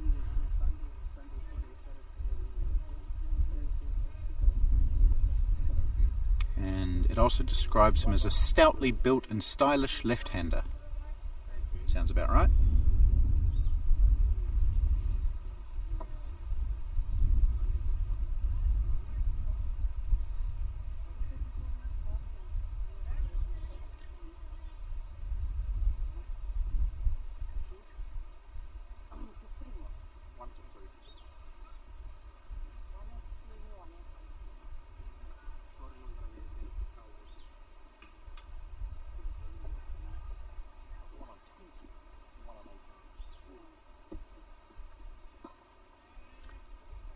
Right arm round the wicket to the left-hander. He's got a bit of a bouncy action. Comes bounding in.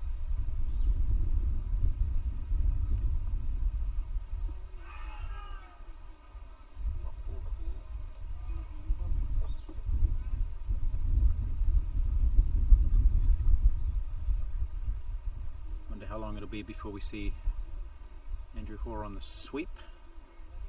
There are two men back for it, one in, one out. Instead he just pushes it down to short third.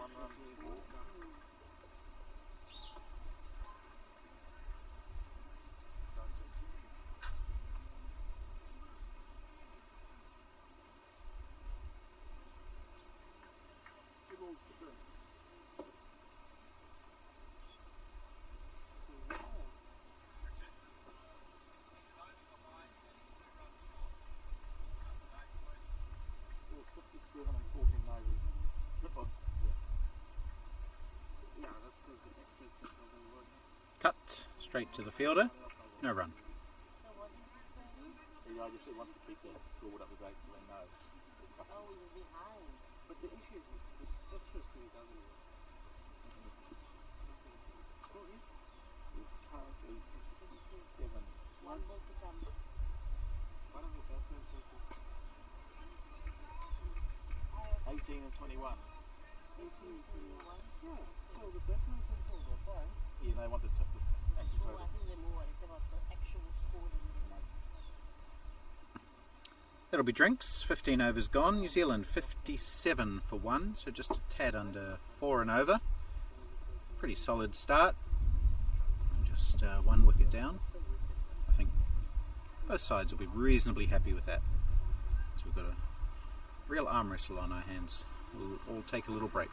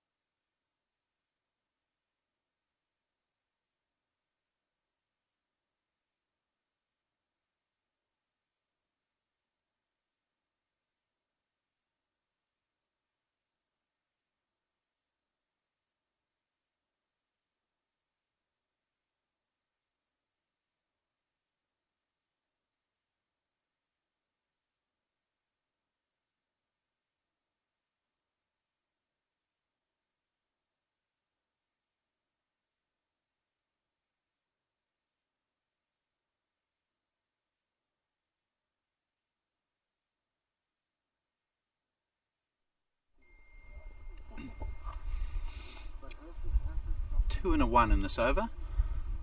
Both to Andrew Hoare. Robbie Frew on strike.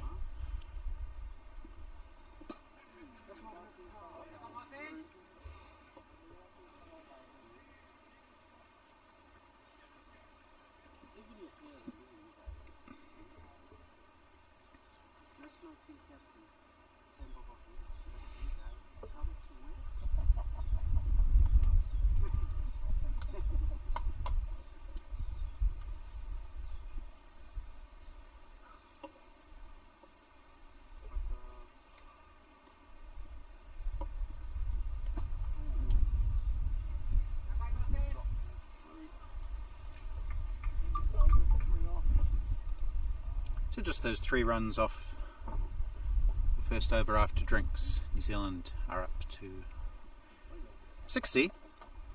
They need a further 163 runs in 29 overs. They do have those 9 wickets remaining, so that's good.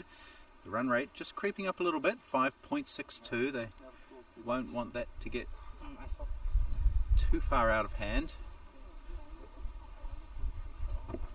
even with wickets in hand.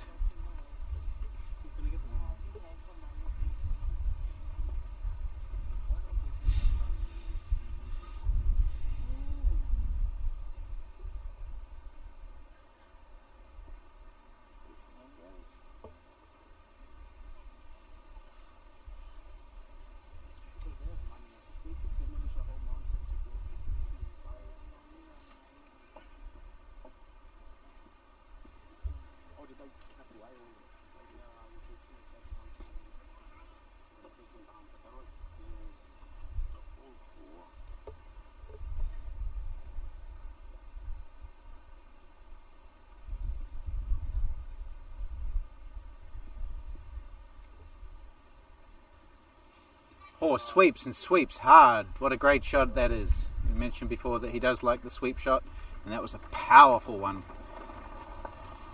Great timing, great placement into the practice nets. 4 runs.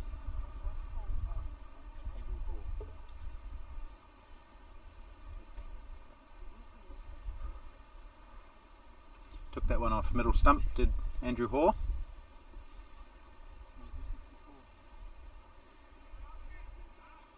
Fernando's been very economical in this tournament so far, just going at 2.36 and over in his 5 matches so far. He's taken 4 wickets for 59 runs before this match.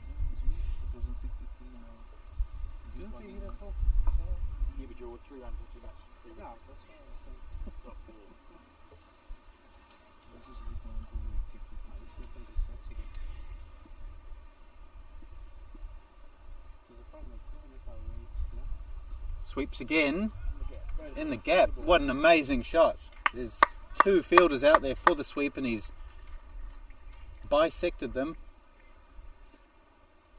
for the second boundary of the over. Fantastic sweeping from Andrew Hoare. The timing and especially the placement on that occasion. Really, really good shots. I won't do the target anyways because the first digit doesn't show.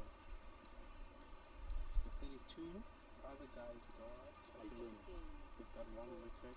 Start with that. Wide delivery. You see what I was talking about? It's going to cheat.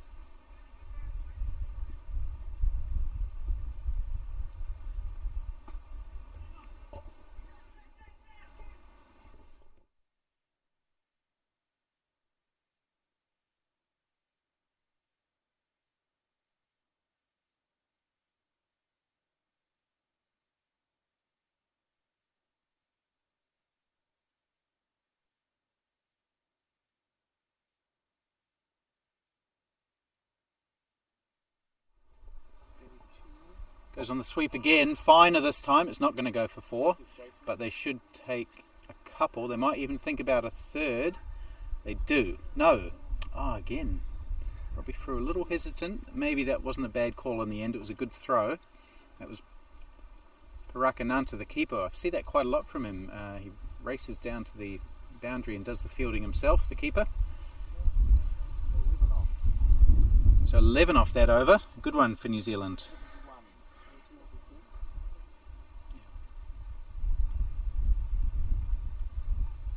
71 for 1 New Zealand after 17 overs. They've got their run rate up to 4.18.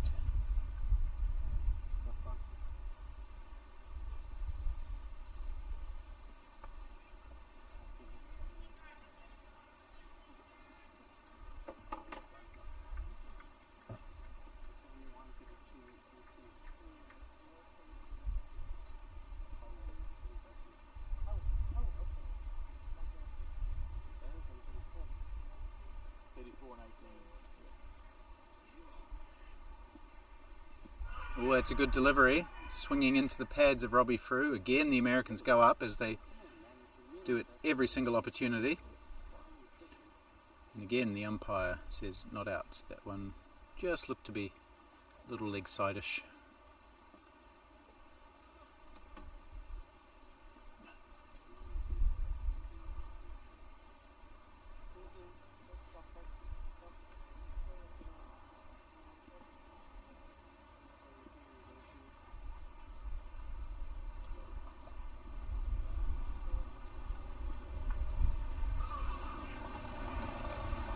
This time Robbie Frew's squared up and he gets an edge down to short third man for 1.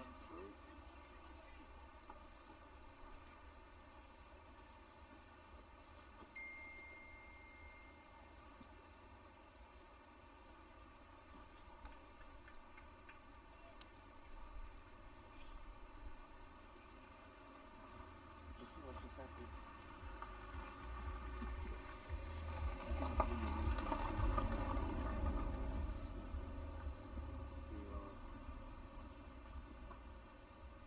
So it's 31-19. Driven, gapped again by Andrew Hoare, and the fielder steps over the top of it and then does a bit of fancy footwork. So I want you to be on 2 on the score. Batsmen come back for 2.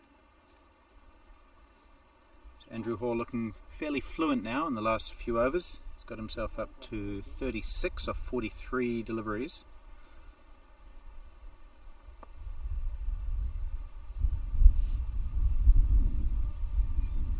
It's a strike rate of 83. Robbie Frew is striking at under 50 for now.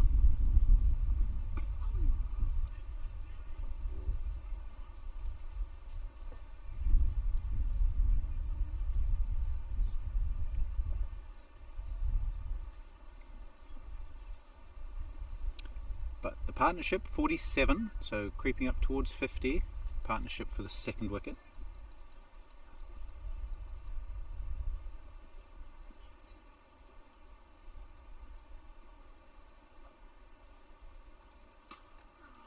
Cut out to the vacant area at cover. It will go over the boundary for 4. So another good shot by Andrew Hoare. Mohsin Khan just erring in his line, giving too much width to the left-handed Andrew Hoare, who leans back and cuts it out to the boundary for 4. Andrew Hoare into the 40s now.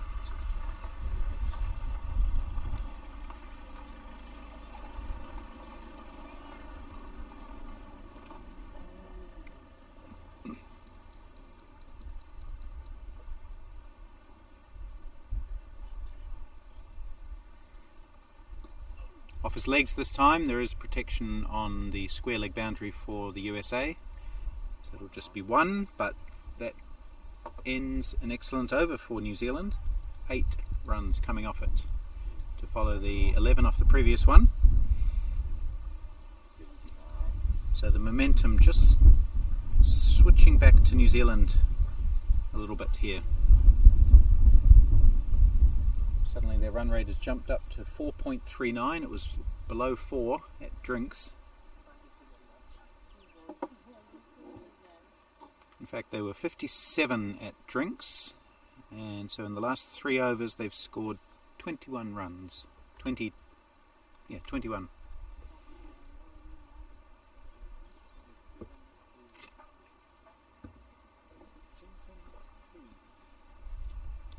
Chintan Patel will bowl, I think he bowls left arm, slow left arm orthodox. And he'll bowl from the Trickling Brook end here at the Muttys ground, Stellenbosch University. Obviously in the Stellenbosch region.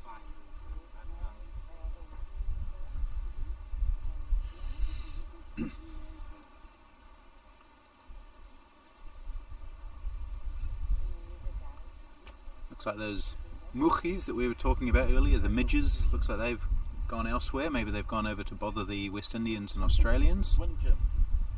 Can't find wind. David Attenborough to my left has explained that it's in fact the wind which has moved them away, scared them away. Cannot fly.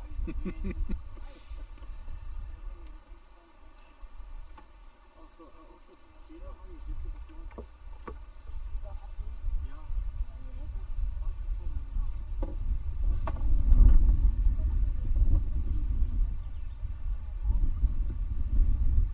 Yes, so slow left arm in fact. Surely that can't be out, it's pitched outside leg I'm pretty sure. They do love an appeal, these Americans.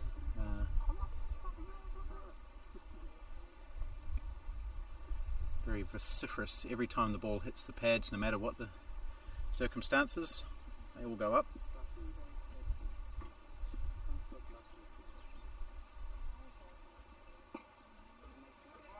He's got a lovely action, Chintan Patel. Tall, lithe man, comes gliding in.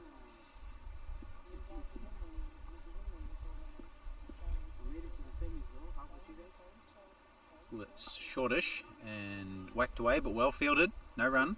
How do you finish last with the bowling centre?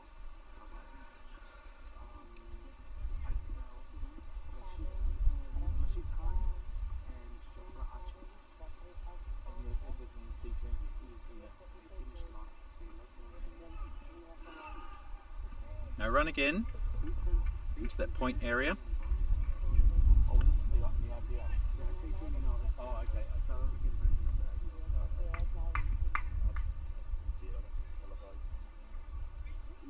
So Chintan Patel, another man who had a really good start to his over-50s career. He, as we hear, 3 hardy-dars. The hardy-dars, aren't they? Hardy-dars squawking away. Learned that from our previous match. Hardy-dars. Anyway, they've gone. The Muchis have gone. The hardy-dars have gone, I think. Oh, that's a better shout. But maybe just pitching outside leg again. Not sure, that was actually a good appeal, that one. Andrew Hoare on the sweep, missing. Leg by scored. Yes, so before this series, Chintan Patel had played 4 matches, taken 6 wickets for 52 runs. That's an average of 8.67. Economy rate of 1.86. That's before the World Cup. At the World Cup, he hasn't been so successful. In fact, he hasn't even taken a wicket. Played 3 matches, taken none for 83 at 5.19 and over.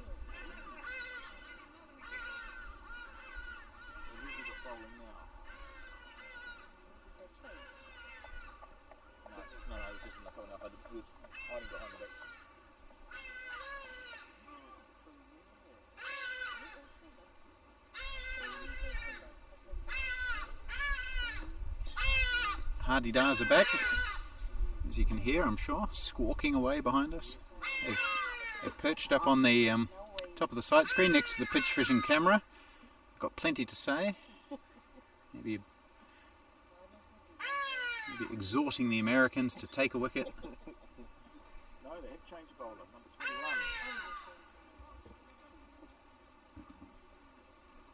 21. Himanshu Poon.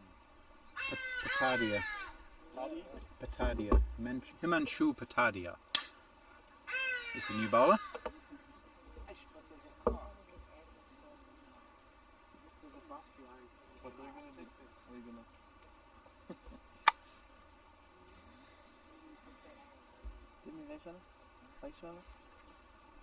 Now, Patadia has played quite a bit for the USA. Well, quite a bit. Before this tournament, 4 matches, 8 wickets at 14.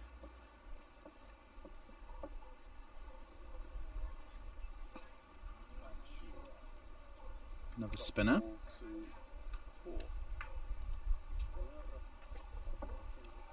So he's replacing Mohsin Khan, who did get a little bit expensive. Andrew Hall goes for the switch hit for the first time today. Doesn't make any contact.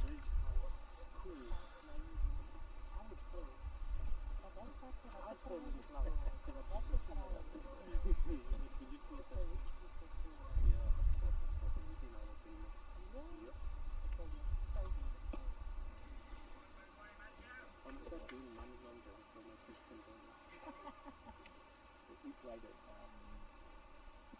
Rhythm House. Yeah, the hospital, and also Wine Group. It's full, swept away, not with any strength by Andrew Hall, but he does get a single. So Robbie Frew hasn't seen much of the strike in recent overs. He'll have a chance now. So, do the boys come and do walk-outs? They didn't at Wine Group. They more came out at Rhythm. They came at lunchtime. Because I know they've got one of the best Wine Group boys up there. Oh, there was some really young kids came up from the junior school with their bats. They all wanted to autograph. That was quite. But only they were only about Oh, so that's the prep school. Got excited. Took me to autographs there. Ball through.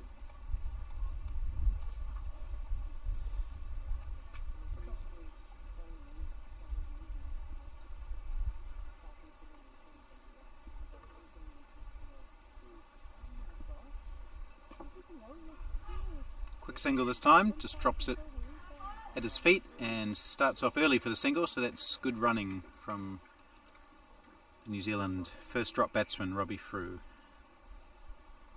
Takes a single off the last ball of the over. New Zealand now 82 for 1. So I just want to know how much am I going to do for this?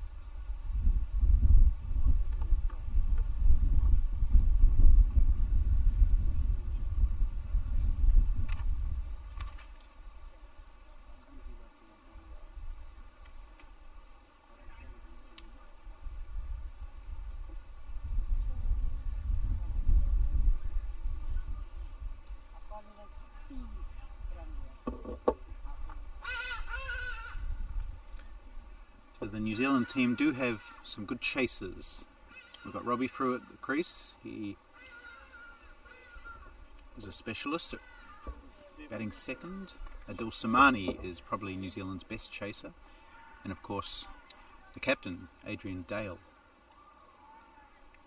He'll be having his first bat in a couple of matches. He missed the Australia game through sickness and then didn't bat against the West Indies.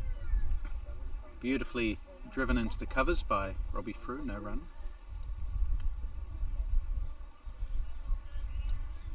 And there's also the likes of Mason Robinson, Kelvin Scott, Bert Horner, Simon Dodds, plenty of batting to come.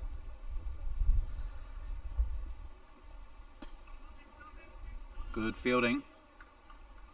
So Robbie Frew missing out on a couple of scoring opportunities here. There was that half volley on the previous ball, and this was a short delivery from Patel. Not able to get either of them outside the ring.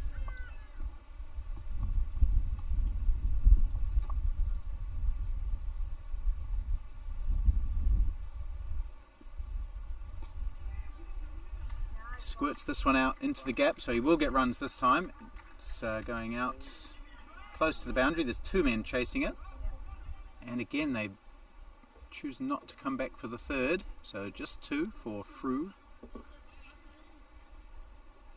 He's had quite a few runs through there today. It's been a fruitful area for him.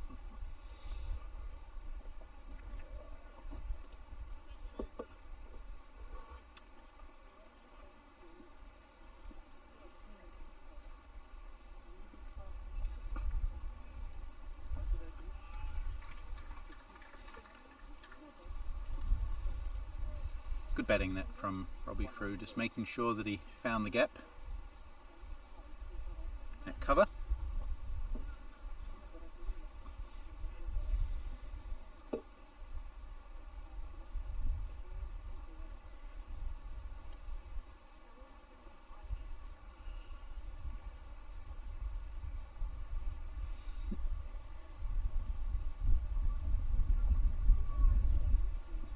Four fielders back for the left-handed Andrew Hall, and he takes a run inside the circle. His 43rd. So he's gone at a good rate today, Andrew Hall, 43 off 57 deliveries. Robbie Frew's batting at around the 50 strike rate, but he will pick that up if he bats another 10-15 overs. Three.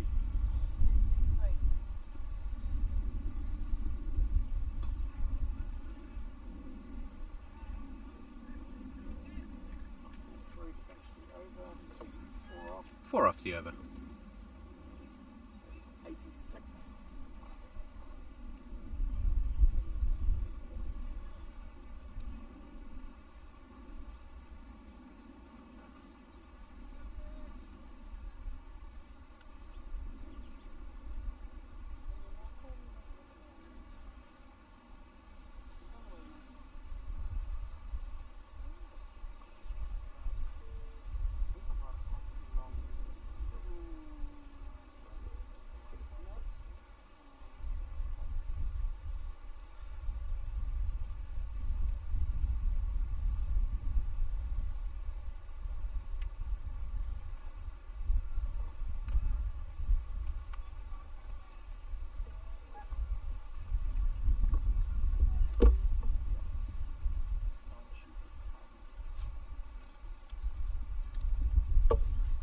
Patadia to continue.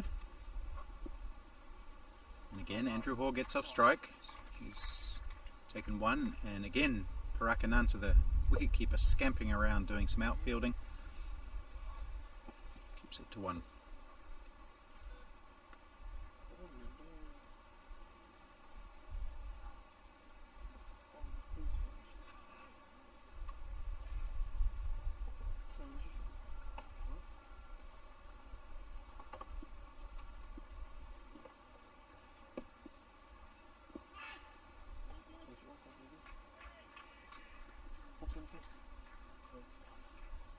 One for through.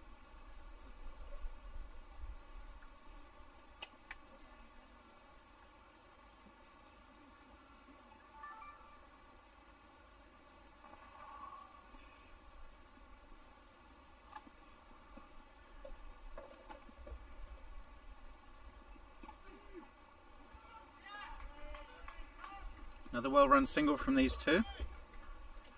Partnership up to 62 now for the second wicket. Came in with the score at 27 in the 8th over when Richard Petrie was caught behind by the wicketkeeper Parakananta from the bowling of Sanjay Pandya for 13.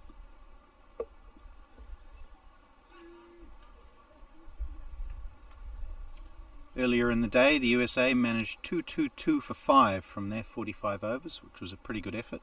Top scorer Satyapal Chabra, 57 not out. Oh, he's nearly chopped that back onto his stumps, Robbie Frew. It kind of got caught in his bat and pad for a moment and then dribbled down towards the stumps.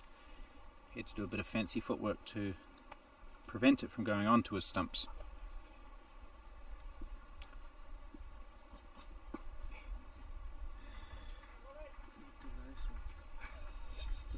Yes, so 57 to Chabra earlier, 43 to Bashir, 32 to Parakananta. Dean Askew took 2 for 29 from his 8.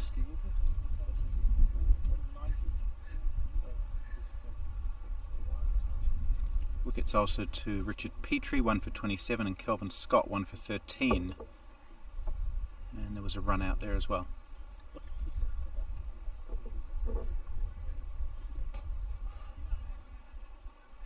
Australia making good progress, chasing 200. They're 53 without loss after 13. So steady start for them. Canada 91 for 8. They'll probably lose to Zimbabwe. Pakistan 82 for 3, chasing 176 against India, so that game's still on. Could go either way. England 42 for 3, in a little bit of trouble against South Africa. They've lost Snellgrove, Chapman and Trotman. Here's Patel. Bowls to Robbie Frew, cuts it out to cover sweeper, who's, I think he's actually inside the ring when he starts, so he's not really a sweeper. Could be just outside the 30-yard circle.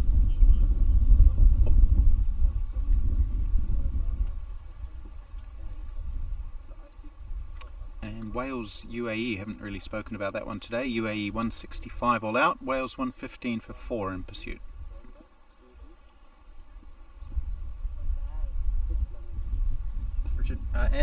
Andrew Horde down the track and then hits it square for a single.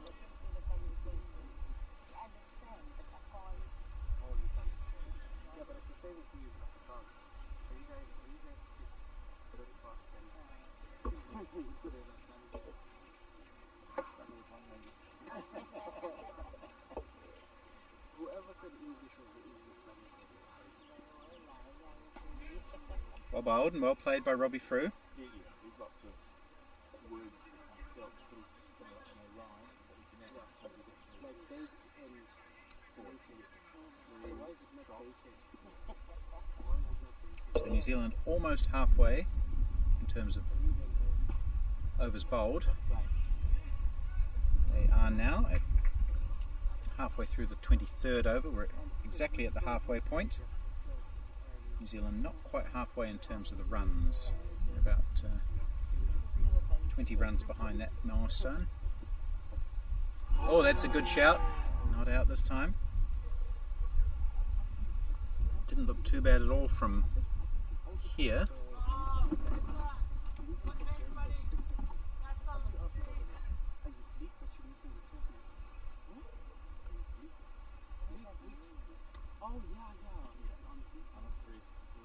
Ooh, just looking at the replay there, that was not a bad shout at all.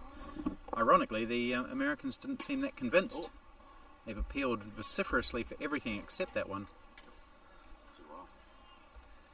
Good over, just 2 runs off it. Chintan Patel is none for 6 from 3 overs. The run rate required up to nearly 6 now, 5.95.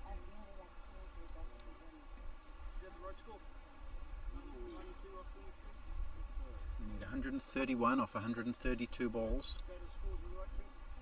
46 and 26. Yep. No, it's been playing up, so it's not a fault.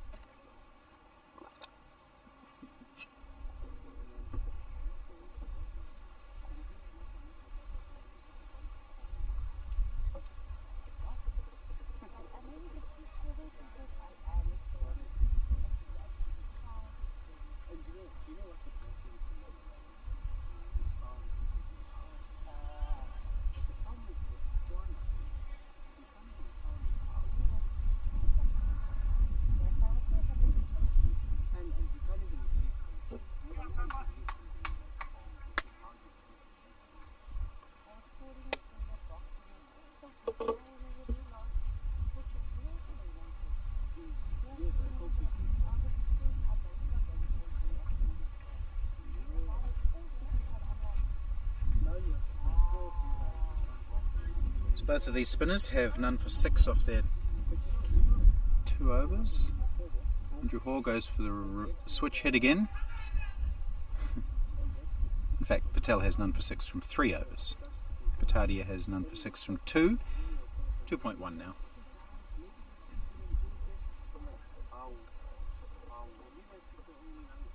So he's tried the switch hit twice today. Andrew Hall, no success yet.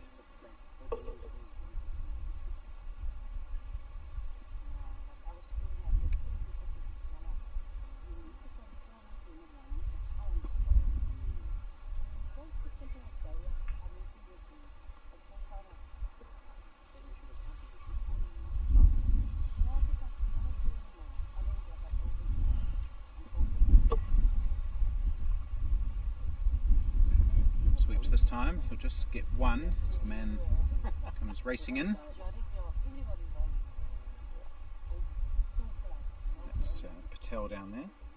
So some guy posted, he said on Facebook, 11 official languages, 9 provinces. Who doesn't belong with? There's definitely a certain group of people that stays in a place that's not theirs. But if you look at it, Sotho and Tswana, relatively close. If you know Tswana, you know Sotho. Oh, it's another good shout. Yes, they want it and they've got it. This time the LBW is given and Robbie Frew is on his way. He was sort of caught. Oh, was it caught behind? Okay. The umpire didn't give it, he walked. Right, so he's walked, yeah, caught behind. Okay, we'll have to have a look at that one. Oh yes, quite clear there, outside edge. He walked straight away, did Robbie Frew. So again, Robbie Frew gets into the 20s. He's done that 3 times now in this series, not able to push on and going at a little bit of a slow run rate, under 50. So maybe it's a little bit of a blessing in disguise for New Zealand if he can't score quickly and New Zealand needs 6 and over. He's done a good job though. He's put on a partnership of 77 with, no, hang on, what is that? No, maths brain isn't working at the moment. Anyway, he's gone and Adrian Dale comes to the wicket to join Andrew Hoare. So the Americans delighted to pick up that second wicket. They really needed it and they're right back in this. Not that they were ever out of it.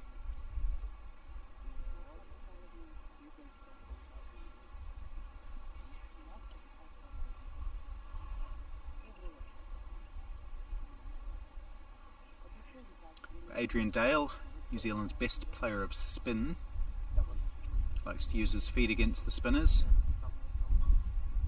However, he does sometimes take 8 to 10 balls to get his eye in, and he can be a little bit vulnerable during that stage.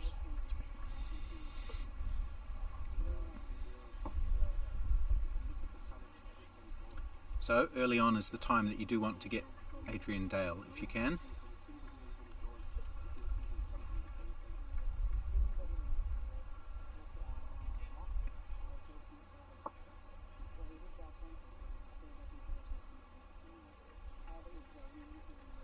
Dale has scored 114 runs for twice out in this tournament. He scored 68 against Zimbabwe in match 1, 46 against Sri Lanka in match 2. Then wasn't feeling well enough to play against Australia, so he missed that game, and then came back for the West Indies game, but didn't need to bat. So this will be his 3rd innings. New Zealand captain, former county professional for Glamorgan. Played 15 years of county cricket over there. He's got a very good first-class record as well. Off the mark straight away. This could go out to the boundary for 4. It does. What a beautiful way to get off the mark. In fact, to face your first delivery. Fluent cover drive. Beautiful shot by Dale.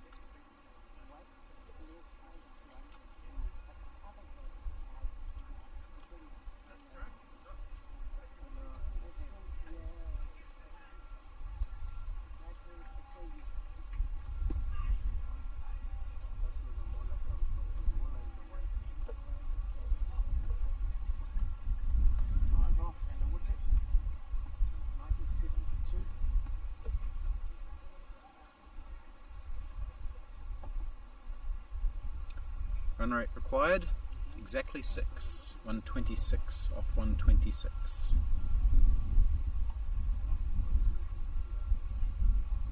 And New Zealand will have 21 overs to score those runs.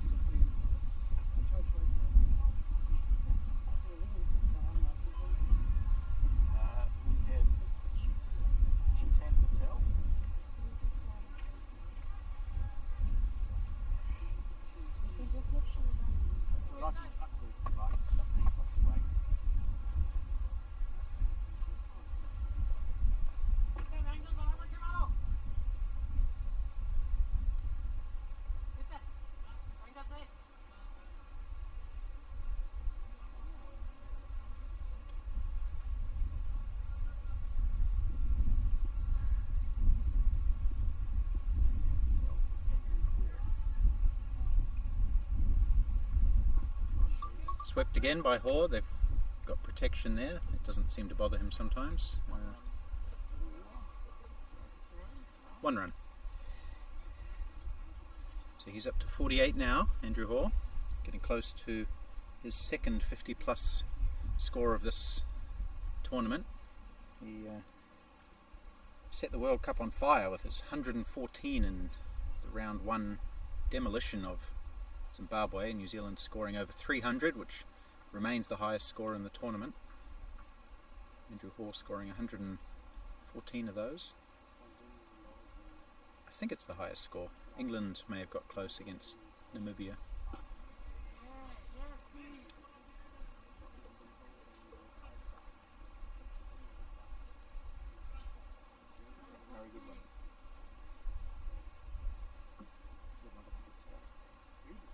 Down the track, Adrian Dale turns it into a full toss and hits it to long off for 1.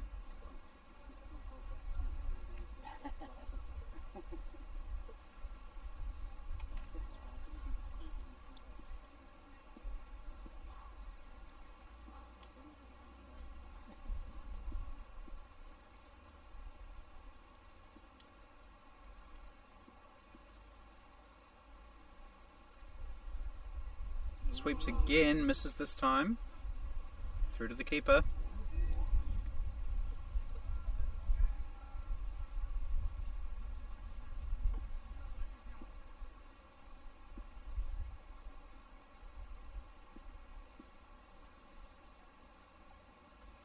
Down the track, big hit, but there's protection there. Just 2 bounces out to the fielder, who's positioned about 25 metres in from the boundary. But another run is scored.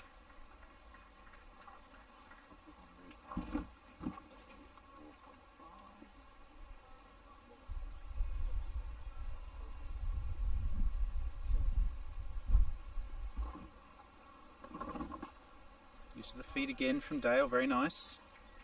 He's picking up the singles well in this over.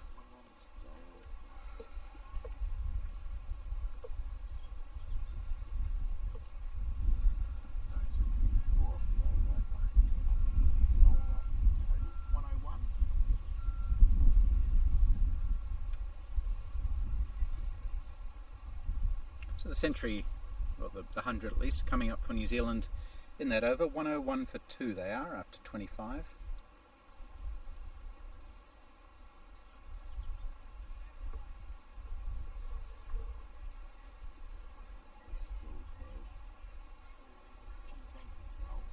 No, sorry, no, you got the last one. Himanshu Patel.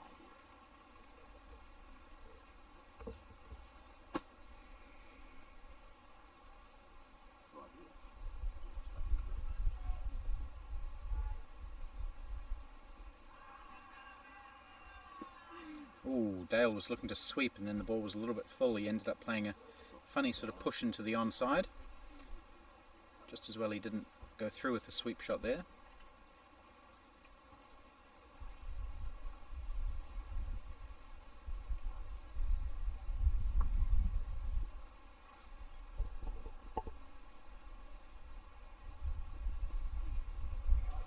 That should go for 4. He's swung it away. Nice little sort of swivel pull from the New Zealand captain into the boundary for 4.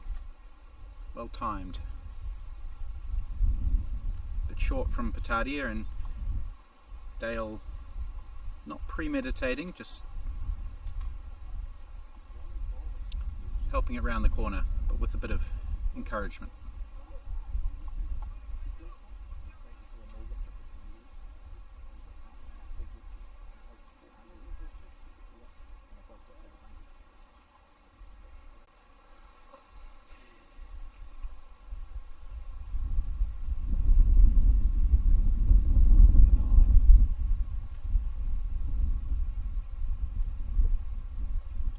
Andrew Hoare on 49. There'll be a run of some description for New Zealand here. I don't think it's off the bat. It's just one. And the umpire signals leg by just at the last moment. So remains on 49. But the team total goes up by 1.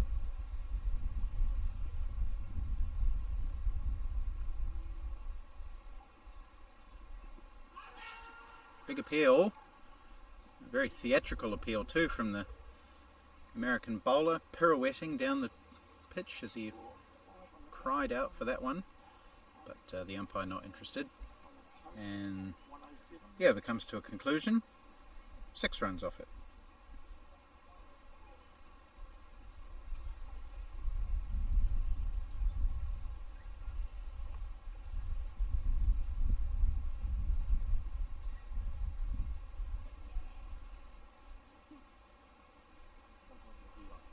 Might have just been a couple of words spoken there between the bowler and Adrian Dale at the end of that over. Perhaps Dale commenting on the quality of the appeal. He did seem to be having a wee chat there. Adrian Dale, lovely chap, but he does get into a zone when he's batting. He can be a little bit of a different character when he's in that zone.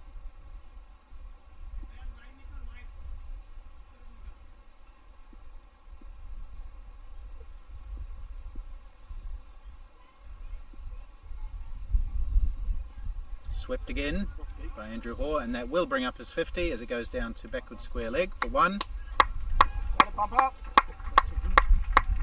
Acknowledges the applause from the New Zealand crowd, New Zealand players, supporters. A few randoms there as well.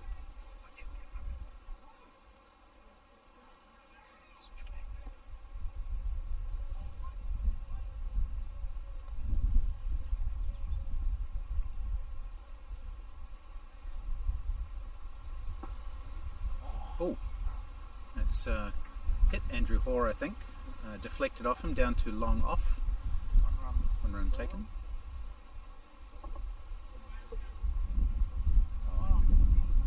Oh, it's hit his bat actually. Andrew Hoare leaving his bat there. And the ball hitting his bat. Lucky it didn't go onto the wickets because he would have been out of his ground.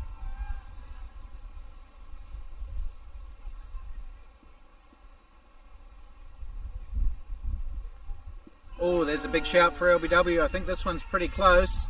Oh, the umpire thinks long and hard about it. Says not out. That looked like a pretty good shout from here. Have a look on the replay. See what. Oh, maybe just angling across a little bit too much. Maybe missing off stump. Chintan Patel comes fairly wide of the crease, and of course Andrew Hoare, the left-hander, so it's angling right across him, so I think that's probably what it was. It wasn't not spinning back enough to threaten the stumps, in the opinion of the umpire.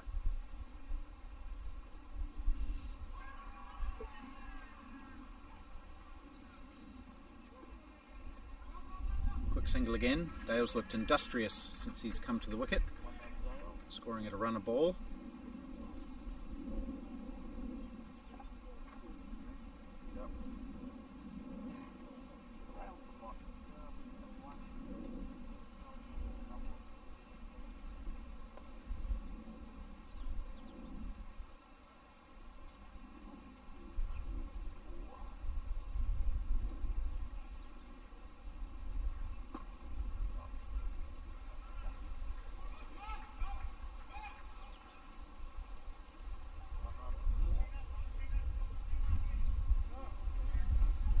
So runs off each of the last 5 balls of that over, making a total of 5.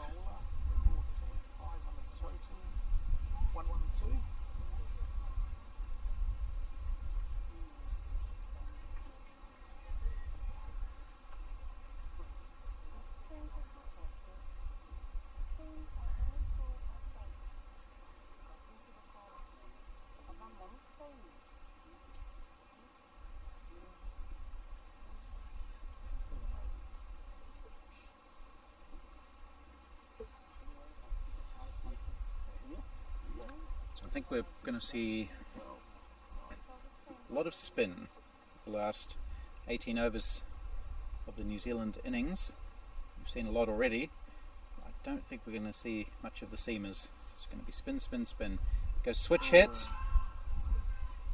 Again, Can't make any contact. That's 3 times today that he's failed to hit the switch hit. It's a decent option, as there are gaps on the offside.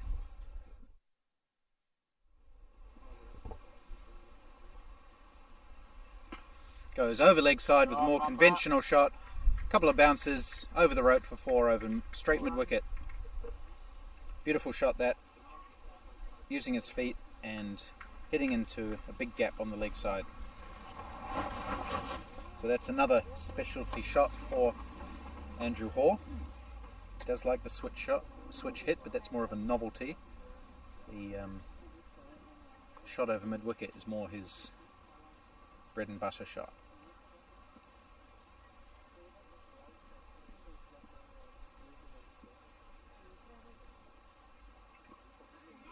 Six boundaries for Andrew Hoare now.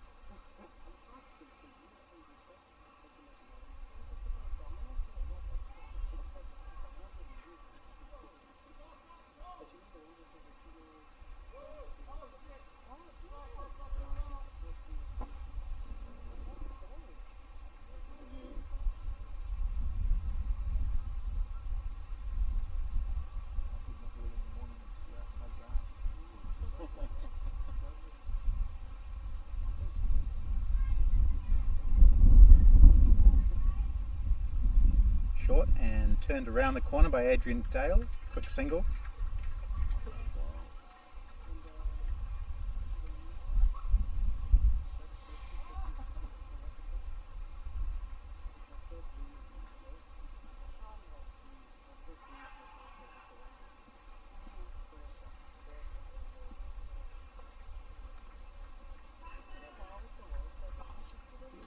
Wide. Interesting call. Didn't seem terribly wide from here. We'll have a look on the replay, see how wide it was. You don't get the replay at home. We do, because there's a delayed feed. Yeah, maybe just outside that wide line. 7 runs off the over. That's what New Zealand need.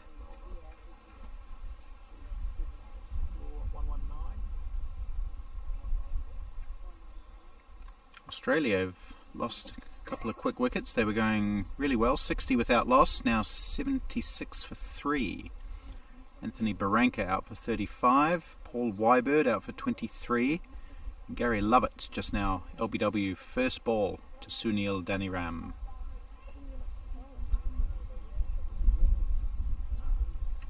Canada 109 for 9 against Zimbabwe, about to lose.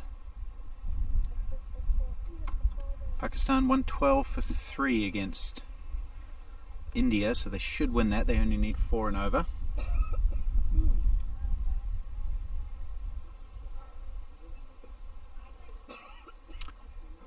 And England 57 for 4, struggling a little bit against South Africa, who scored 201.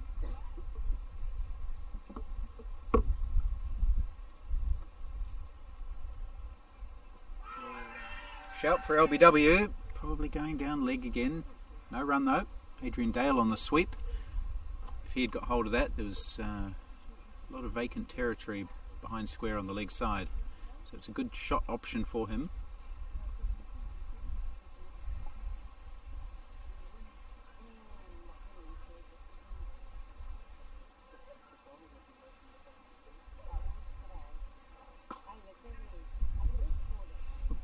Three good balls from Patel, 3 dots to Dale.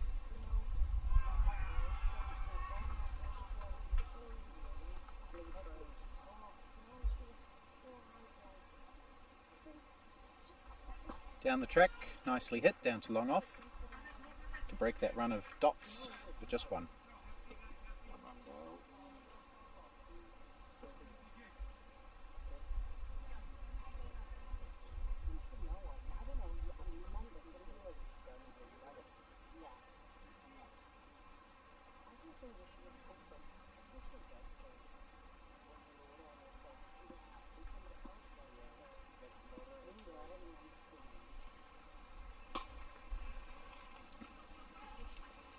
should be a couple here to Andrew Hoare. There are.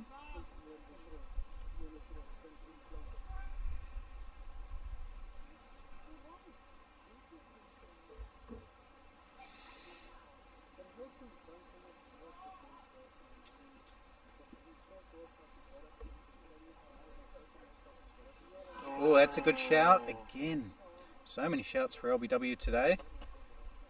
Andrew Hoare trying to sweep, hit him on the front toe, looked like. Maybe again that angle not working in America's favour. Yeah, it wasn't too bad, that shout. It was a little bit straighter than the one we saw in the previous over. 1-2-2 for 2.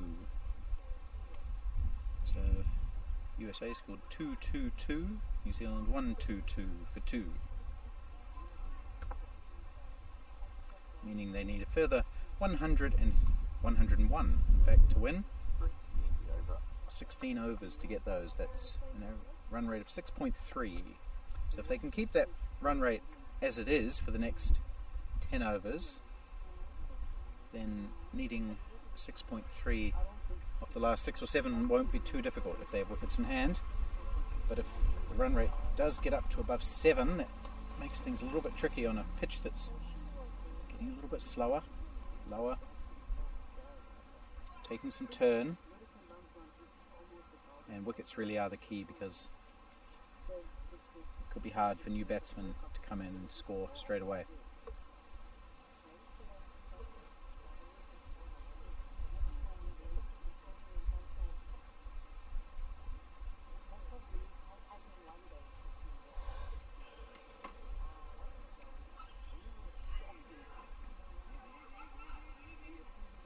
Adrian Dale, vastly experienced, he won't panic here.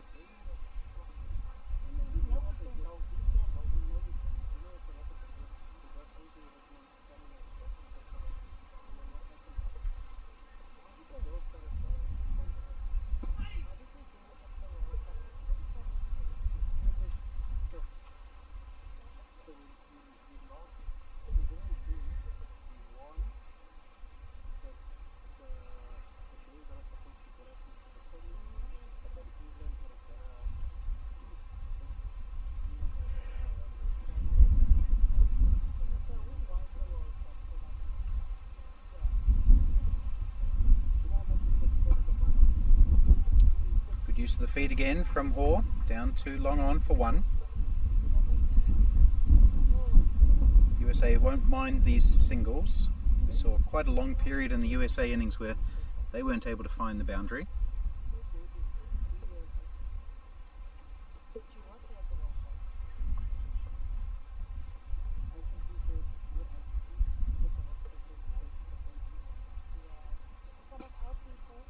Nicely stroked into the gap, but just one. Field well set.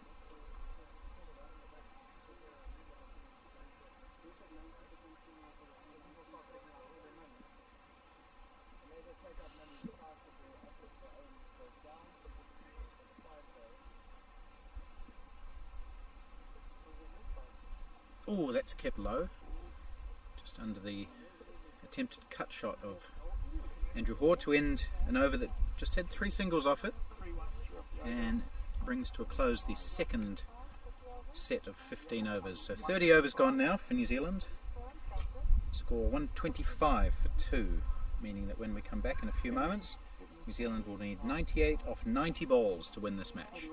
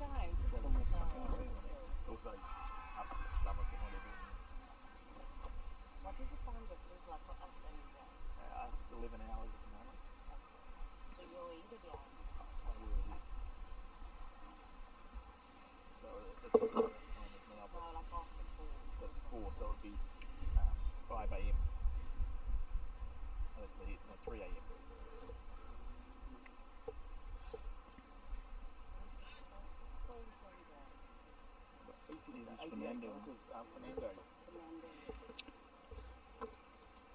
Sajid Fernando to get us going after drinks. Only bowled 2 overs earlier in the day, so he's got 7 left of the remaining 15,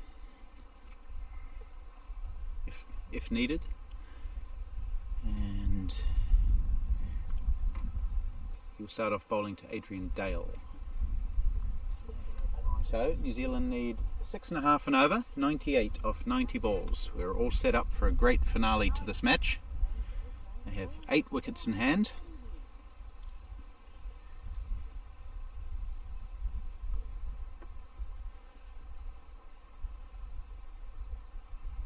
Now they should be able to run the twos.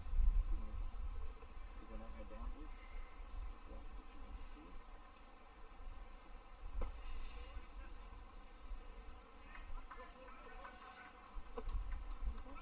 Oh, they're coming back for 2. That's really good running from Andrew Hoare. He did turn blind, but Run, Pumper. by the time he had a look, he decided he could take that second run, and he did. It was a nicely weighted shot by Adrian Dale, just pushed gently down to long on.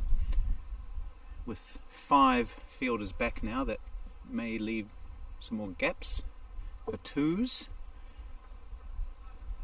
They're going to take 2. No, they're not. Good fielding from the man way down there, and they just take 1. 2-1. Dale and then a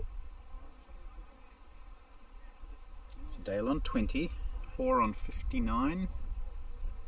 Both set now. And their partnership worth 35 for the 3rd wicket. Fernando choosing to come round the wicket to the left-handed Andrew Hoare, which he does now. Andrew Hoare goes on the switch hit again. It's the 4th time he's tried it. Hasn't hit one of them yet. I don't think that'll deter him.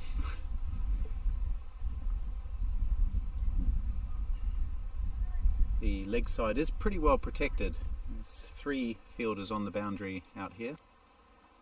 And he goes conventional sweep for 1.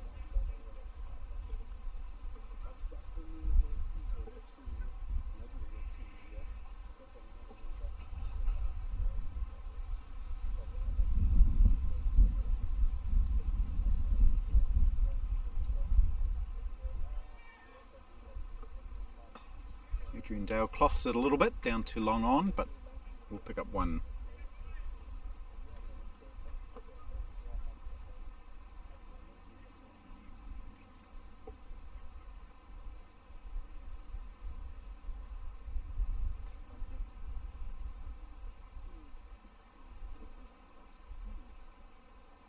Switch hit again, finally gets one, and he's been caught. He's hit it straight to the only man out there, and so after 4 unsuccessful switch hits, he finally hits one, and he hits it straight to the fielder at point, who ends up being sort of a square leg. So Andrew Hoare's innings ends. He'd played all the other shots really well except the switch hit, but he persisted, and it was his undoing. So good innings of 59 for Andrew Hoare, but maybe he should have just kept going with the shots he was good at today.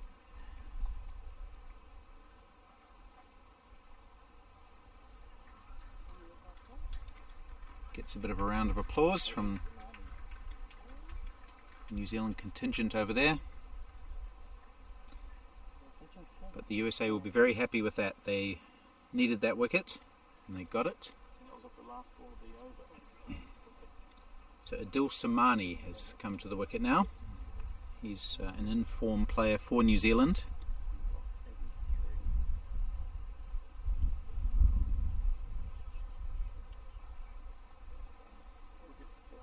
Scored an excellent 64 against Australia.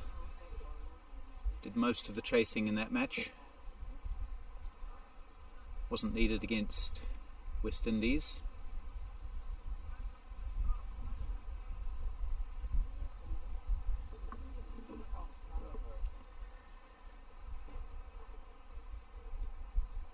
and he's averaging about 50 in this tournament, just under.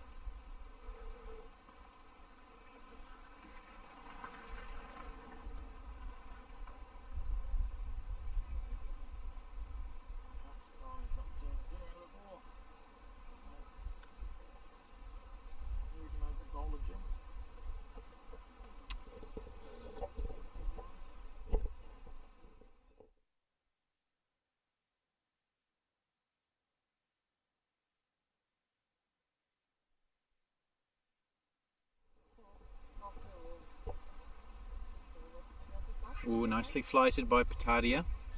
Dale using his feet, can't get to the pitch of that one. 93 off 82 needed now for New Zealand. They don't want that run rate to get above 7.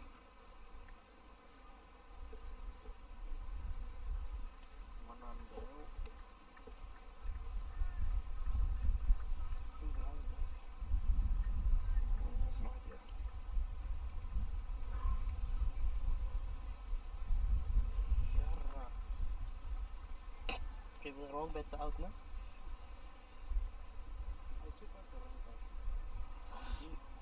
So Adil Samani does score at a good clip, but he, like most batsmen, just needs a few balls to get his eye in.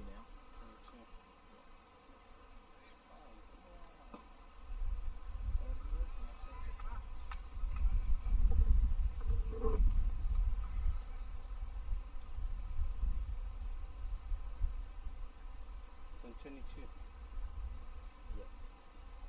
Going all the way back. Yeah, I'm just getting him down to 22. Oh, okay. And he gets off the mark. Pleasant off drive. So Patadia now has 1 for 28, coming to the end of his 7th over. So he's gone at around 4 and over. That's good effort from him.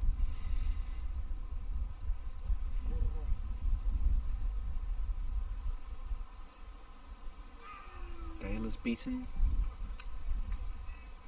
This is good bowling from the Americans.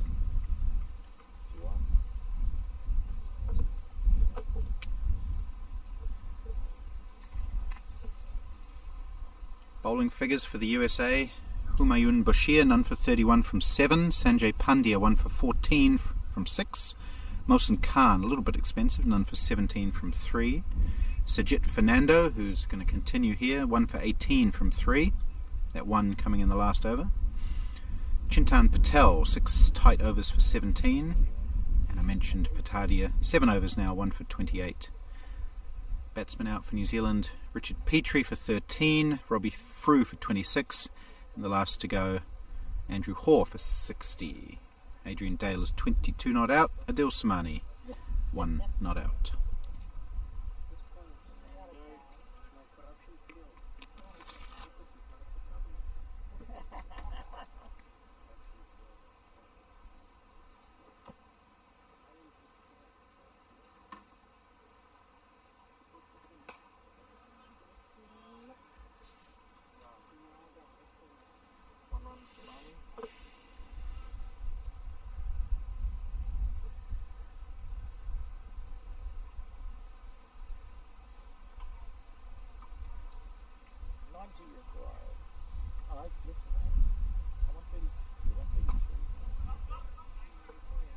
Good single down the ground from Adrian Dale. Run rate is above 7 now. Run rate required, that is. 89 off 76.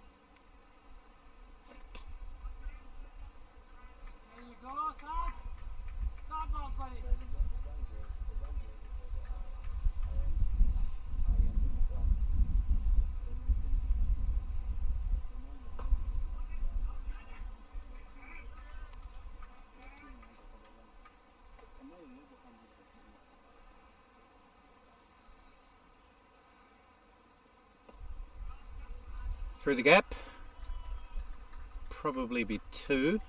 It will be 2. It's a long way back from there, so they could have thought about the 3rd, but again denying it, declining it.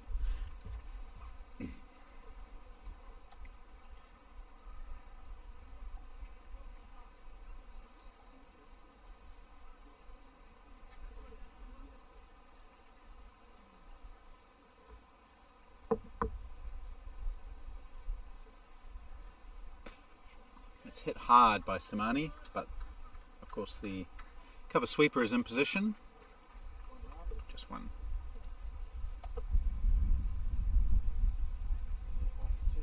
5 off.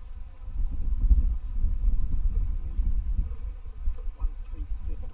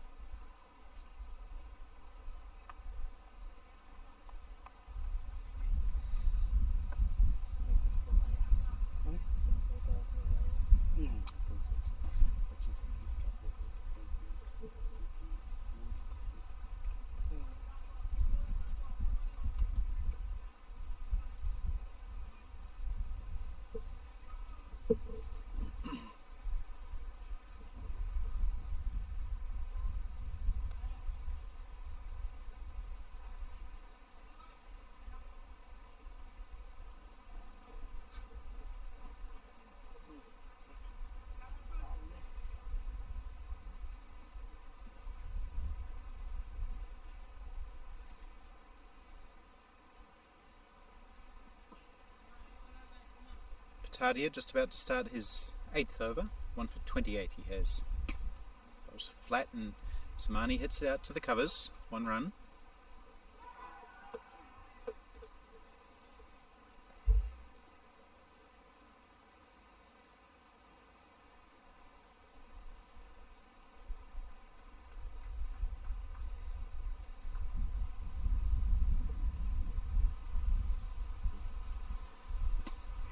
Over extra cover this time Adrian Dale, but he hasn't found the gap and it'll just be another single.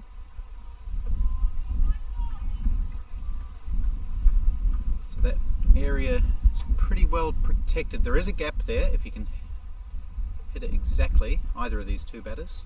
Oh, has he bowled him? I think he's bowled him. Bit of an ugly swipe from Adil Samani, trying to heave it over mid-wicket. And looks like it's just taken the off bail off. So big wicket for the Americans. Yeah, it was a bit of a swipe from Samani. Just the off bail, just dropping off there.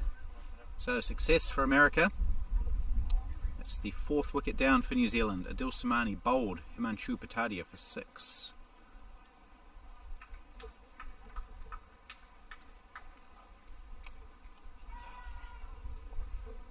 Mason Robinson is the new batsman, the wicket keeper for New Zealand today.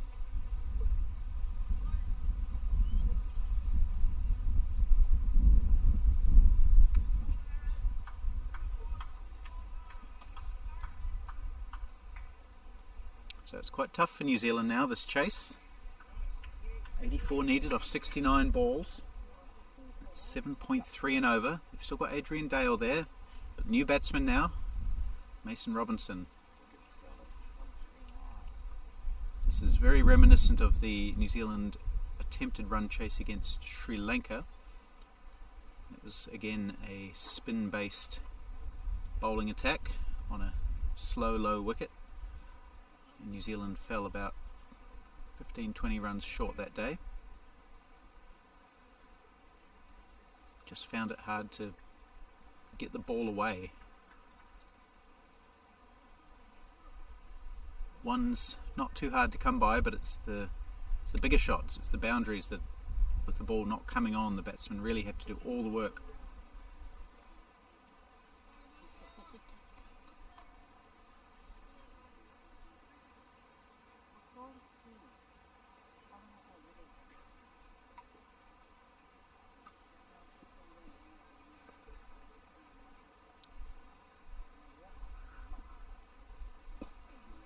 Mason Robinson off the mark straight away with one of those singles down the ground.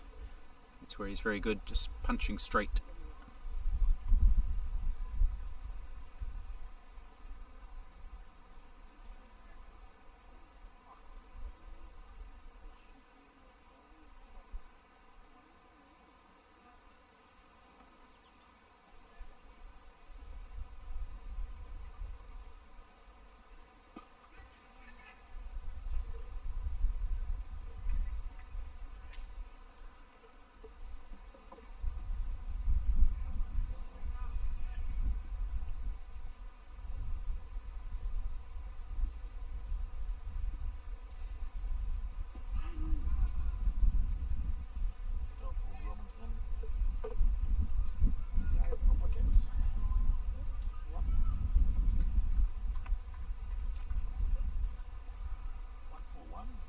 7 overs to go now, 82 required.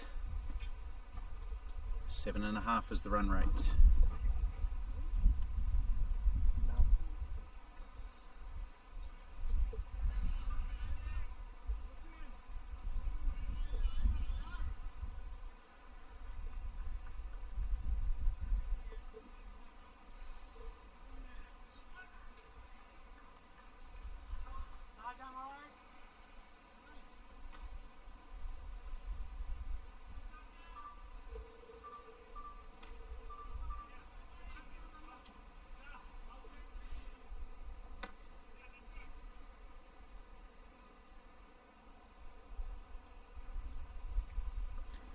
So Fernando has 1 for 23 from 4. Some good fielding in the covers. Parried away, back to the bowler, no run.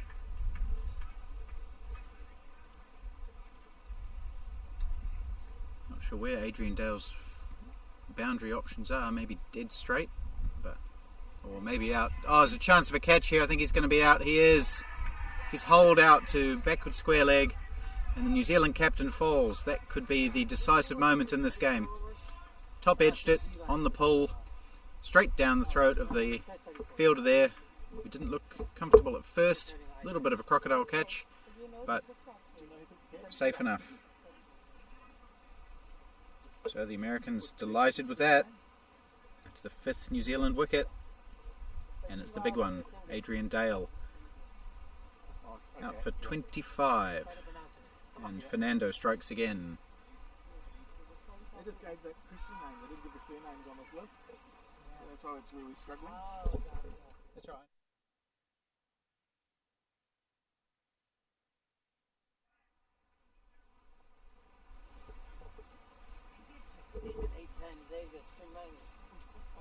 Kelvin Scott, the new batsman.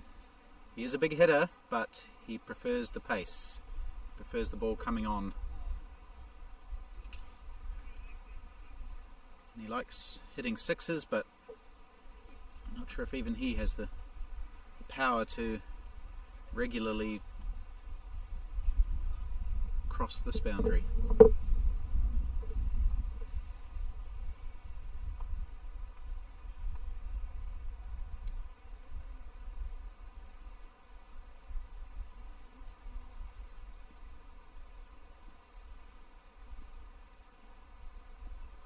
Ooh, that kept low, that one.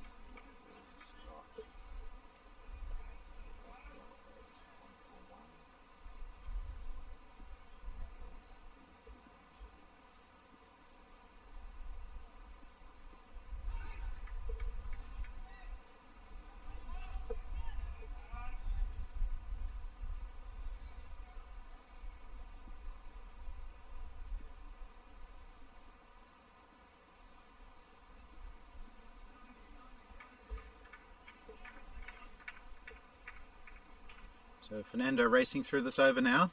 He's already had a wicket, no runs off it yet.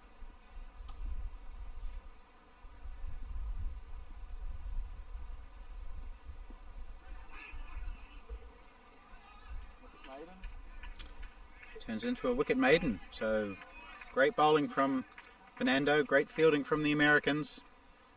And they're really putting the squeeze on New Zealand. It's going to be hard for the Kiwis from here, needing over 8 now. That run rate just jumps up so quickly at this stage of the innings. 82 off 60. So that's 10 overs to go.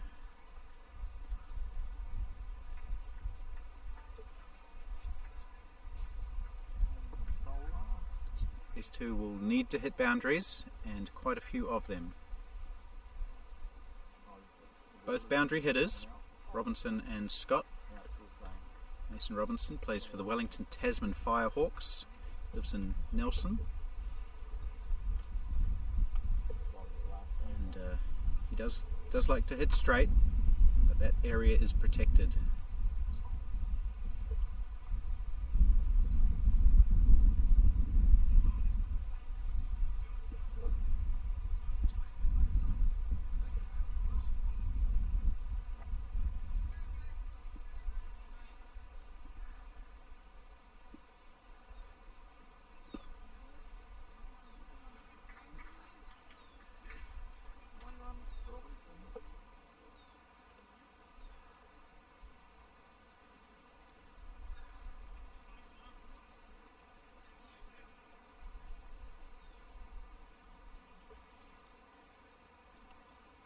Kelvin Scott preparing to take his first ball from the Drachenstein mountain end.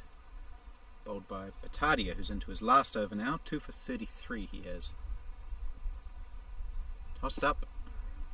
Scott goes strongly down to long off, just for one.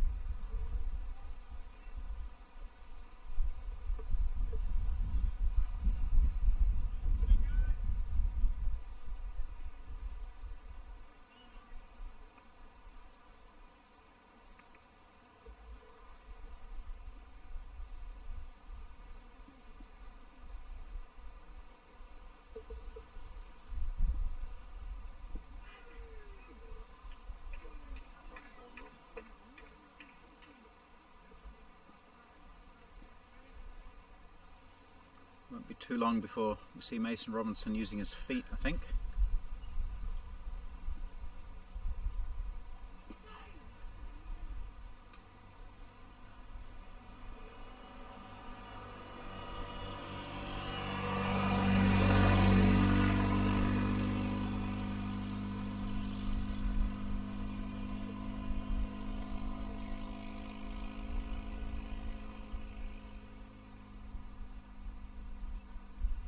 Wide delivery.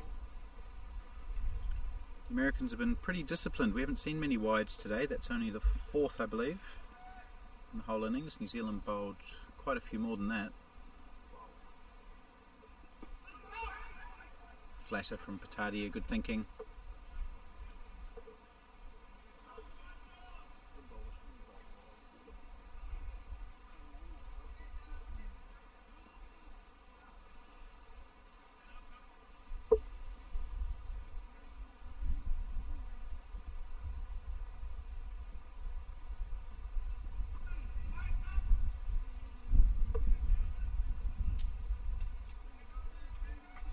So just 4 runs off that over.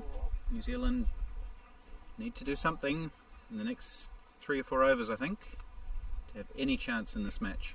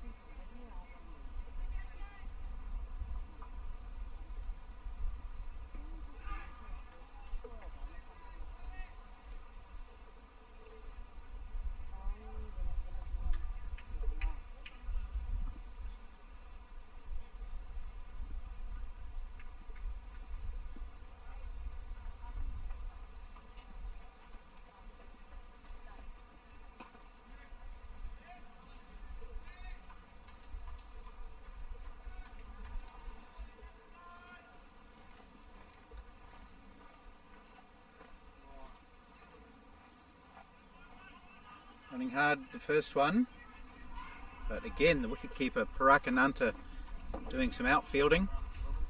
He's very quick across the turf and keeps it to 1.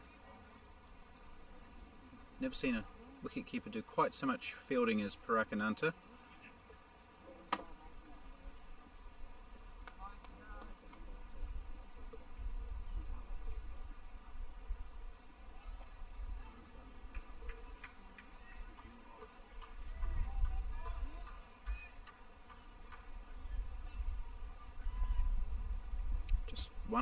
One run off this over so far.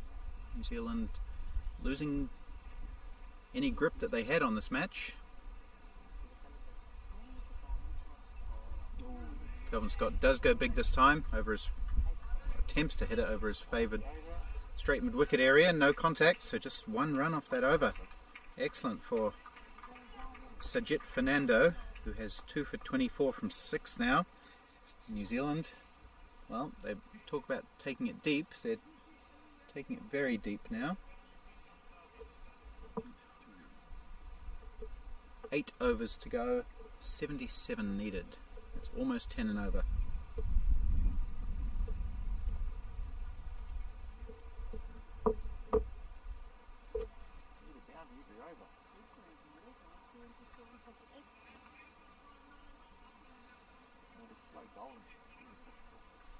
Right, we must have a new bowler. Number 22. 22. Sanjay Pandya. Sanjay Pandya back into the attack. He bowled well opening the bowling. 1 for 14 from 6. So he's a good choice to come back on. With New Zealand needing 9.6 and over. 77 from 48. It's going to take some hitting. Is this the over they go at? Dot ball again.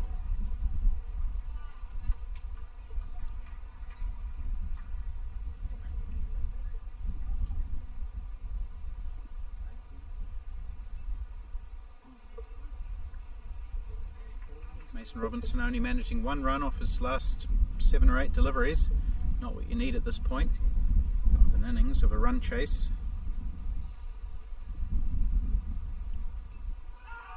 Shout for LBW given.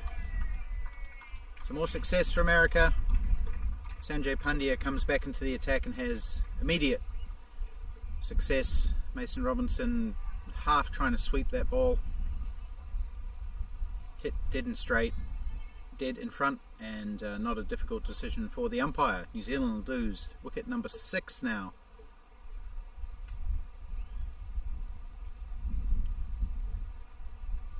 So not an innings that Mason Robinson will recall fondly in years to come. 4 of 12 deliveries, and the New Zealand wicketkeeper batsman is replaced by another wicketkeeper batsman, Bert Horner.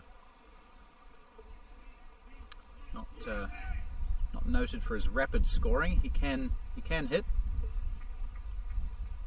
but he's more of an accumulator. He's going to have to do some pretty rapid accumulation at this point.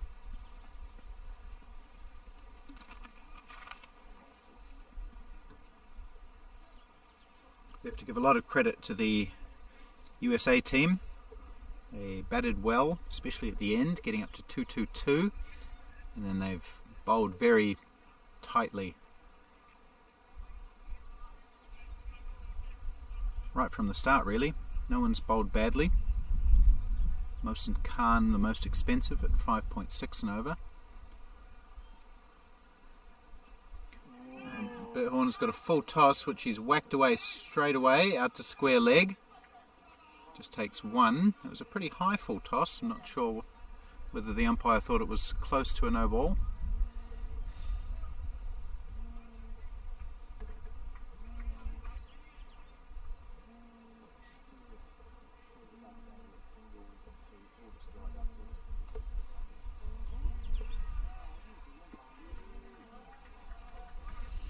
Kelvin Scott still content just to dab the ball. He's got 1 from just 9 deliveries. Very un-Kelvin Scott-like.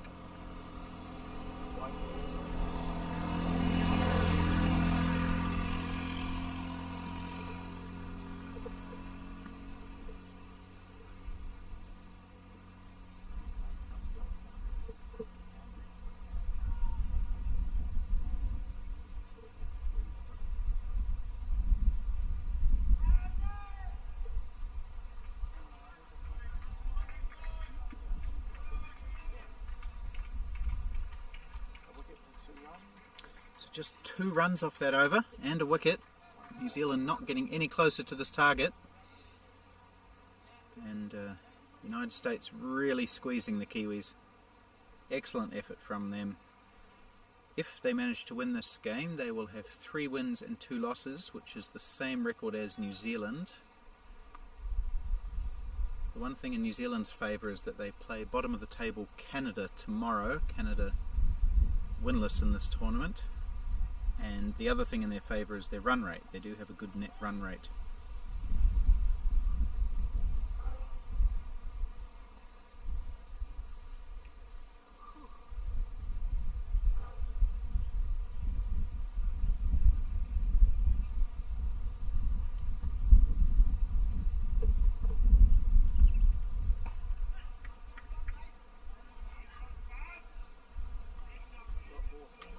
So the USA were 5th because they had 2 wins and 2 losses. This will take them up to 3 wins and 2 losses after 5 matches.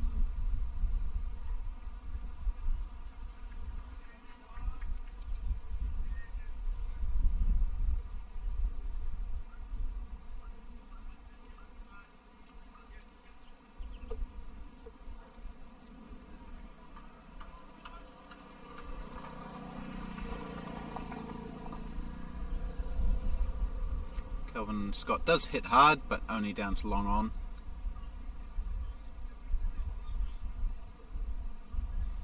Australia look like they might beat the West Indies.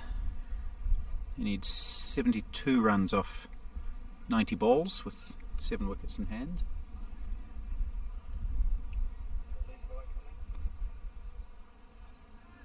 And that would work in New Zealand's favour as well, because that would consign West Indies to their 3rd loss. They would have 3 wins and 3 losses.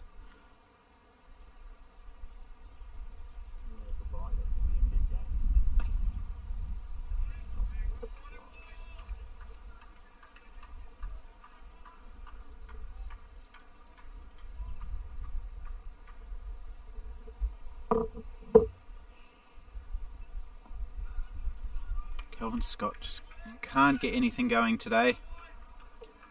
2 off 13 deliveries now. 151 off the 59.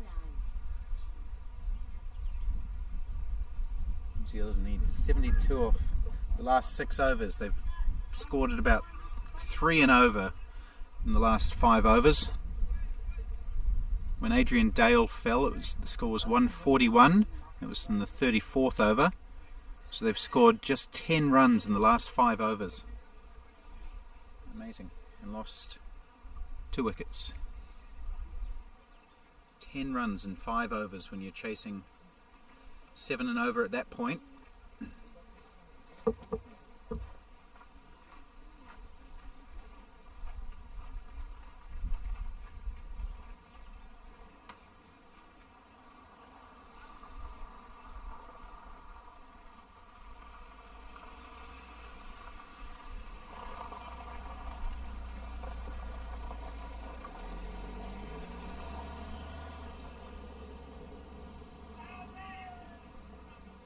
Scamper a leg by here, but you just feel there's a sense of inevitability to this game. New Zealand just haven't hit one out of the middle for about 5 overs now, and you look around this field and you just wonder where the boundary options are. United States bowling too well.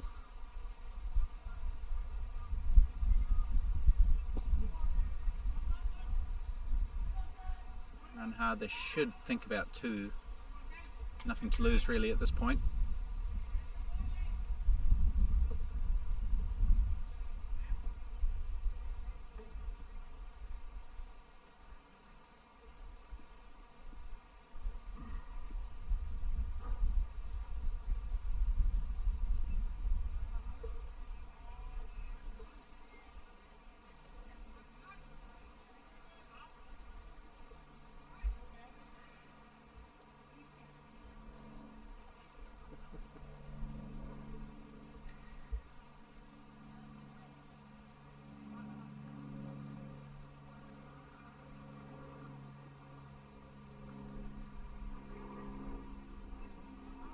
Again, just seems impossible to actually hit the ball with the bat for the New Zealanders in the last 5 or 6 overs. It's swinging hard on occasion, but it's just hitting the pad, or when they do hit it, it's just no timing. Looks really difficult against this really good spin attack.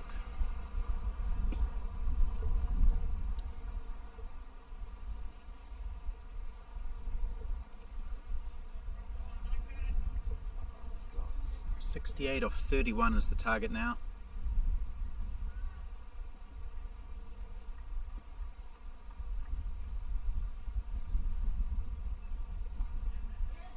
He's hit that pretty well.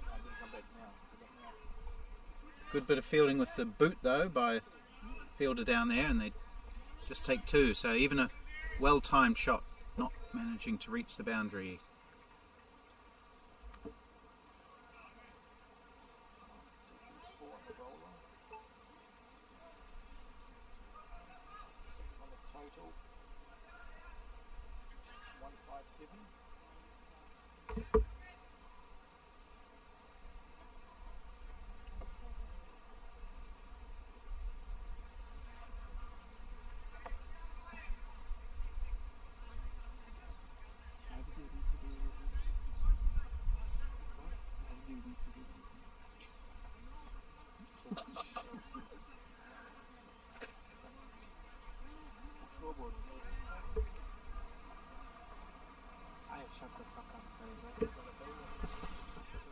It's under control, calm down.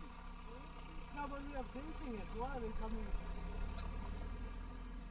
Just tell me the score all right, 157 for 6.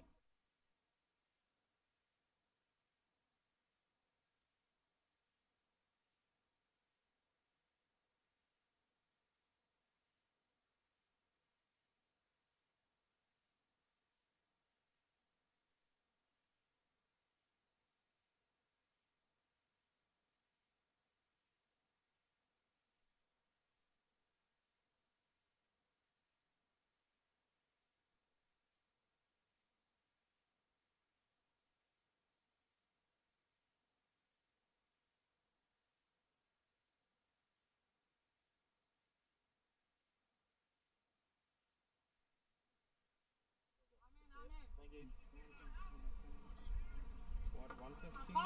157. Scores 157 for 6. 66 still needed off 30 balls. Sajid Fernando has 2 for 26 from 7. He's bowling to Kelvin Scott, who struggled his way to 4 from 16. Just hasn't been able to free the arms and play those fluent shots that we know he's capable of.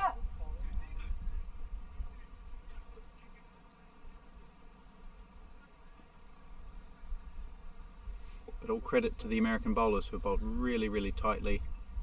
There's not much you can do with that ball.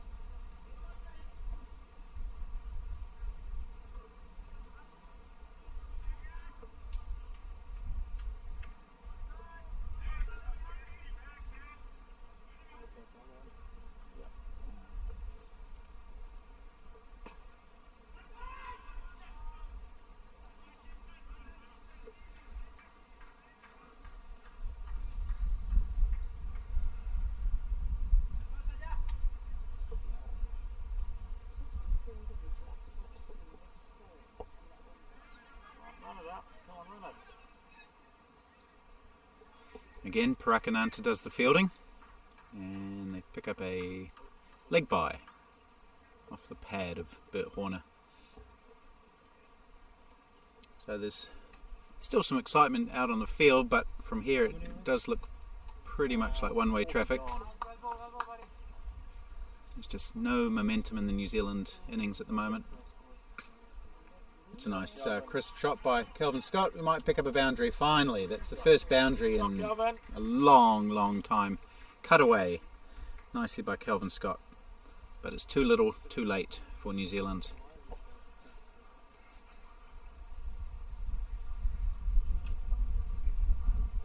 I can't remember who hit the last boundary. Might have been Adrian Dale. Long time ago that was.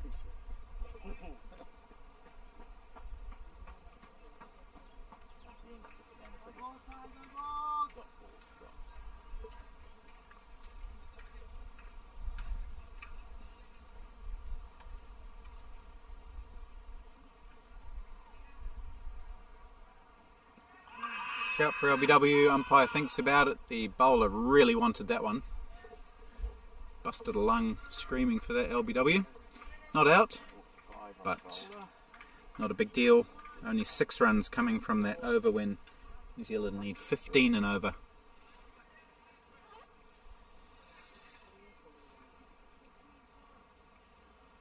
And those extra 20 runs that the USA scored at the back end of their innings when New Zealand lost the plot a little bit, really making a big difference here. If the target had been 200, I think New Zealand would have batted differently. As it is, they are going to fall well short of this target, I predict.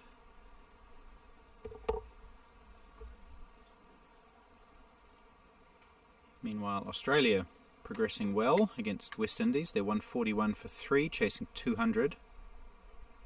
Richard Gabb, he's had a great tournament. He's 39 not out.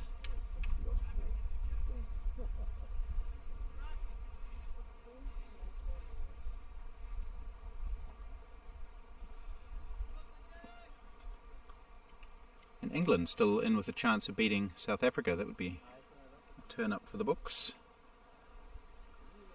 Anyway, let's finish this one. Bert Horner facing Sanjay Pandya. All he can do is hit it down to long off.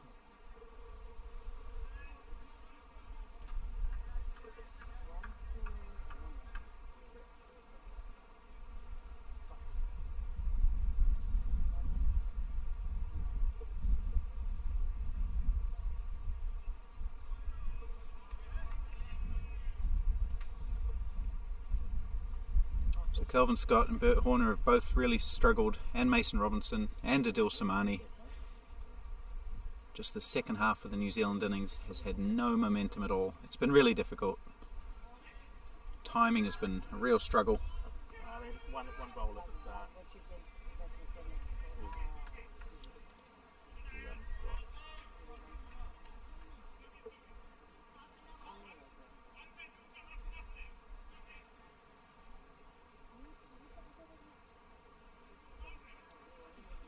Two runs of ball isn't going to get them. Yeah.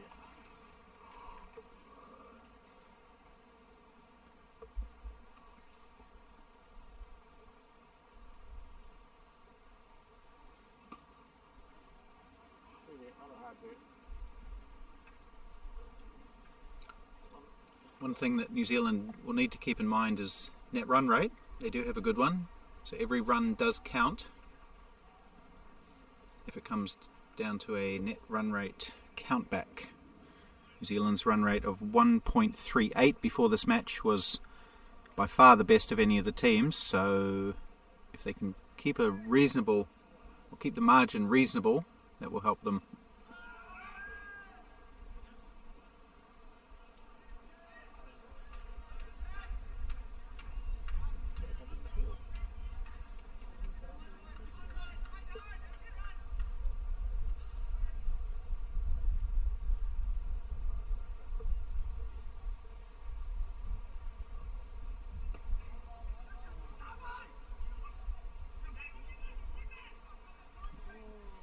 We'll get 2 here. But even when you score a 2, the run rate required goes up.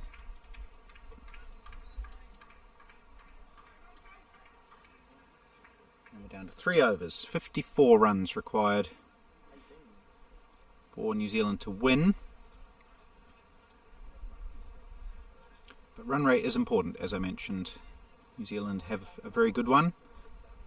And if they are to lose today, which looks likely, and then win tomorrow, then if any other team ends up on 8 points, which is the same as them, New Zealand should be ahead on run rate. There's a bit of a team talk here for the Americans, just planning their tactics for these last 3 overs.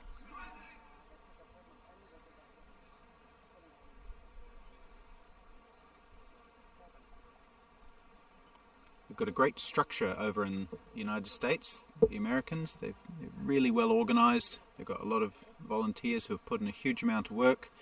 Parakananta, the wicketkeeper, chief among them. He's the head of the US Masters Cricket Group. And they've had a lot of really well run national tournaments. They've hosted international tournaments. and they've had success on the field. Before this tournament they had won 8 games in a row. They've lost 2 here in this tournament in the World Cup. Bowled him, chopped on. Kelvin Scott lifts the head, has a big whack, and all he can do is just clip it onto his, I think, the leg stump. So Kelvin Scott's difficult innings comes to an end. He laboured for 24 deliveries for his 12. Yeah, just the leg bail coming off. Not his wicket at all. And it looks like Simon Dodds will come in.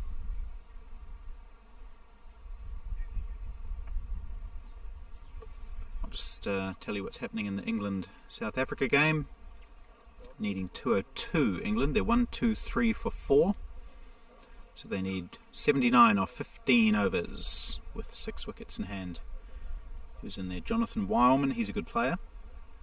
And Giles Eccleston, another good player. He opened the batting. He's on 58 not out. So that could go down to the wire, that one. That'll be interesting. Pakistan are going to beat India.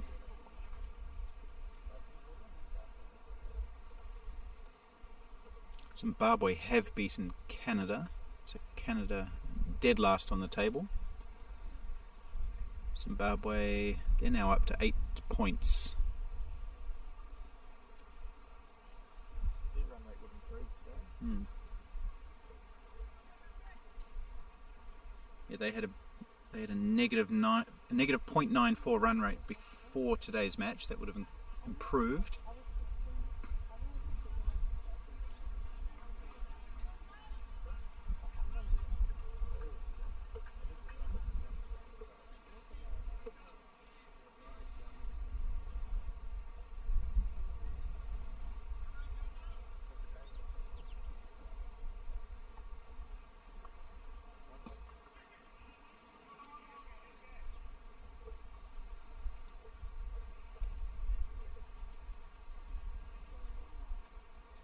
.52 off 15 needed now, so that's a little bit academic.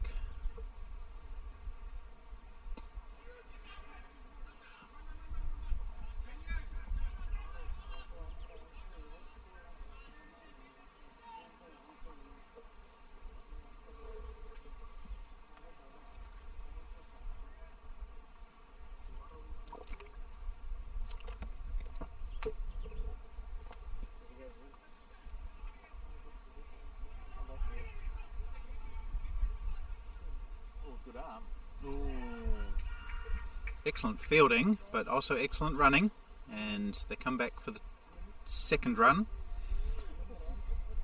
2 runs. Bert Horner up to 10. He's been busy since he came in. Doesn't quite have the big hitting game needed to win this match, but he will do his very best and run hard and scurry. It's a nice little punch down the ground again.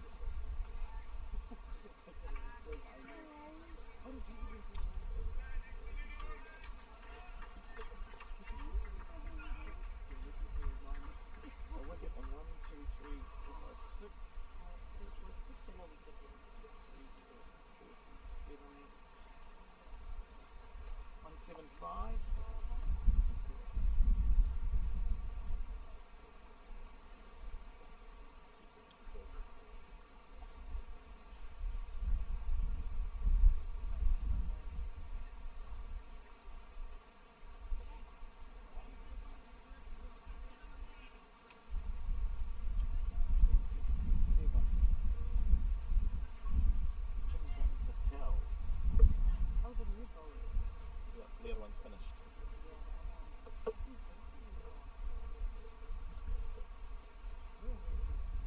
Oh yeah, Fernando's bowled out as well. Bowling.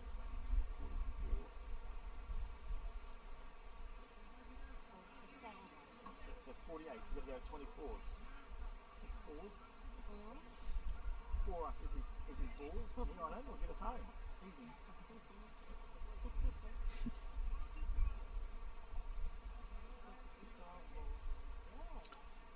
So New Zealand need a boundary off every ball from here on in to win this game.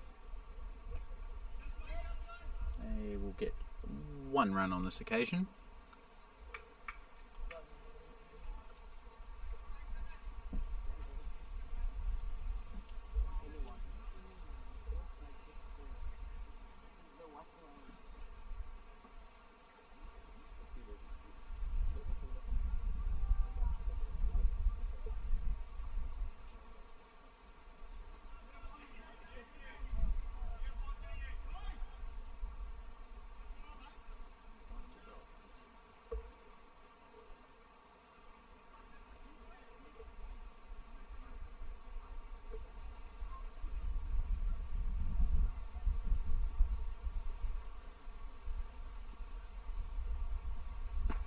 Nice straight hit from Bert Horner. But it's well fielded. It was the first clean hit we've seen since Kelvin Scott hit that boundary. But not quite enough power from Bert Horner to reach the fence or the rope. Simon Dodds is going to be caught at extra cover ears by Sajid Fernando. So Dodds' brief stay is ended. Caught Fernando from the bowling of Chintan Patel, it looks like, bowling with the cap on.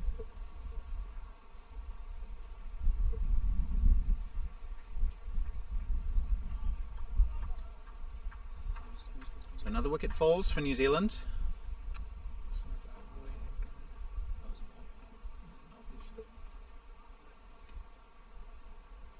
It's the 8th now. The players out today for New Zealand: Richard Petrie for 13, Andrew Hoare for 60, he top scored, Robbie Frew 26, Adrian Dale 25, that was the turning point, Adil Samani for 6, Mason Robinson for 4, Kelvin Scott for 12, and just now Simon Dodds for 3.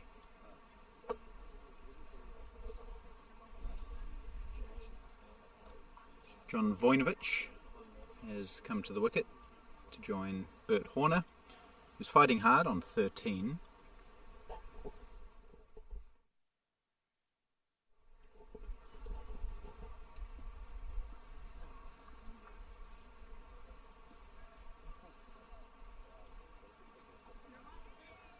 He's off the mark with a nice little sweep, and they'll take 2.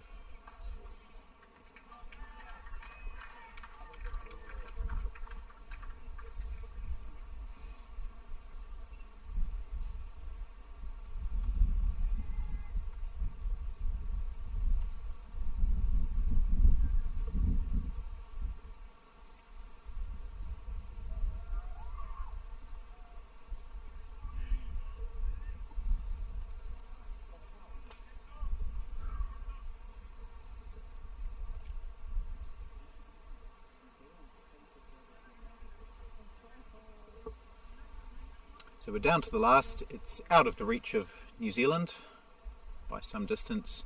Just a matter of whether they can pick up a few runs and improve that net run rate.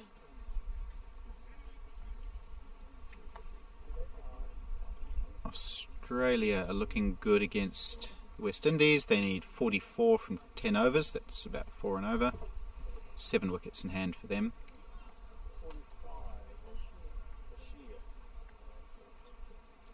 And England still in it, still just 4 down.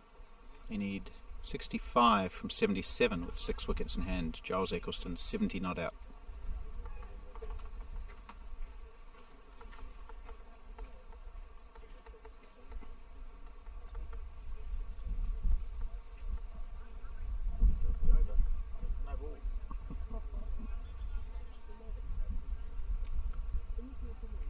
It would be South Africa's first loss if England managed to get up, and that would put England top of the table.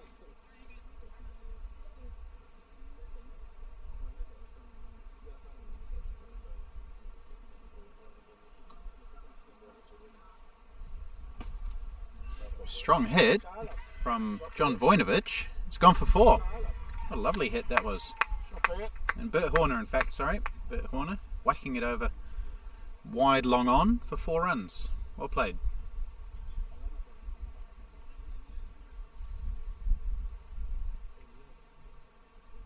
It's just on his pads, and he hit through the line very nicely. 4 runs. That's his first boundary.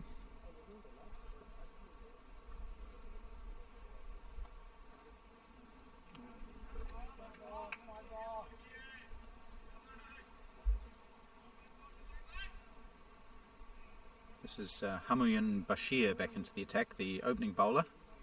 I didn't think we'd see any more pace. He's not bowling with much pace, just off a few steps. And Bert Horner's going to pick up another boundary as he hoists it round the corner to the square leg boundary for 4. So much preferring the quicker bowling Bert Horner.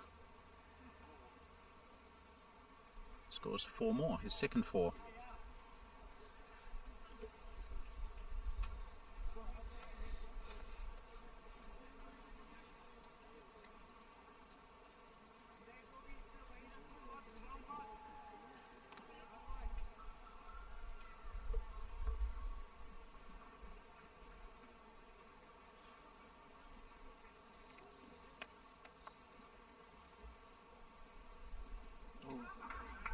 Caught behind.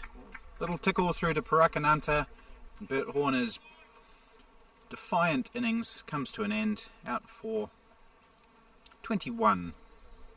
So he managed to get himself up to a runner ball 21, and then trying to smash the bowler back over his head. Just got, might have been the inside edge actually, through to the keeper. Well taken. That's the 9th wicket falls for New Zealand. 188 for 8. So USA had all the 2s, 222. New Zealand 188 for 8, 188 for 9 now. Last man, Dean Askew. Quite a good hitter in his own right. Coming in at 11 today. Has batted as high as 8 for New Zealand.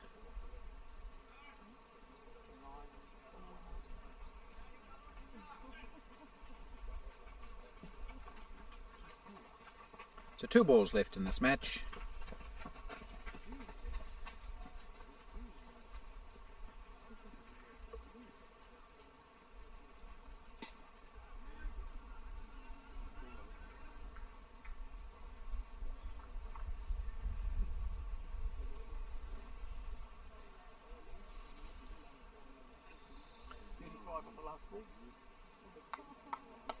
So it's an excellent win for the USA, their 3rd big scalp of this tournament.